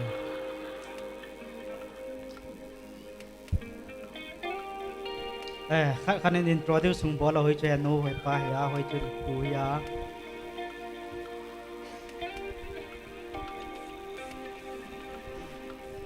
Cha ding hi le ko ki hoi sung mi te la ding a ta pe na hin chi hi le achapa anyo pen pa hin chi hi le kanu kapin na nuwa hin ama chi kapu hi le kema kapu te hin chule ama hi le kanu dinga hi anau pa hin chule abana ding khu hi le kapi hin cha ding kapu zinga aloi nuwa hin abana achaina pina ding khu hi le ka u ichai ding ka u alim pen nu zi pa hi sarau na koi na ki ho pi no mem ama hoin sumi la he Bona ka ke hopi. Bona na ke hopi. Tuai ama sepenin anu. Hin pio nang. Hello.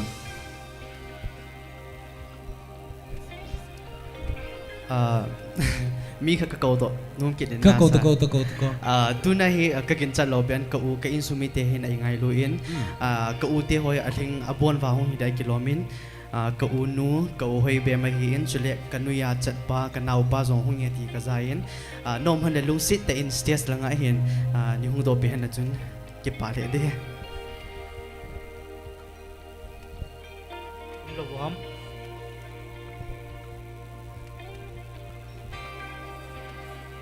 kanau pa to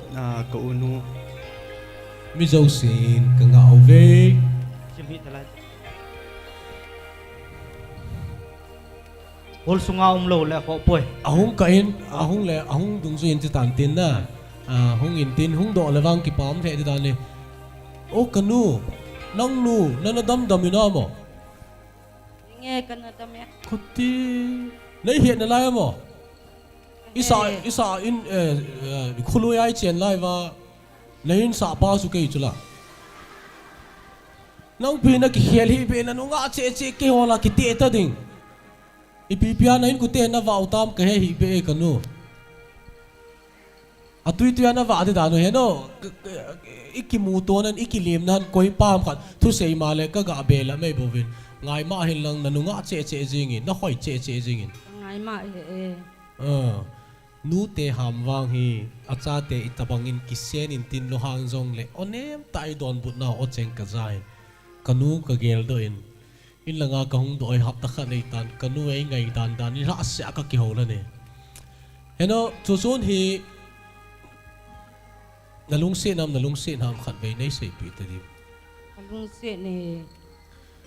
nalung se mo ham nalung se ne ham kalung sit mo nge ka den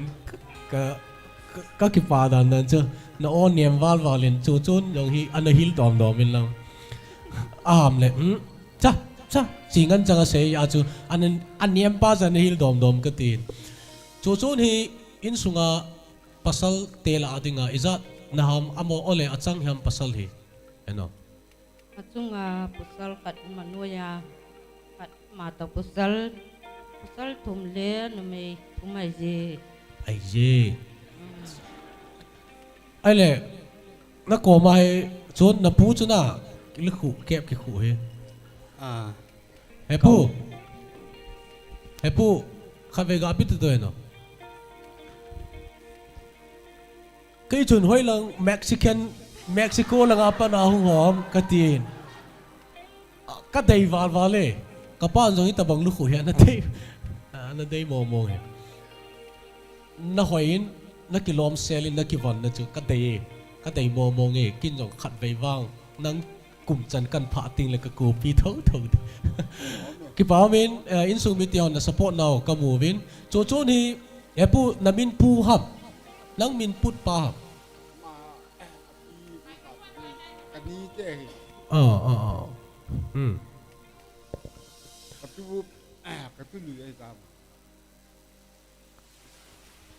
tu nu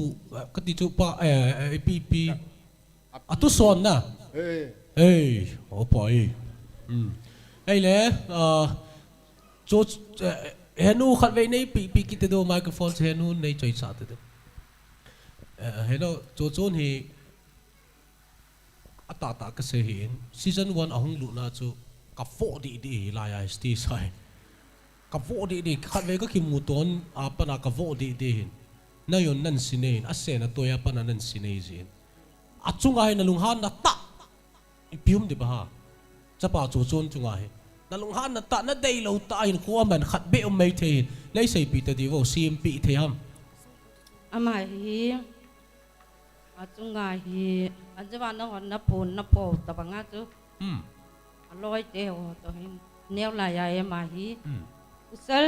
ki chep na I na ki ti mo mo ai ta nom lo aloi te ho to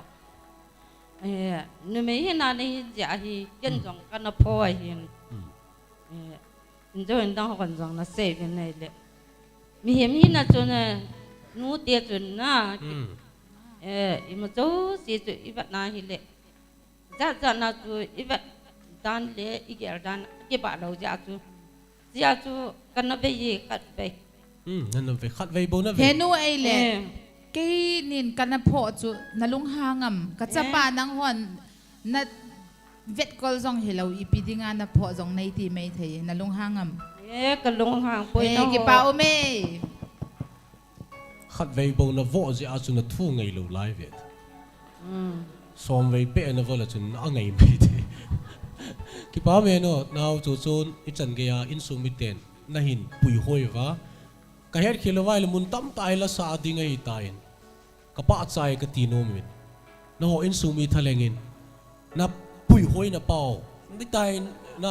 na pui hoi na pau he ka dei ma jingin na ki thu pi na te ho he ki pa thu pa cha na sang ta ka hin pu win na hong ki goldan o hi KGI season 3 la dito na kilaw ta win aje chun na ring sel ve ka ti no me ki pa pi le jing ovin aje chun ke a ko na ka sai nom chan chuin tin pathin bo vin tin chu chun jong hin ma pui pe jing ovin ti ka sai no me nghe chon microphone tham khalau si se khat ve hin pi o gang chalin tol hai nge compare pa ke se pa ke man sa da ni na ve nai na lung thai nam lung thai nai ai le chon la sa na ve in na lung thima epi kilang kilang wa ngom pon ama hi kai ni ta san lo hin ka ta san lo wangin hi chan ge hi ang pha le achunga ka ki pan ai wang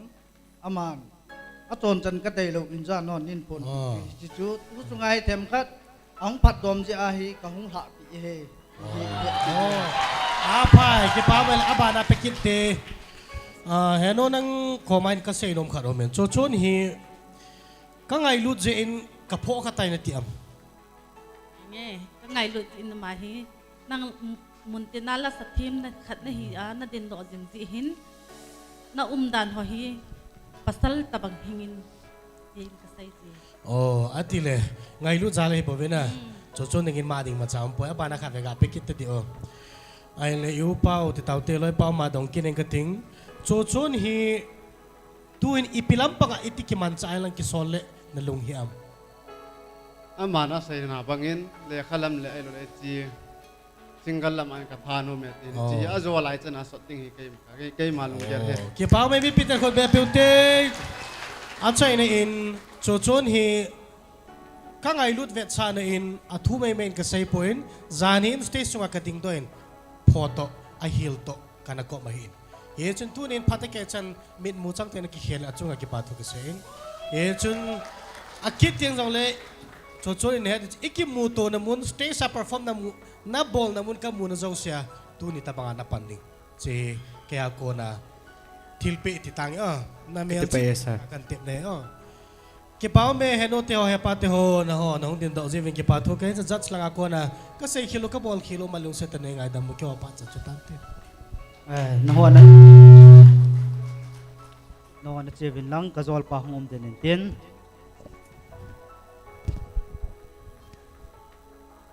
microphone ko yo zol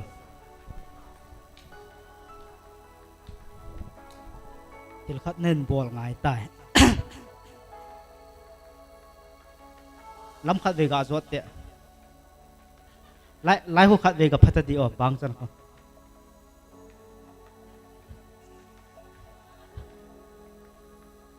ki zot khom te che khom te cho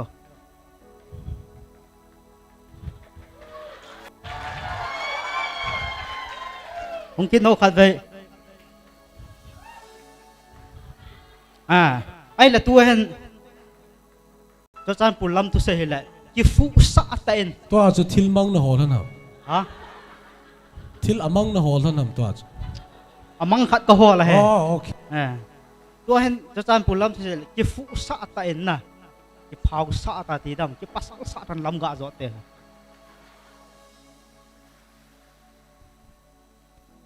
boda na bol do lwal ken kan hil le cha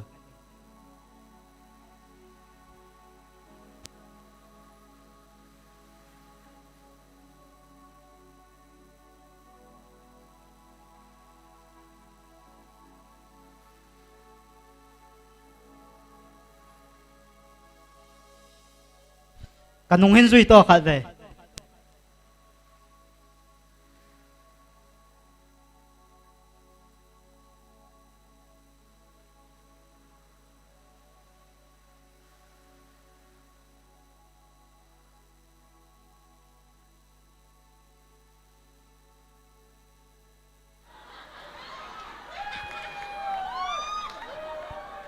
alim neo pin tenin ki phau sa ta ami na hol han cho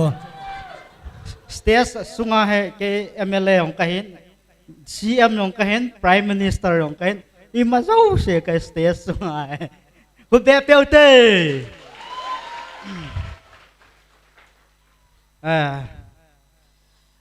certain ni khat ve hung do hono please ta in put go ka ve hung hono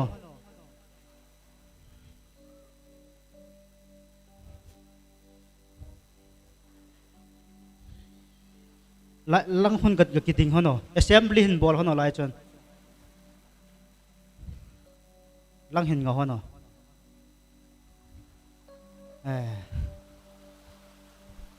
to he amani he to man zeri ne kha hon chuna to man zeri vet kha hon hen amani hen to man zeri agep pe na lamzo dana hung ki sai te hon de music ready tam abol hon de tan kan hil de min lawo khat ve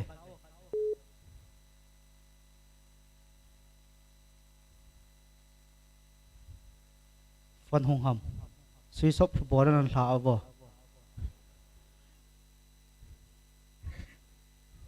man cha phal lo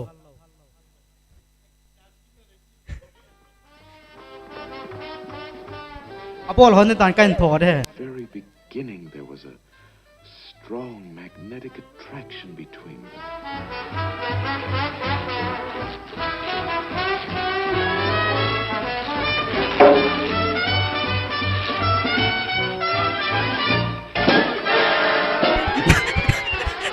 Mani phal lo đấy, quay ta, chúng ta là phal cái tiếng sao nó ngon không? Tôi là rẻ tiền tham, ở đây phá vô lại,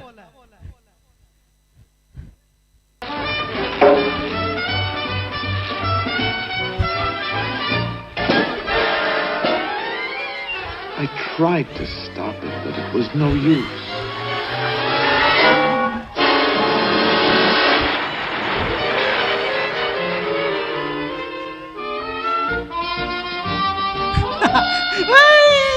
ngon xiêm thấy này hòn quậy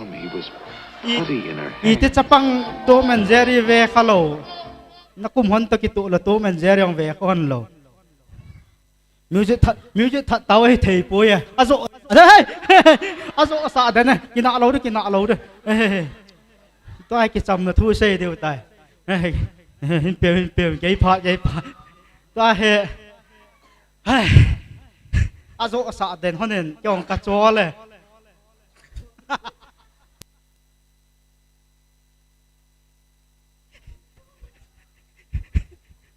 ôi lại là bộ lel pen nó phải chứ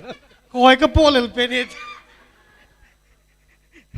ôi lại là bộ lel pen làm năng good boy chỉ hon to cái chế độ hon hay cái cà chua nó lòm ấy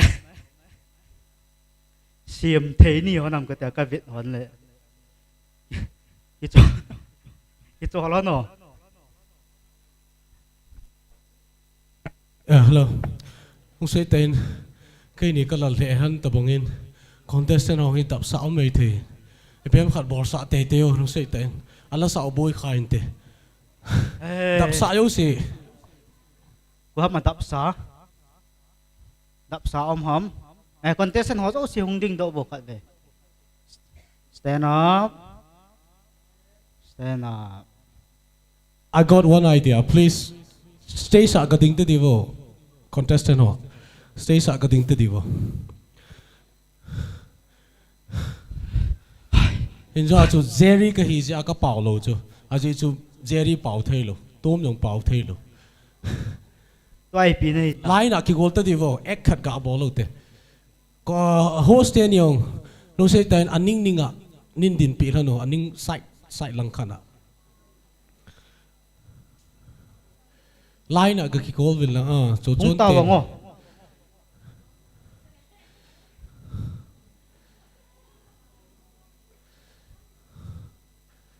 cái call không ngầu ta theo nếu hoạt khiên bèo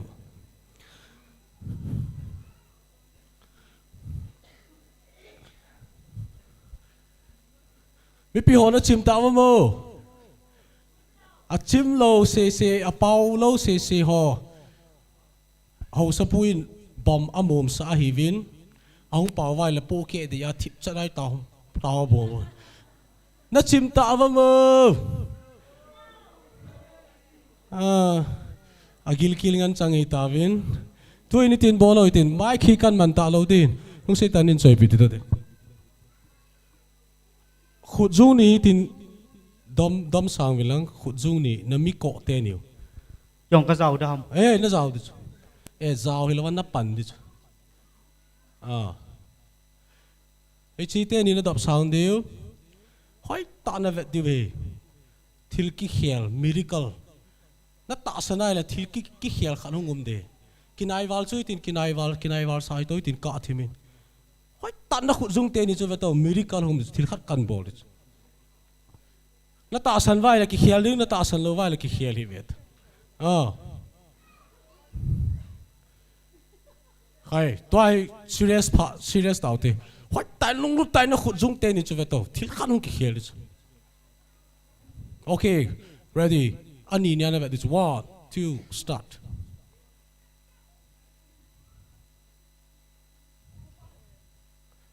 na serious bảo vậy anh nuôi cho serious lâu thì này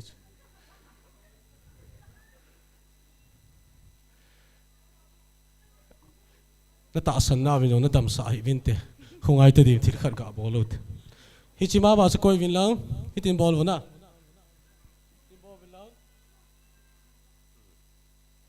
Không ai khát vậy, không ai.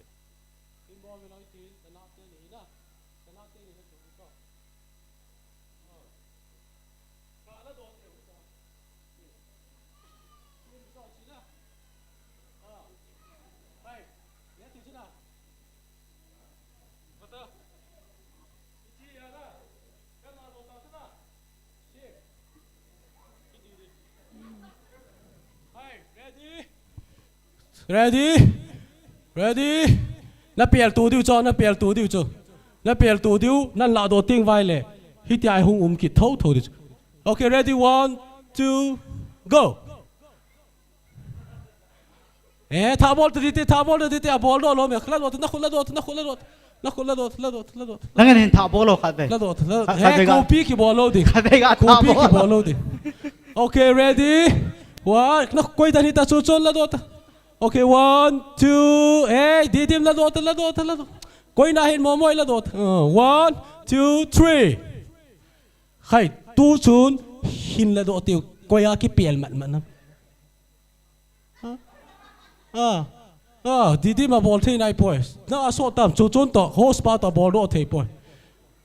Hit ya na bol ding. Hit ya na bol ding. Ta na bol ding la do pe pe ta. A team về. Đi tìm là chỗ chỗ nó cái hà bò nó cái bà phi tê thêm về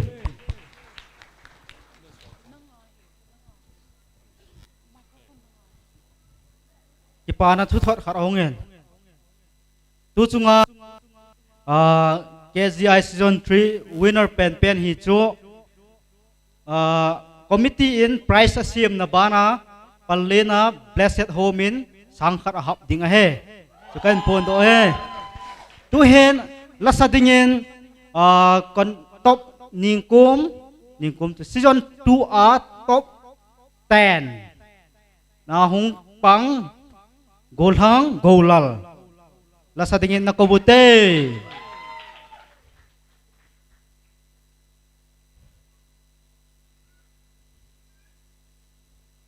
kut bepe kit nutte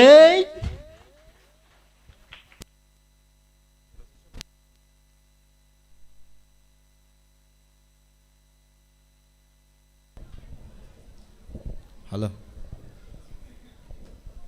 Nabon Saven Nilha Pa Tibet can be ve. Sungilam Vezing Pa Kilana Saute.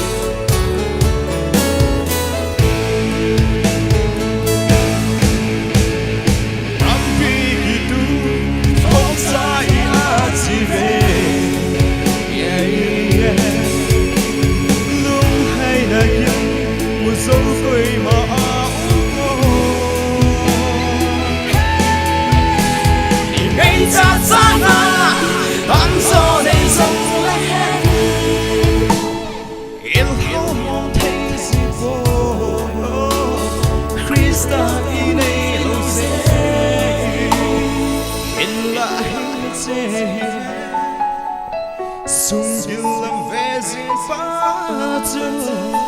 na hin na ngai lu lai lung thim ta ve so si hamon na Krista su cầu vin hol sin la na hin na ngai lu lai pe na lung thim chu pe si na lung thim chu pe sing ta cái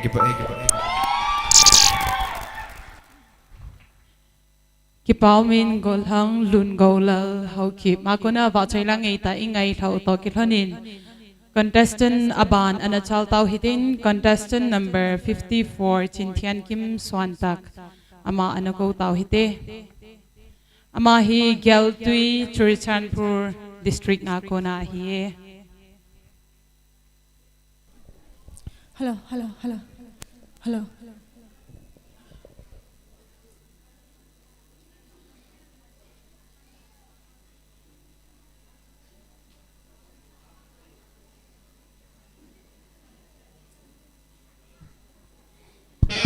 Hello.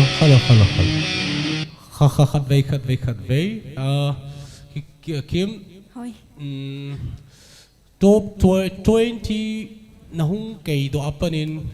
zani ni ki mang cha khom vin nom na sa den ka tenging chain. Twai top 10 na hung du nai ta in. Ipilai hoi lai stage hoi lai top nan pha dam number dung zuin ka hepoin. AP zong le thanom ta na ki go na hin thanom ta na pa na hin na lungtum hin mol so te ding in wish ka hin bolo ve ki pai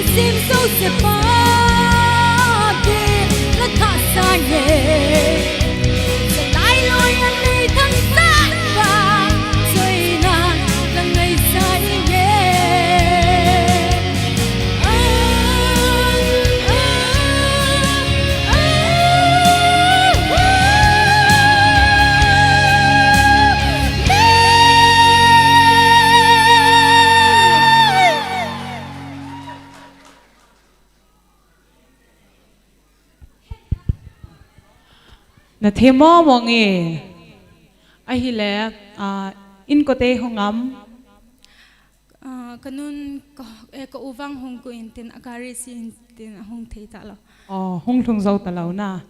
hi zong le lai pa ve thau thau du zi in na a kho hi in judges ho phat ana pe pai tai te ala judges ho hi ko in ho pi nom ma sa pen no ma miss ler person tu ni wa miss person lak mo monge ka ki pa e ki zong ka ki pa e kim hoi na improve monge la na hong sa til chun ikimut til ni apat chun ipiham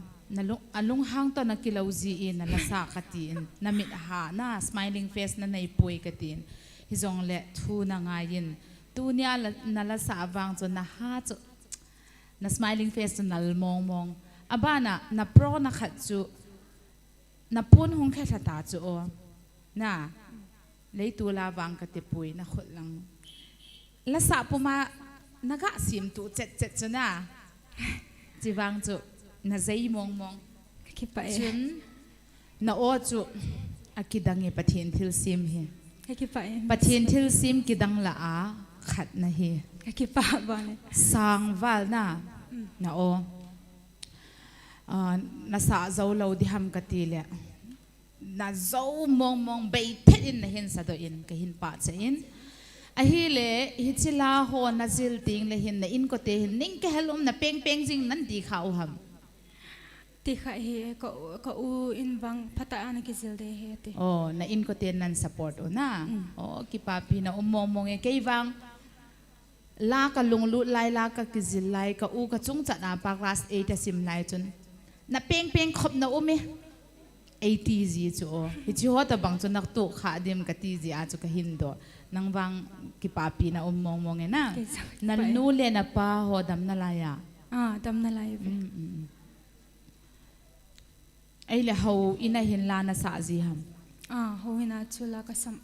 sa ji he tu chung tai lawa hi contestant ipi ham competition ti ho a hi na jaw kha tam ipi isi hin ko lang ahon asayin na yu dai kon limil kon is lai sin ka pathin wa chela sangetin chelai chun i chan na pha ham ai kon kala wow ala di mong na hi dan hi na ai le tu chung hin lata lo le chun ipiti na umde lata lo song leng pathin program hin me him hon ikil thei po ve kati de he ai hi le tha do pau to vai phai pau koi na thep zo ania ka thep lo ania ka thep lo na thep chula cái hào kịp nô sang in nắng xoan tắc nô na thep zo hi la ai hi le na in ko te tu ni hin koi hongam kanun wang ka hong de hamatin bahara tam wale hong da jingin la hoi lai ham na nu na kho na in chu gam la chan pur mission ve yang tamlam ka nge hi zong le na hin support na wa na in ko te chunga zong ki pa thui sei na hi machal zinga pathin wa choila sajing dingin ka hin dei sai in album ai lo le video ipiham la official video ti ho hin na lunglut am kalunglut na bol kha tam YouTube pa mo thai omam alamin chu ipi mual hoi pen mual hoi pen mual ma vai phai pau na chi thangkal pau hin vai phai pau jong ka sa in tu YouTube pa bebe enjoy le kana view di he machal zinga mitam ta adinga phat thaina nala sa ako na mi in thagaw langa khanto na machal na anei thaina jingdingin pathin minin ka hin dei sei ka hin ki papi ki song ka ki pa wale kaya ko ni sang pachana sang ta ka pe in kim hoi sai mel sil wa sai dingin nala sai ka kin cha sangin na sai ka ki pa ipiti na gela aje chu ka sei lo na pen chu ong sang lai ta ho na ai ding ho bang chu vibrato pa ta na ki pi thian an bol to chu ka ve nai le pa cha lo the ka hi poi ka hin pa che ta thi me ki pai adang mang ka sei lo ding hin contestant ho zo se thu do khat khat to pa na si se thu do khat khat ka koi pe so ke hi win khat na dong ni ang title imalama salo platform name masanga icon ham idol ham ain wala sa kitet na ham khat mai maya I machala masalawa album hin bol ho ku ipingay dan na niya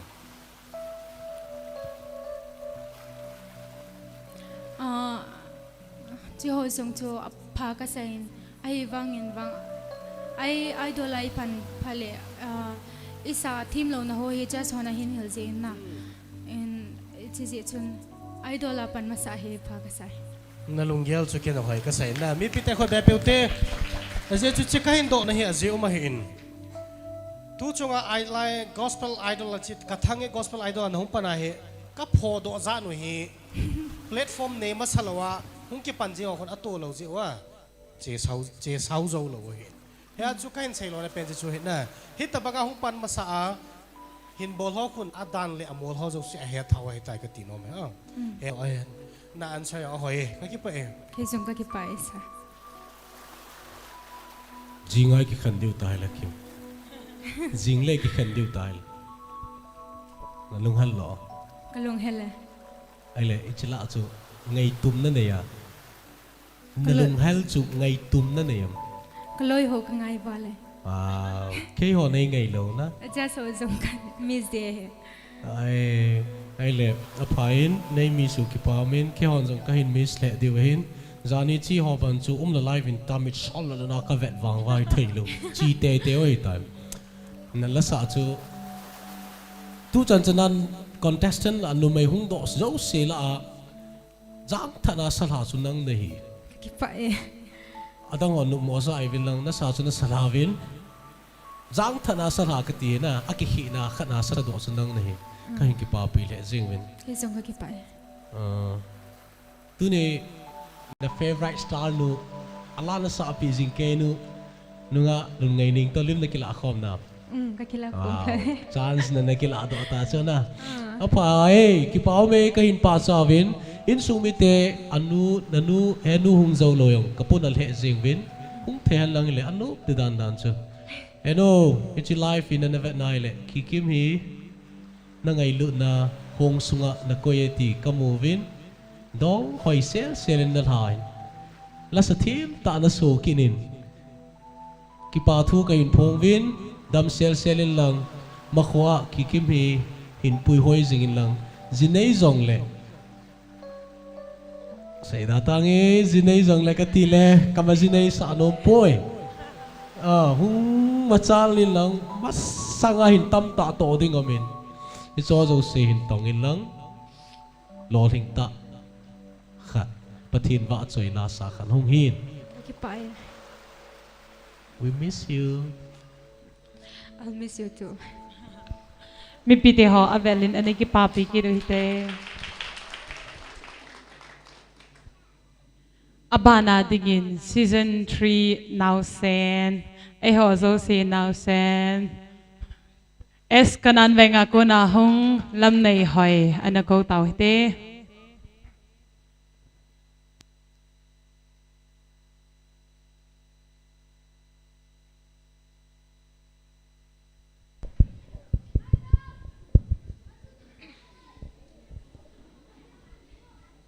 sen hồi vô nào sen na ti za na ki phat lam thim se su khát vậy à ding sang pet là deep breath so tay tin hai ta hít hai bol đi chu veta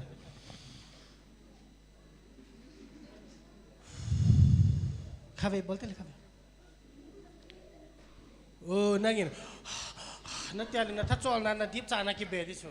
nom ta ai ma breathe na che normal la che pai thamat ki block je bo ga ki tinga chawat te la kel ha do je cha ya chu na ti za no jo se bai ta ve te to awang hi sa jong le che piang boy sam ta ti hana ala na ki phat lam na la yam ai là quay mail muleng kala sa ko hen quay mail muleng kala sa hi khoi tan sa do nge tian ki gelam kain kutte kain kutte koi koi hongam le ka upa to kanu ain kutte ho zo se khai velung se tan hung ding do te devo na ho mela mula wai la sa do kai te ke pa pe te mi pi te ho zo sin khai le tua he nang pha nei tai ngai ten sa to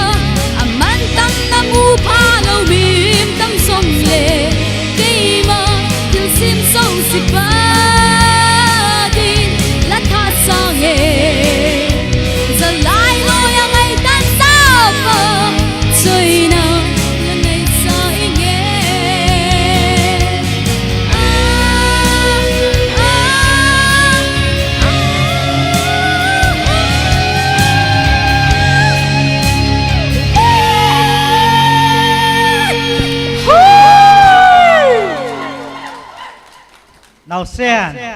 có nào xe nó lên lòng thôi nó lên lòng tùy đến đây tùy ising water pani water tùy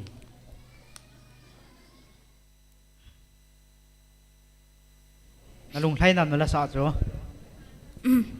ai xe lên na ala chắc số quỷ nó ngày sáng pe na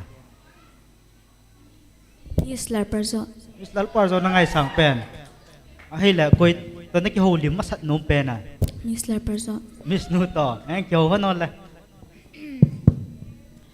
cái nào cái chân nu hỏi hoi na cho làm na là sao chứ boy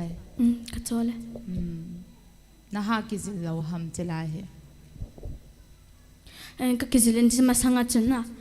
chỉ chú cái kizilin cái zo lâu phát nên quay ham khát nên cái tụ chạy khát in thật nên chỉ chú cái kizilin chỉ chú hỏi selling cái zo in tua pen hi cái zo pe na kum jong achapang na lain na o jong na kum sangin na o wang chu a hantan hi jong le hi china zo theina dinga chu chance tam ta na nei hi o zinka iti pung iza le na tho ji ham lo bangka le mazi bangka le gaisi a hi le zinka a lana sa ji ham voice exercise di ho na bol ji ham a hi le henu hin nan support le zingin ki pa omin na pan la na hin support am a hi le tua la hi vel iza na zil he thei dem ka hazil pe he hi zi a chu na lung na chim lo chu na tua na la sa chu ke jong kana ki ging na nga ka thil ka mu gu chu ka mu do zo lo chu kho ka sa le zingin chun lana sa lai chu thokhat lana sa lo them khat gap lai chun hung noi si se ji le chun hoi di hi za ga noi te khat ve nan noi le na mel hoi chu o alung hang to banga pham nakita wal ji in tin na chiwang chu hoi ka sabe pun tu ni top 20 a na hung perform hi nakipam ka kipa hi chen ge na hongal kai jong he na kipa thau thau ta final ep ha winner na hi lo la jong lung khai thau in te na na masanga jong na sata a machal jing dingin ke hin dei se ka kipa e pathenin phathei na bo jing han kipa ms now sen hoi nang hi kum izat hi tam na ta sa kum hi som le thum ai le thu gat dong a kum izat a zinei ding lunggel na nei kha am naki gela hi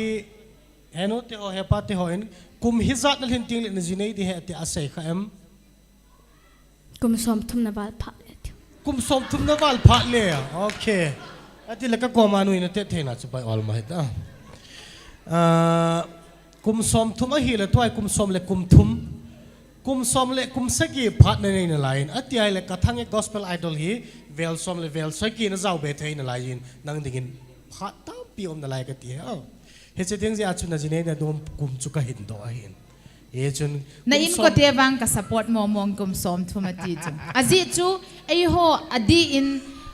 pathin wa choi la sa ho adi in nu mai ho na lung na chim ta ithlang igam sunga akiman cha masangin them khat album khat leni an sima amin hung ki thang ta man cha thaya hi lai ta hung ji nei ho hi pamai ji cho hi chi ding bang chon ka hin dei sa pui son ta kai to banga cool ding in hung ki go ta now azo se chu kum som thumi pha ting le boy ji ta je ba kum som thum ma sanga ji nei te te go ta ye chu kum som thumin khelo hi boy ji chu boy paten ki mel chin lang jinei te tinga phapen chu kum som ni le nga apana som ni le ko sunga jinei te te di a hin la ke se wang chu hi te te hen ka ti a hi po ina a hi la kum som ni le kum ko ki ti jong le kum som le kum gu phat na nei lai la sa na ding lung neu hi in ha panin pangjing na lain ti chu kya ko na ka tim na he ba ka ki pa kya hello hoi hoi la la sa chu ka tei le zingin ka pa sir na o in wang azo poitin law hitin asang walin na nang o dinga chu yo ka tip cha cha ing nang din do apana chu ka bol sa ding khanum ai wang dam na sa ki dam katin ji chu pam tile la hi sang gi ai zen na sang hol hi ka koi sa no a ji jo akam ho ge ka ga hi sa mai le gram mi za nam khat gi hi cho e a ji chu ka koi sa no mai wang dam na sa dam tia chu ka mo vet nei tai gi wal ding a ka ge le na la sa wang chu hoi tain nang ma cho chanin na sa do e ka tino men lung na chim tan wang na hai ke tai ki pao min nang hi anui be se lo nei ham mun lam pya ki to ya iga ho zong le mi na pel pe zal jin na hi na mo nga kilit sa to na kilovin ole ipiti ham wang ke he poin anu he nu in wang kilit sa hi na ti te ding kineu sa in na ti te ding mi to ki cham de la hin khoman pa hi miêu si to ki vop thei ding na go te ding na loi la na that ting le nang ma chang wa la na that lo ding na loi to na ki vop ding thil bol tum na nei lo ding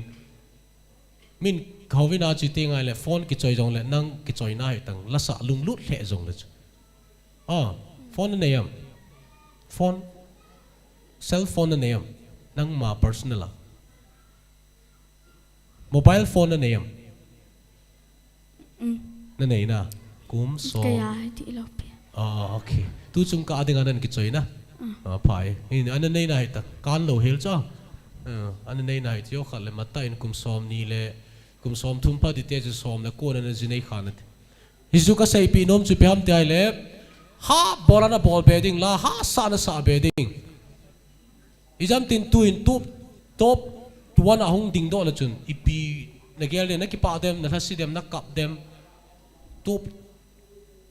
tu tiute top tu atite top one atite a hoi lai le top 5 sungi jong le na hong valut khai le I ne gel dem ka ki pa de na ki pa de na aban ke jai na hong nung ta lo de ke la season 1 2 top 5 sung ho khat vai chau nung pang ta lo chu chon bo cho hong pang ki tong exam tan bol ke vai le isim be du I vet ki du kho vilang le okay kain ki pa pe hoi na ma khwa pathi ni nen thon pi han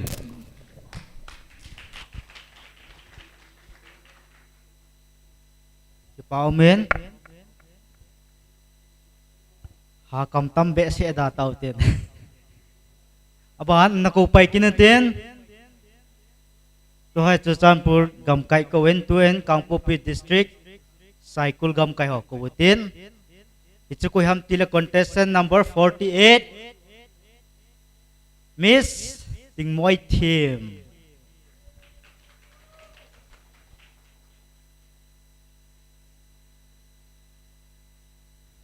Kut be pekin te khat ve a cho mo che hau sapun job card ka di hau tim thim dan tai hello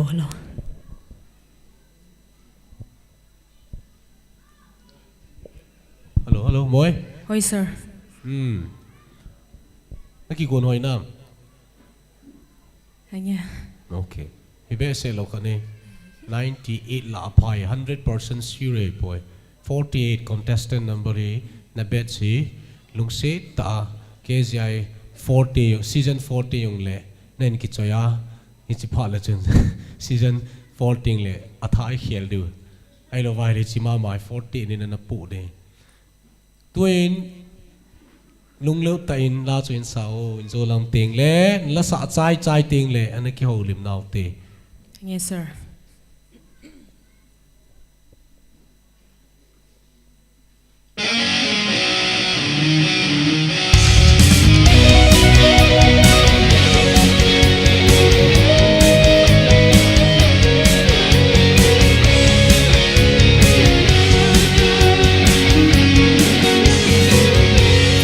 Hãy subscribe cho kênh Ghiền Mì Gõ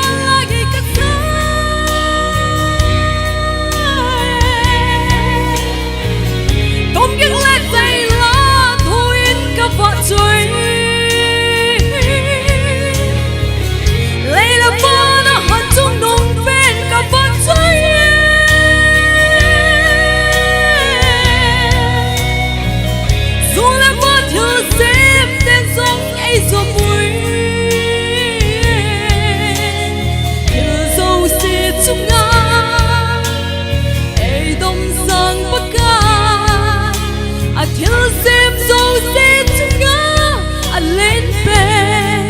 alalbe athang benin acme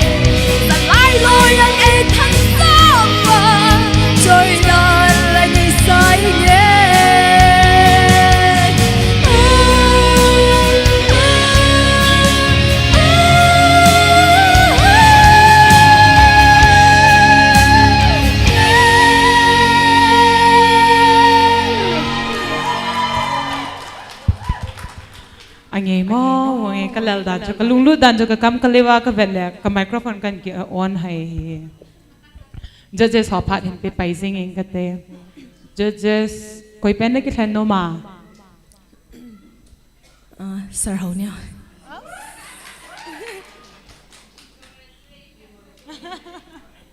Thank you for choosing me. Moi ta sei bongin na khiyong chu ga gi ding na bet chong ni ki la lai. Ka ga gel chu gi mo ya jin jo pa na ke na we no he ka thim te te ji la sang e ja he ka thim te te le ka na gen the ke jin. Wow. Na la sa chu wow. Thank you, sir. Standing ovation to mula. Just abona ding he amasapin na him ite. I congratulations. Sila chuang sa congratulations kahin pi mo in kipathu kahin sin. Nal mo na o na. Adang say bedding ang point nala sa alanga chun. Isa na say wangwin a team na hi in kipathu kahin pungin. Isam tin. Ichi KGI season 3 hi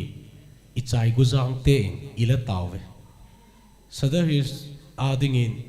ila idom lut tawe. Ipina geldem. Masapena pathin kathangwa ding na. Chuting la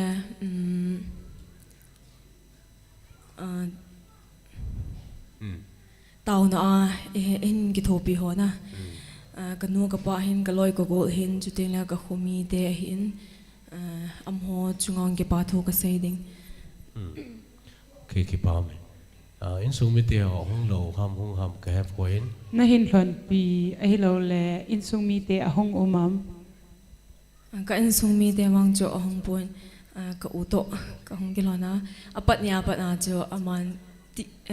ใจนี่ใจเนี่ยไอ้อมปีโอเคขับไปอีกกูตัวเที่ยวฮิโลให้น่าสนโคตรน่าใส่เลยก็ดีดานกูต้องว่าเทียมเฮ้ยงอYes welcome เกมเมราเมนฮัมกะตีเลยนะอูนะฮีนะดินคอมพัลปีซิงเองนะเด็กก็มาดิ้งฮีต้องมาก็มาดิ้งตั้งก็เปลี่ยนปีเหรอเอาจะดินคอมปีดิฉันนุสิเตนเอาปามังบอยนะคิดนะมินจงกะเห็นมังบอยหิน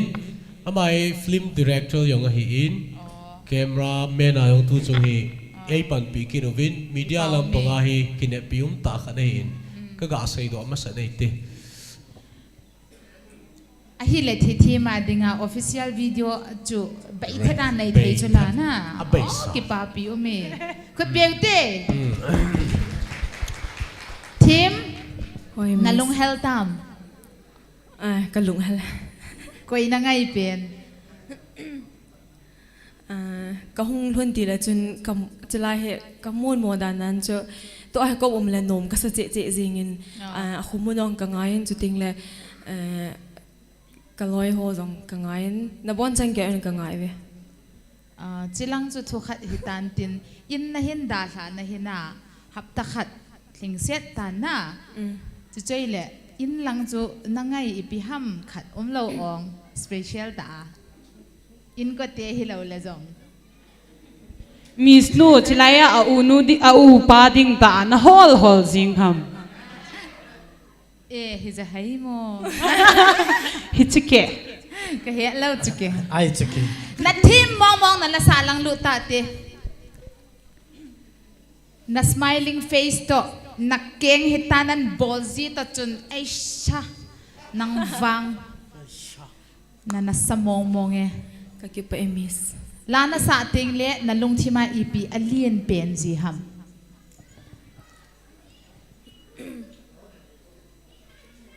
อเลียนเป็นนะอเลียนเป็นฮีปฏิเห็นนะจุดดิ่งเลยมีปีละลากระสอบดิ่งเลยเห็นเขากะใส่เดียจะเขาอินน่าลากระสอบดิ่งไอ้จงเลยอินกัลหุนดิโกนจงละคนอินกัลหุนอินาก็คงอินาก็น่าคงกี่ปัดดอกดิโกนจงละคนขัดเวเหเลจนลังกจีเตจินนะก็ปั๊มปอดเราจงแลกจีจีอินตาวนะก็เกี่ยมันจินนะก็ตาวนะมันจะมีองกับมูสานมจีบ่อยกุที่มาตาวนะก็เกี่ยมันจีนแต่ติงเลยเขาอินกับจีจีอินเขาอินกับลุดติงเลยตาวนะก็เกี่ยมันจีนแต่ติงเลยโปรแกรมสุงะตาวน้ำมันผัดนะตาวน้ำมันเจ้าเสตาวนะอาหารมันผัดตรงแล้วคนก็กิมันมันจริงๆลากระสับมาสองคนตาวนะสกีเวแต่บางก็กิมันจริงก็มิลพีละก็กิสุโมโลนะดิ้งนะดิ้งเลยก็ละสะกิปาโอเมนะตาวนะปะทินินนันดอนบุตรพัดตาสเตย์ซานะเปอร์ฟอร์มติ้งในปะทินินนะหินกิทูปีอานะฮัตตาเลหังสันตาอินปะทินว่าจอยลานะสะเจ้าไทยจีอินปะทินิทั้งใบนะเฮนะมาลามาซงนะปะทินินนะมาปุยจิงเห็นลังนะตาซาลาสางินนะโอจุลินเจเห็นลังสังเจเห็นปะทินมินินผัดไทยก็หินบุยก็กิปะเอแค่จ้ะเทมฮอยซาโอ้ยประมังบอยฮีน่าอูฮัมไอ้ละวายเลยเฮโอเปียสขัดเลยเปียตังไอ้หัวคุยจุมังบอยสบายขัดเลยเปียเฮโอที่เลยที่สุดก็ไงน้องไม่บอกกันอะไรเทียมนั่นใส่ใส่ไงเฮโอก็ละสัตว์สุพรรณามตินกาตังเฮโอก็ละสัตว์สุพรรณามพันนี้นะไอ้เจ้าเทียมที่ยังไงโน้มจีบอกสุดไอ้เลยเทียมนะ KGI nong pan hi tu chung apat nam ani ve chan nam athum ve chan nam cái gia đình ông chỉ lại có hồng hi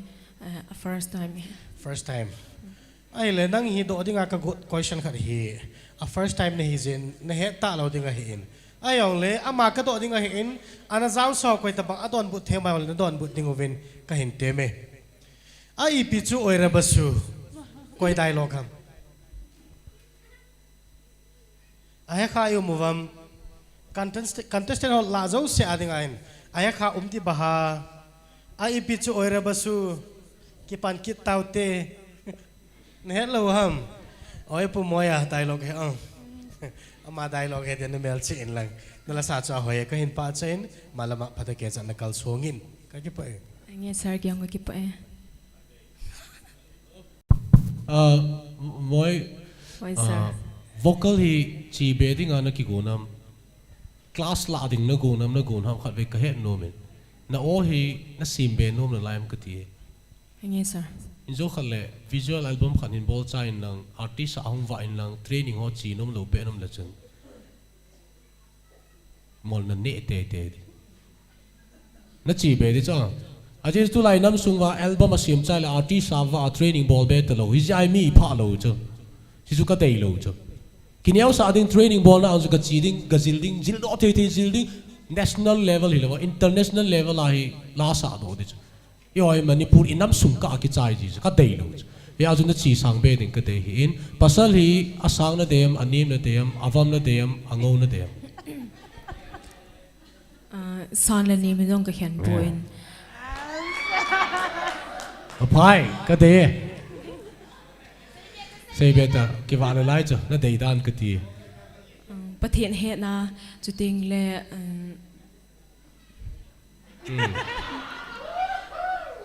ประเทศเฮดิ้งนูเลปาไงรู้จุดติงเลจีในพระจงเลเขียนตุ่มในเราดิ้งนไม่ลังเตจงเขียนเราดิ้งอามาลังหัวจงไงรู้ตุ่มอันในเราดิ้งโอเคเอาไปpasal milung thing na holin na dein ki pau me pathinin phat thei na bu in tin na dei pin pasal chu koi hi zong le ki chen pi te lang na dei pin to ana ki cheng in ti phat thei kan ha no min tin mang boy lung se tein mang boy ka hin do no min question na hin do no ka hin do no min tu chung KGI program hi nup na sa em thildang mundang program a aje chu film director kha jong na hin china ki man cha na dunga hin tam ta na tu ding ka ta senin KGI hi itina gelam nung sei tanin sei pi ta divo na mu dol hi ki man cha dan hi ki man cha dan hin na no mongin jong le ho ku kil la ding ai hi khan tu no la sa thim na ahung ki se ho to ahung khang lin di ho na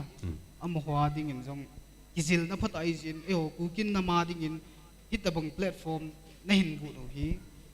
ka pa cha mong na lam kai jo si na bon cha den ki pa thu kan okay ki pa we na kilom sel han ka ti do ka gu nei tai na tu se han ki pang hi hu cho ya za kilom me ka ti boy thil khat nang hin na nui be ji pon na ka hin ve ji chu o langa na tawa chu na nui ji lo chu nui zat di aval vala hi lo le na nui lo chu ji a chu tu chung hin nop mo na sa dem nop na sa lo ji an na nui lo ham ka ti le nanga dinga long na chim he na i ma zau si a eins na ki si am la ya na hom he ka ki si ka ki pa ke ho zong ka ki pa nang zi in kalim ho zong hoi sial ka na vet diu hi za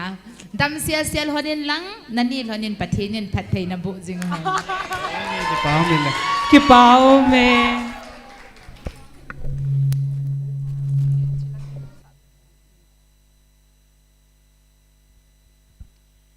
ki pa umin abana dingin contestant number 55 chalbung bang kho akona hung nunga wa zo sam anakau tau hite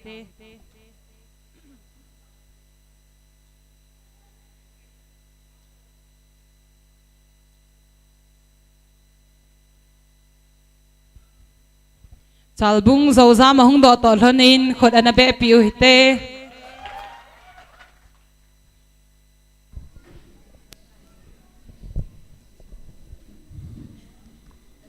Dâu cham Hoi sir. nung halam tae na mel mu lo na zinga panang ki pandai tan masanga la na sa khom pi hoyong ki khan thang ding itab na lung halam na lung hangam na ngalalam Hingi kalung ahel. a hel mo mong ham sei thu ho ham Ahel mo mongi. okay tutile anom nai top 10 na hung lun he ka ki pa le jing ovin jat chawa ko nin jong ki pa thu thot ka hin nei ovin nain sumi te ki pa ovem na ni chi top 10 selection na mai Hingi ake pa koi na phone a koi tu na ki ho ma sat pina Kapato ka kyo masapeni. okay ki pa me to ai la boina na ne la sa ko na hi boina na nei kha em Kanila. koi ta bong na suboy mam Ompoy. na din do achun la ko cheng khat ka zain ka deep avot zi ti khat ka zain koi ham ai pi yong le na ki gon na bangin hin oi thao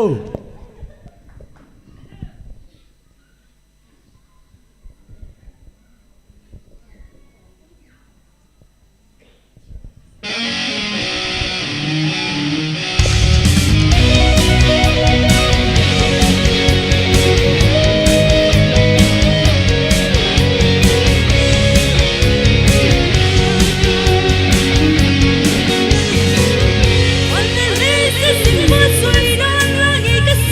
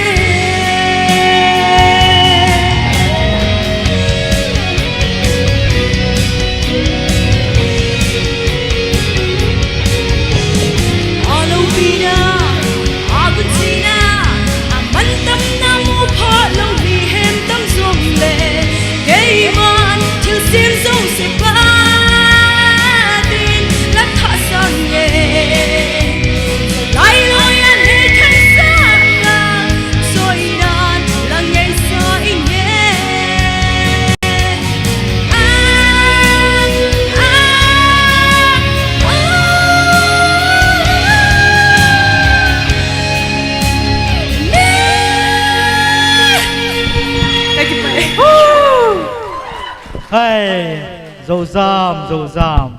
phai hel dầu dam ấy quên à quên lại dầu dam như tay Salbung. nè salbung dầu dam chỗ đá này đằng sam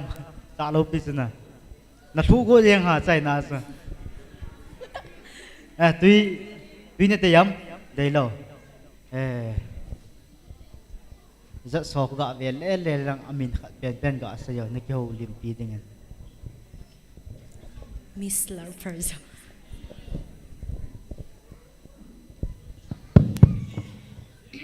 Nay đây thành diện cái kịp phải cái nào mẹ hỏi nãy là sao chúng đang dùng nà lung nà chim dầu lầu chú na nà lung thay dầu lầu chú na nà cái gì lại nà sao dầu am achai chén à chú ending nà chén à chú Amalang ho bang ka na zo tho lai nai bang amen lai chú nà microphone chú cái này ta amen lai chú ka zo zi poi le one two amen chén chú na sang dan chú head voice mandan na kizil ngai nang na bo na men na ti go le thai da lo chu na chol mong ta chun i pronunciation hi tu ni wang i ma cha sei pong i ka ti wangin ka sei ki ding dan na umin ama na ma sanga sa ho zong chun lim le mel ti ding chu lim na lima gingin tin chiwang chu na vai chu ngay đam thấy mong lâu lim hi lâu lim le mel na chú cái say kia thì tu ni adi nga khát vậy na liệt chạy na thì ta chú này ngay đam mà bu ai lẽ cái gì le vậy hình gol hang ni omin na chỉ tiền ni hỏi chỉ rõ cho ham mel hỏi na sa rõ hình say ta ken chỉ tiền ni hình chú ta Sar ho neo. Mel hoy na sa zona. Hey. Ahile oi tu nila bang bunet tu idi ta hila. Hoy lai pen hi ham hoy na sa na hin say ta. Anak ko ham amit ham ane ham or a figure. Alin. Alin siya. Kazit lang nga pa hi, hoy lai cho ham hoy mo na sana hi gabi. Atumpi. Ahoy na ay mga sar ho neo to tedi nga na gati. Dan cho alin na day hi na pasal. Ito iba hi cho nay kilo hi cho. Hi zong le na malcha ko aneo neo thai hi cho. Tuhin top 20 na hong pain kipapi na umin winner yaten sorry winner anahi law lechun nalung na dem na kap dem top 10 kong zong ke ya dingin na asing set tay na ti asing set tay kahi na sang zo tay na ti kajipa ale tu chonga ilap nalapiu kitile tu ni an la saw hi hanas mong hamay law le si pen ta hi ten na nang kihalam na zil lai dong chun practice ana habol lang na ke yung kazo tho de nang yong na kana kita sanjep law zin chun lapi kana habet poet hingi nang yong chun na careless tim hi danin tina nang la ke yong hingi aha mong yen no maya dingen na hin sat chai zong chu pa chat na mong ye hingi pathenin phathei na bo jing hen lang tu chunga winner na hi lo le zong kathangi gospel idol a hi zina nei masanga pangzom jing dingin ka hin dai sa yo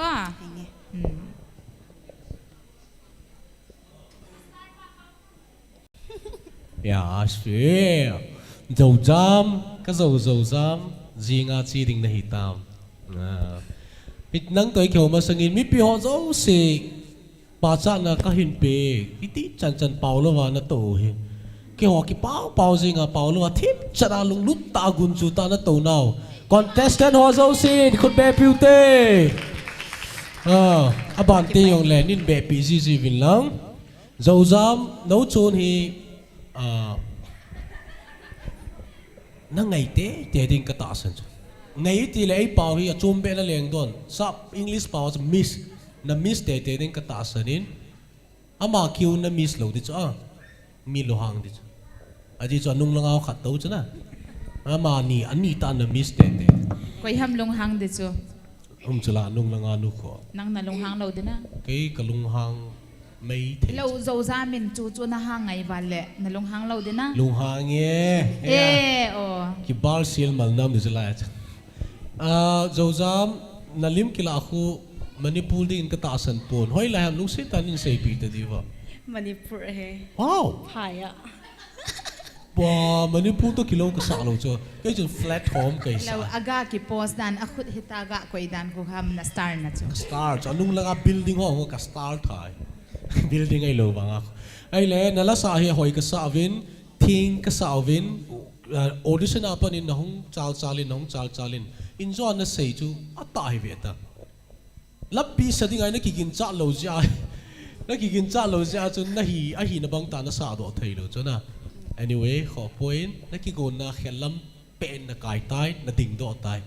ki pa thu ka hin sei ve Cái gì vậy cái gì?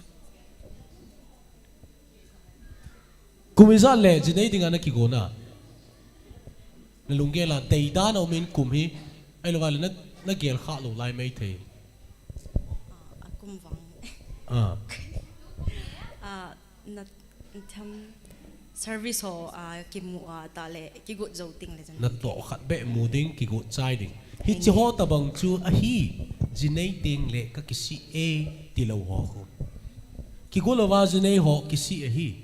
pathinin mihim asim hi jinei dinga asim hi tan ai wan jinei te na ding tiam poi akhi go lo ho a jinei ting le kan the ki pa na hi a khu ka jinei ka kisi e ki ti khai nang wa na ki go chai le na jinei le kisi ta pon na te I like it ka dei wal wale na ki go na chu okay ka te ki ne cho chon ho lim pi no wale ken yong ka dei ki ne na la sa nga ya na la sa hung op in sung mi hung umam Henge. koi hung am Kanu to ka u te ho. ha de ga ko do ki te mo Mo mami. he no he o hung kal do ti mo Na bon wa hong bo. ngei do mo chun ko tangam dan hi in su nga jong powerful dan hi ya nu ya cho wa jong talo kang pu pilam pa wa ko wa he zo za min ko te lang hun ka tingo wa he no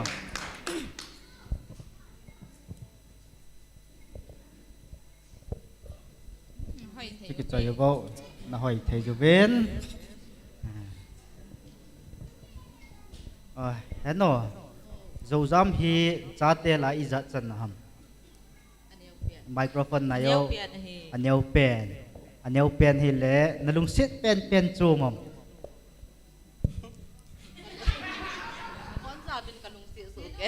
microphone này thì vô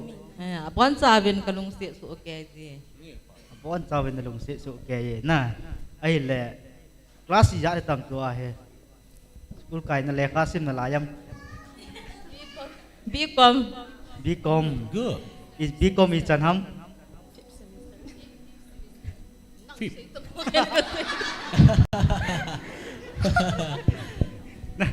Become 5th semester kay. Ai lẽ ale khasim to le kha sima sangta officer ta khat officer hong hi ding to la hin sa u kisunga la samin thang ta hong hi ding hoi jo na dei so thôi nữa Kay na ya mami. hi loi lo này thì vô Hoi ti tu hidong la patin pi tu ka dei nge. tha se ki no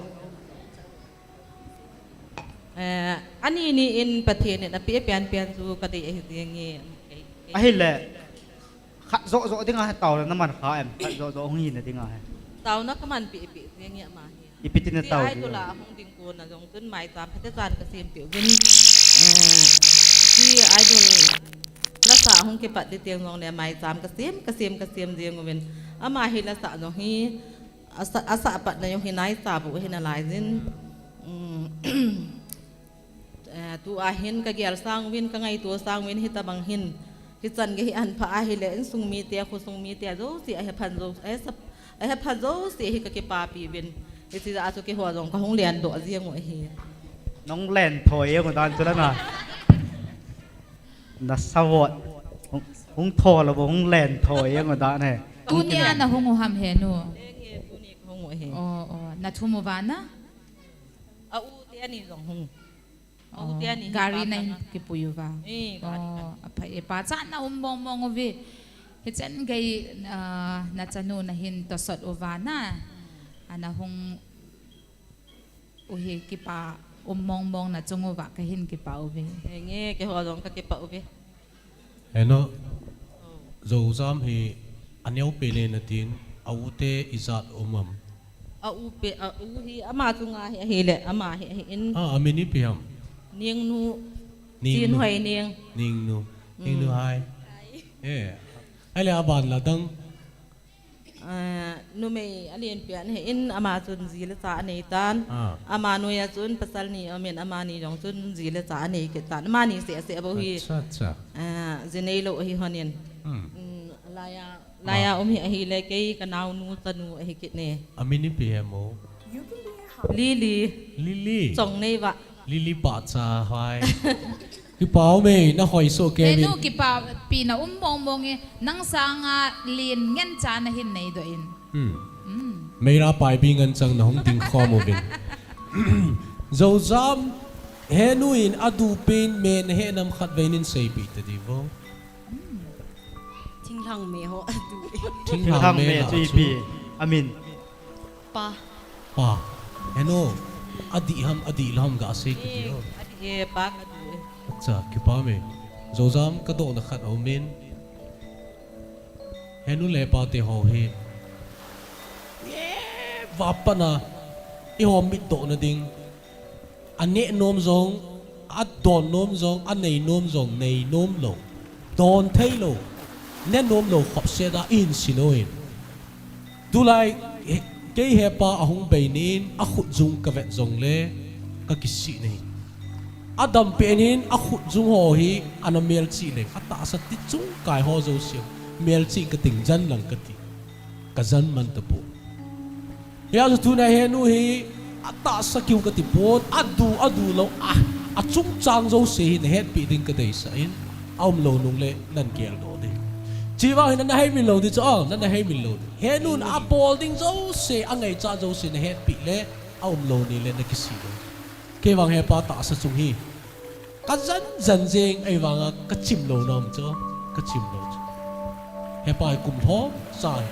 up lo nei ya ka pu na ya se nu hi adu lo ne he tin alung gel ne he pi te ding lấy se dam lai chom cha hi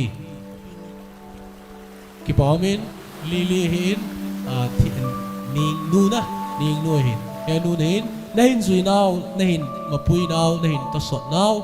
zo zam chunga hin akilangin pathinin in sung me phat thei na bu han lang ka ki pa pi ve ka ki pa ve ki ho gong wang pha bin lang dam so no bin nghe cái bao mày anh cái thuần sụ tàu rồi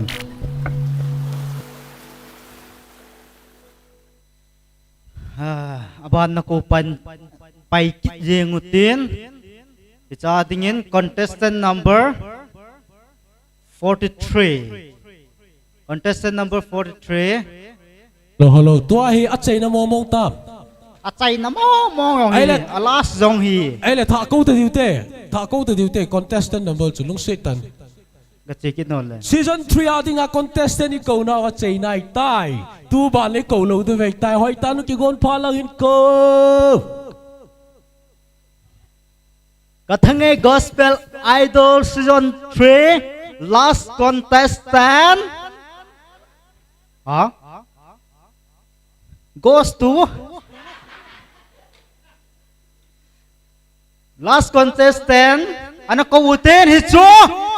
contestant number 43, Mr. Sanminthong. Welcome on the stage.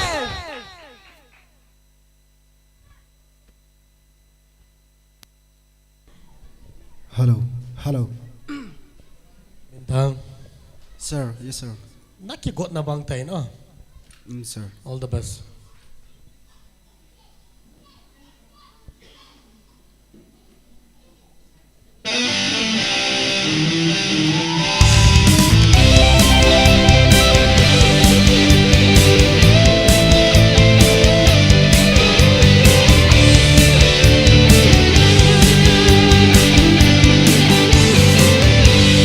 Lấy xiết sinh ba trời nan la ngày cả xa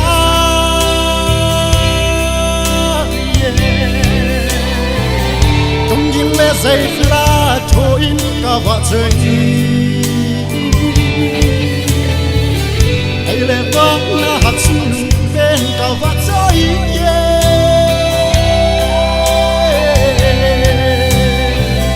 dù lẽ ba chiều xem đèn gió hay dòng người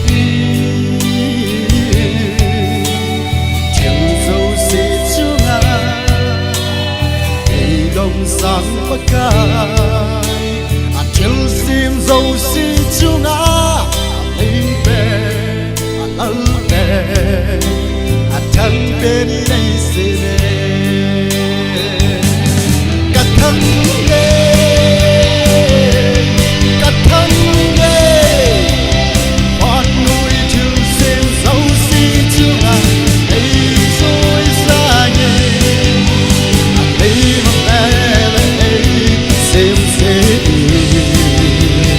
lâu khi na lên na bồ na thăng va na le va suy na nắng gió kề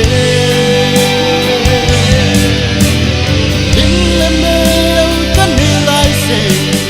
cao va thiên va suy na xa nhẹ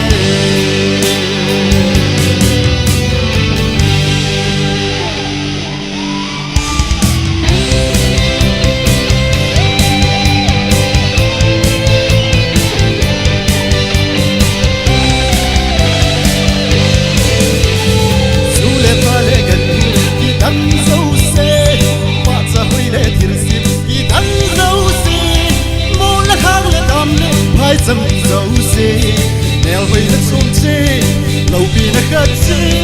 lấy chi dòng lệ à khúc chim nằm kim chung ca à lên bên đi à lâu bên đi à thầm bên đi đi gì về cắt thân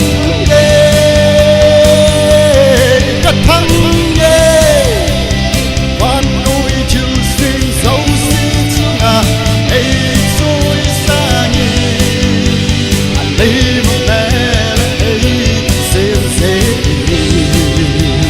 lâu vì na le sa hồ na thăng va na le va suy na cả về đừng lên mê cả đi lại xe na va thiên va suy na sa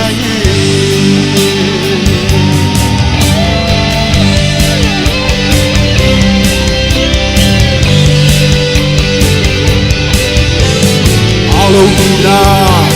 Abutina, Amandam Namu Palo Dim Tam Zomne, Keima, Il Sim Zom Sepadi, Let us again. Sanai Luyang Nathan Sapa, Trinan, Langesa Inde.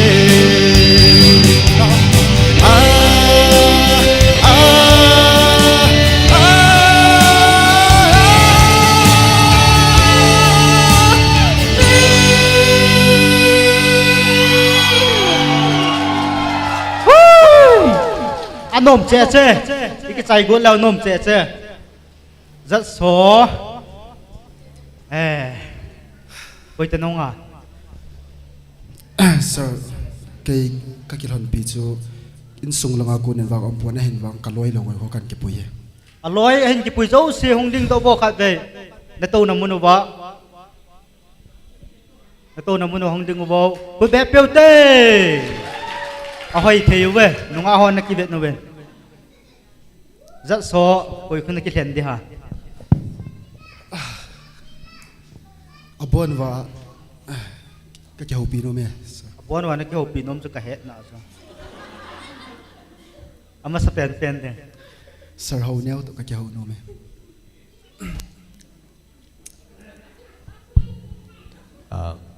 thank you vâng thắng min thắng na yes sir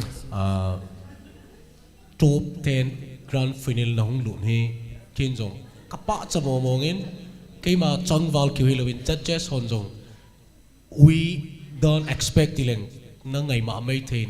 hi chan na hong gei de hi kanakin cha lo hi lo but na ki ham ball che in tu chunga dinga ki ham ball pin loya ke nin audition apana na khan to da ni ka vet nai le chal che chu na great by na chal che upgrade na ki ball be ya su pa cha na sak ta kan pe ne hin hi chi ba na zong na ball bedding khoi ta na ball bed the future thing is sak ta mi ngai sak ta kha no hi ti chu after decades kum som jom ke poi kum nga jom ke poi na ball lo ai lewang na level kal lo di tai na ball bi ai lewang mi ngai sang ta kha no hi ding his ding le chun nang in la na sa diu ki ho he mi pi to kang to khom mai thiu hi chi ni ting chile chun wang nei na sumil hi vin nei hin gel do jing win ting ka ga sei do no min in sunga dinga hepa le henu dam na layam adam hon na la yes sir ai le nang hi krista dinga hin na di ta ka nei tai na ti ding hi kan ki ka ta sonin na bible chang na pin tha na bible chang di ba ha pin tha na di ta wang ka nei nai po yes sir okay so sorry a kho point lungthing sela te pathinin angai lui tu zong hi phat a ume pathinin phat ai piu hi tu phat ni a phat ta hi ama wang nunggel tha dai na ding hilovin mi pi ho zong tha dai na di hilovin mi hem alung thing sela ke sei ho pathinin zong chapang banga lung thing ho ati hin na lung thin ja pathinin phat theinen bo de ka to lo hi ata ka sei ya su tu ai ki pana di ta na nei na neom lung mo na di ta na nei no mai le atanga sumle pai min than na a chi na a hol tang na mu lo ding hi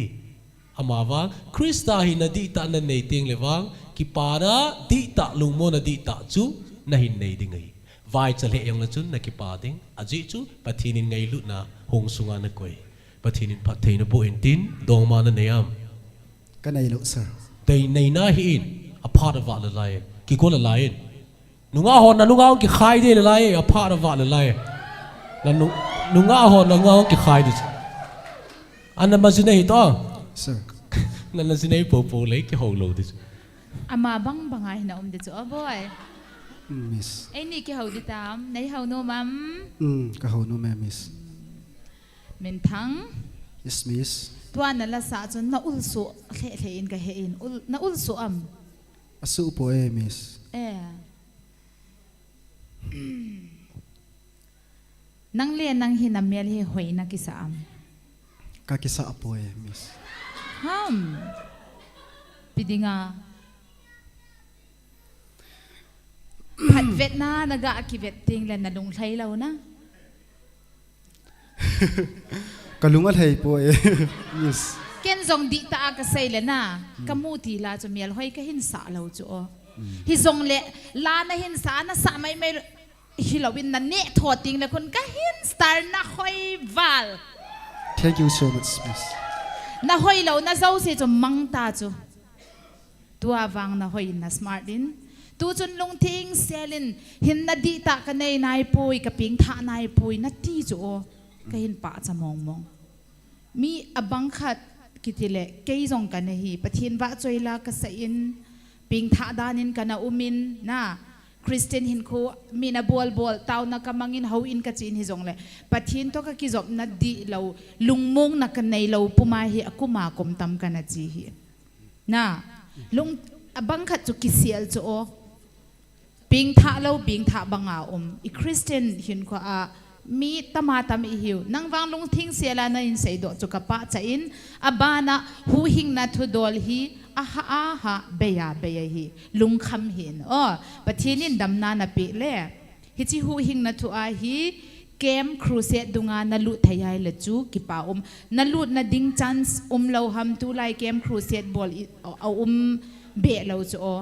โควิด-19จีจงหินตินนะจีจุนสารลุนเนวินลักคุมดิ่งนะหินเกาติงเลนะหงติงเลอินาจงเกยจงพัดกันนินโฟนนินหลังกับโฟนนัมเบอร์อินโซเลนละเดจูกับปีเดจูมิสจุนนินโฟนดิ่งอินากะลายฮิเลอินานะหงดิ่งหูหิงนัทุดอลอาสาวลังอาจอมลังฮิตาเลโฮมครูเซตบังอินกะฮิลนอมนะฮิจูมิสก็คิดไปPastor Evangelist Reverend na zone thayai le number 1 na huhing na nangai poi mo masat pending ito bengin la asang sa jong le chun pathin thon na kika afel lawai le na la sa cho thi hi the emis pathin tho ikika afel ha huhing na di ta inai le ithep lo hi lawin pathinin awa choi la isa cho phat thai ana bo je hi na Evangelist Pastor ho ko man chi a hu hing na thu na hin hil chet a na ping thai le ki pa chi chu chi na ding na mu la wai la ka ko ma hong jing takati na tu ni la chena ipi ha tu ni jong a chai na pe na hin gun chu ta in na tawin na to na kham manam kham po emis na fel mong ai le tu chung hi tui hi ka kitupi pui na ti in na khulang ina ka lain ka fresh joy chilai ka hin ka update du ina tin hi zong leken wang hoi ka hin sa chi cho nunga izal ham khadin zong nan star ta nunga ho di chu na het nam zo ka sei lo pi na hoi chi hi chu na sam na ki che zong chu na ki lom na ji chun machal jing dingin pathinin phathei na bo hen ka ki pa emis Min thang yes sir ka ke pa pe in thu tam pi seleng lu talaw ding hai na e chun nang chungai ki tep na khat ka nei je in langai no nga lar person number ki jin tin ken no ka number la ka koi te ni chiong ke la in lang nanga dinga ka bol the sun ti tangina tu ni za tam pi seleng la lu talaw ding hai in he chun na chol mai thei tain ki chiong ke la lang kya kon chi thil pe ong ke la in lang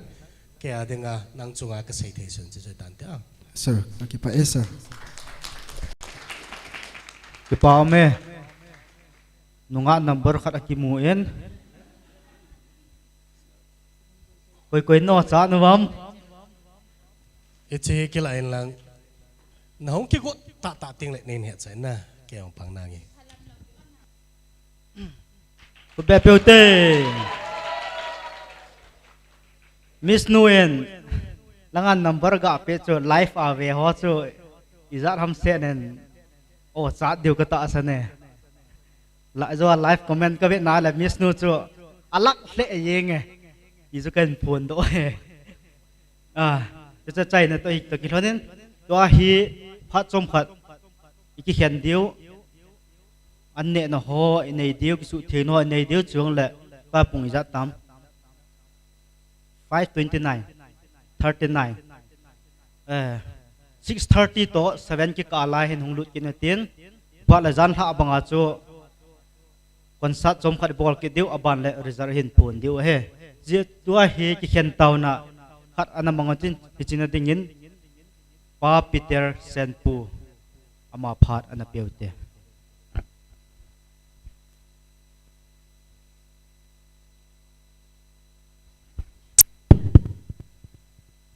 tu phat Kathange Gospel Idol Season 3 Grand Finale isai thading ta jevin damsela ki tup ta ai puyu pathen koma ki pathu seute ngai lut na dim wa na ka pau ka pathenu ka pa nang man tu ni sun lama pada tu chung nang mamin lopin dinga Kathange Gospel Idol Season 3 Finale damsela nang man lam kai te honin mapuya mi pi o se long kitup ta le hata chi program hi kong zau the ba tua zong tu nela chom khara dinga ki khan theya phat pa nei pe je ven namen lopi kan thang wa vin hi pakai tu nung zong la hin ila phat le phat kaman diwen la yin ichibai ong chu nang ma nei pui kit bin tia hiya da chu nang ma thang wa puma napan pingai chakida ka pakai u jesu kristamena ka hung ta wa hi amen.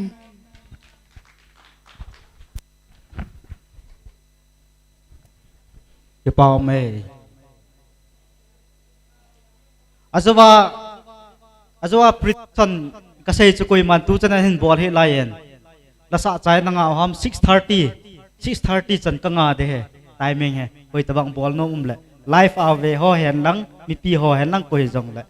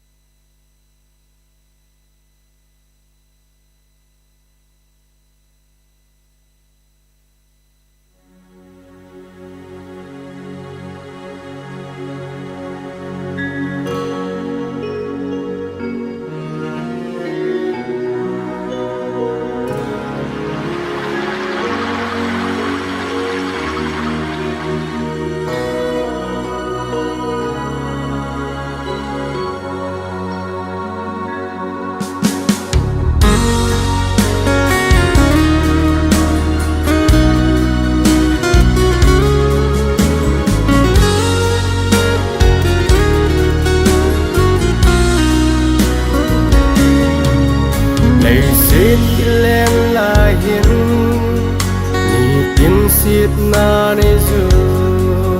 pakai nang malovin ton se ke ding zau lam ni tin nei lam hil zingin pakka ni tin nei han pi zingin pakka Sena kulpi de nang nahi bata kag sena kulpi de nang nahi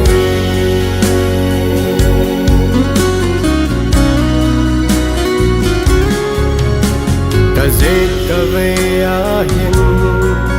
sidna nei kim de ni dan khat jing cha zong sit na nei da hello o tu pa kai nei da ha pe na hing lam kang sita dei sit leng la hin ni tin sit na nei zu pakai nang malovin ton se ke ding zau lam ni tin nei lam hil zingin pakka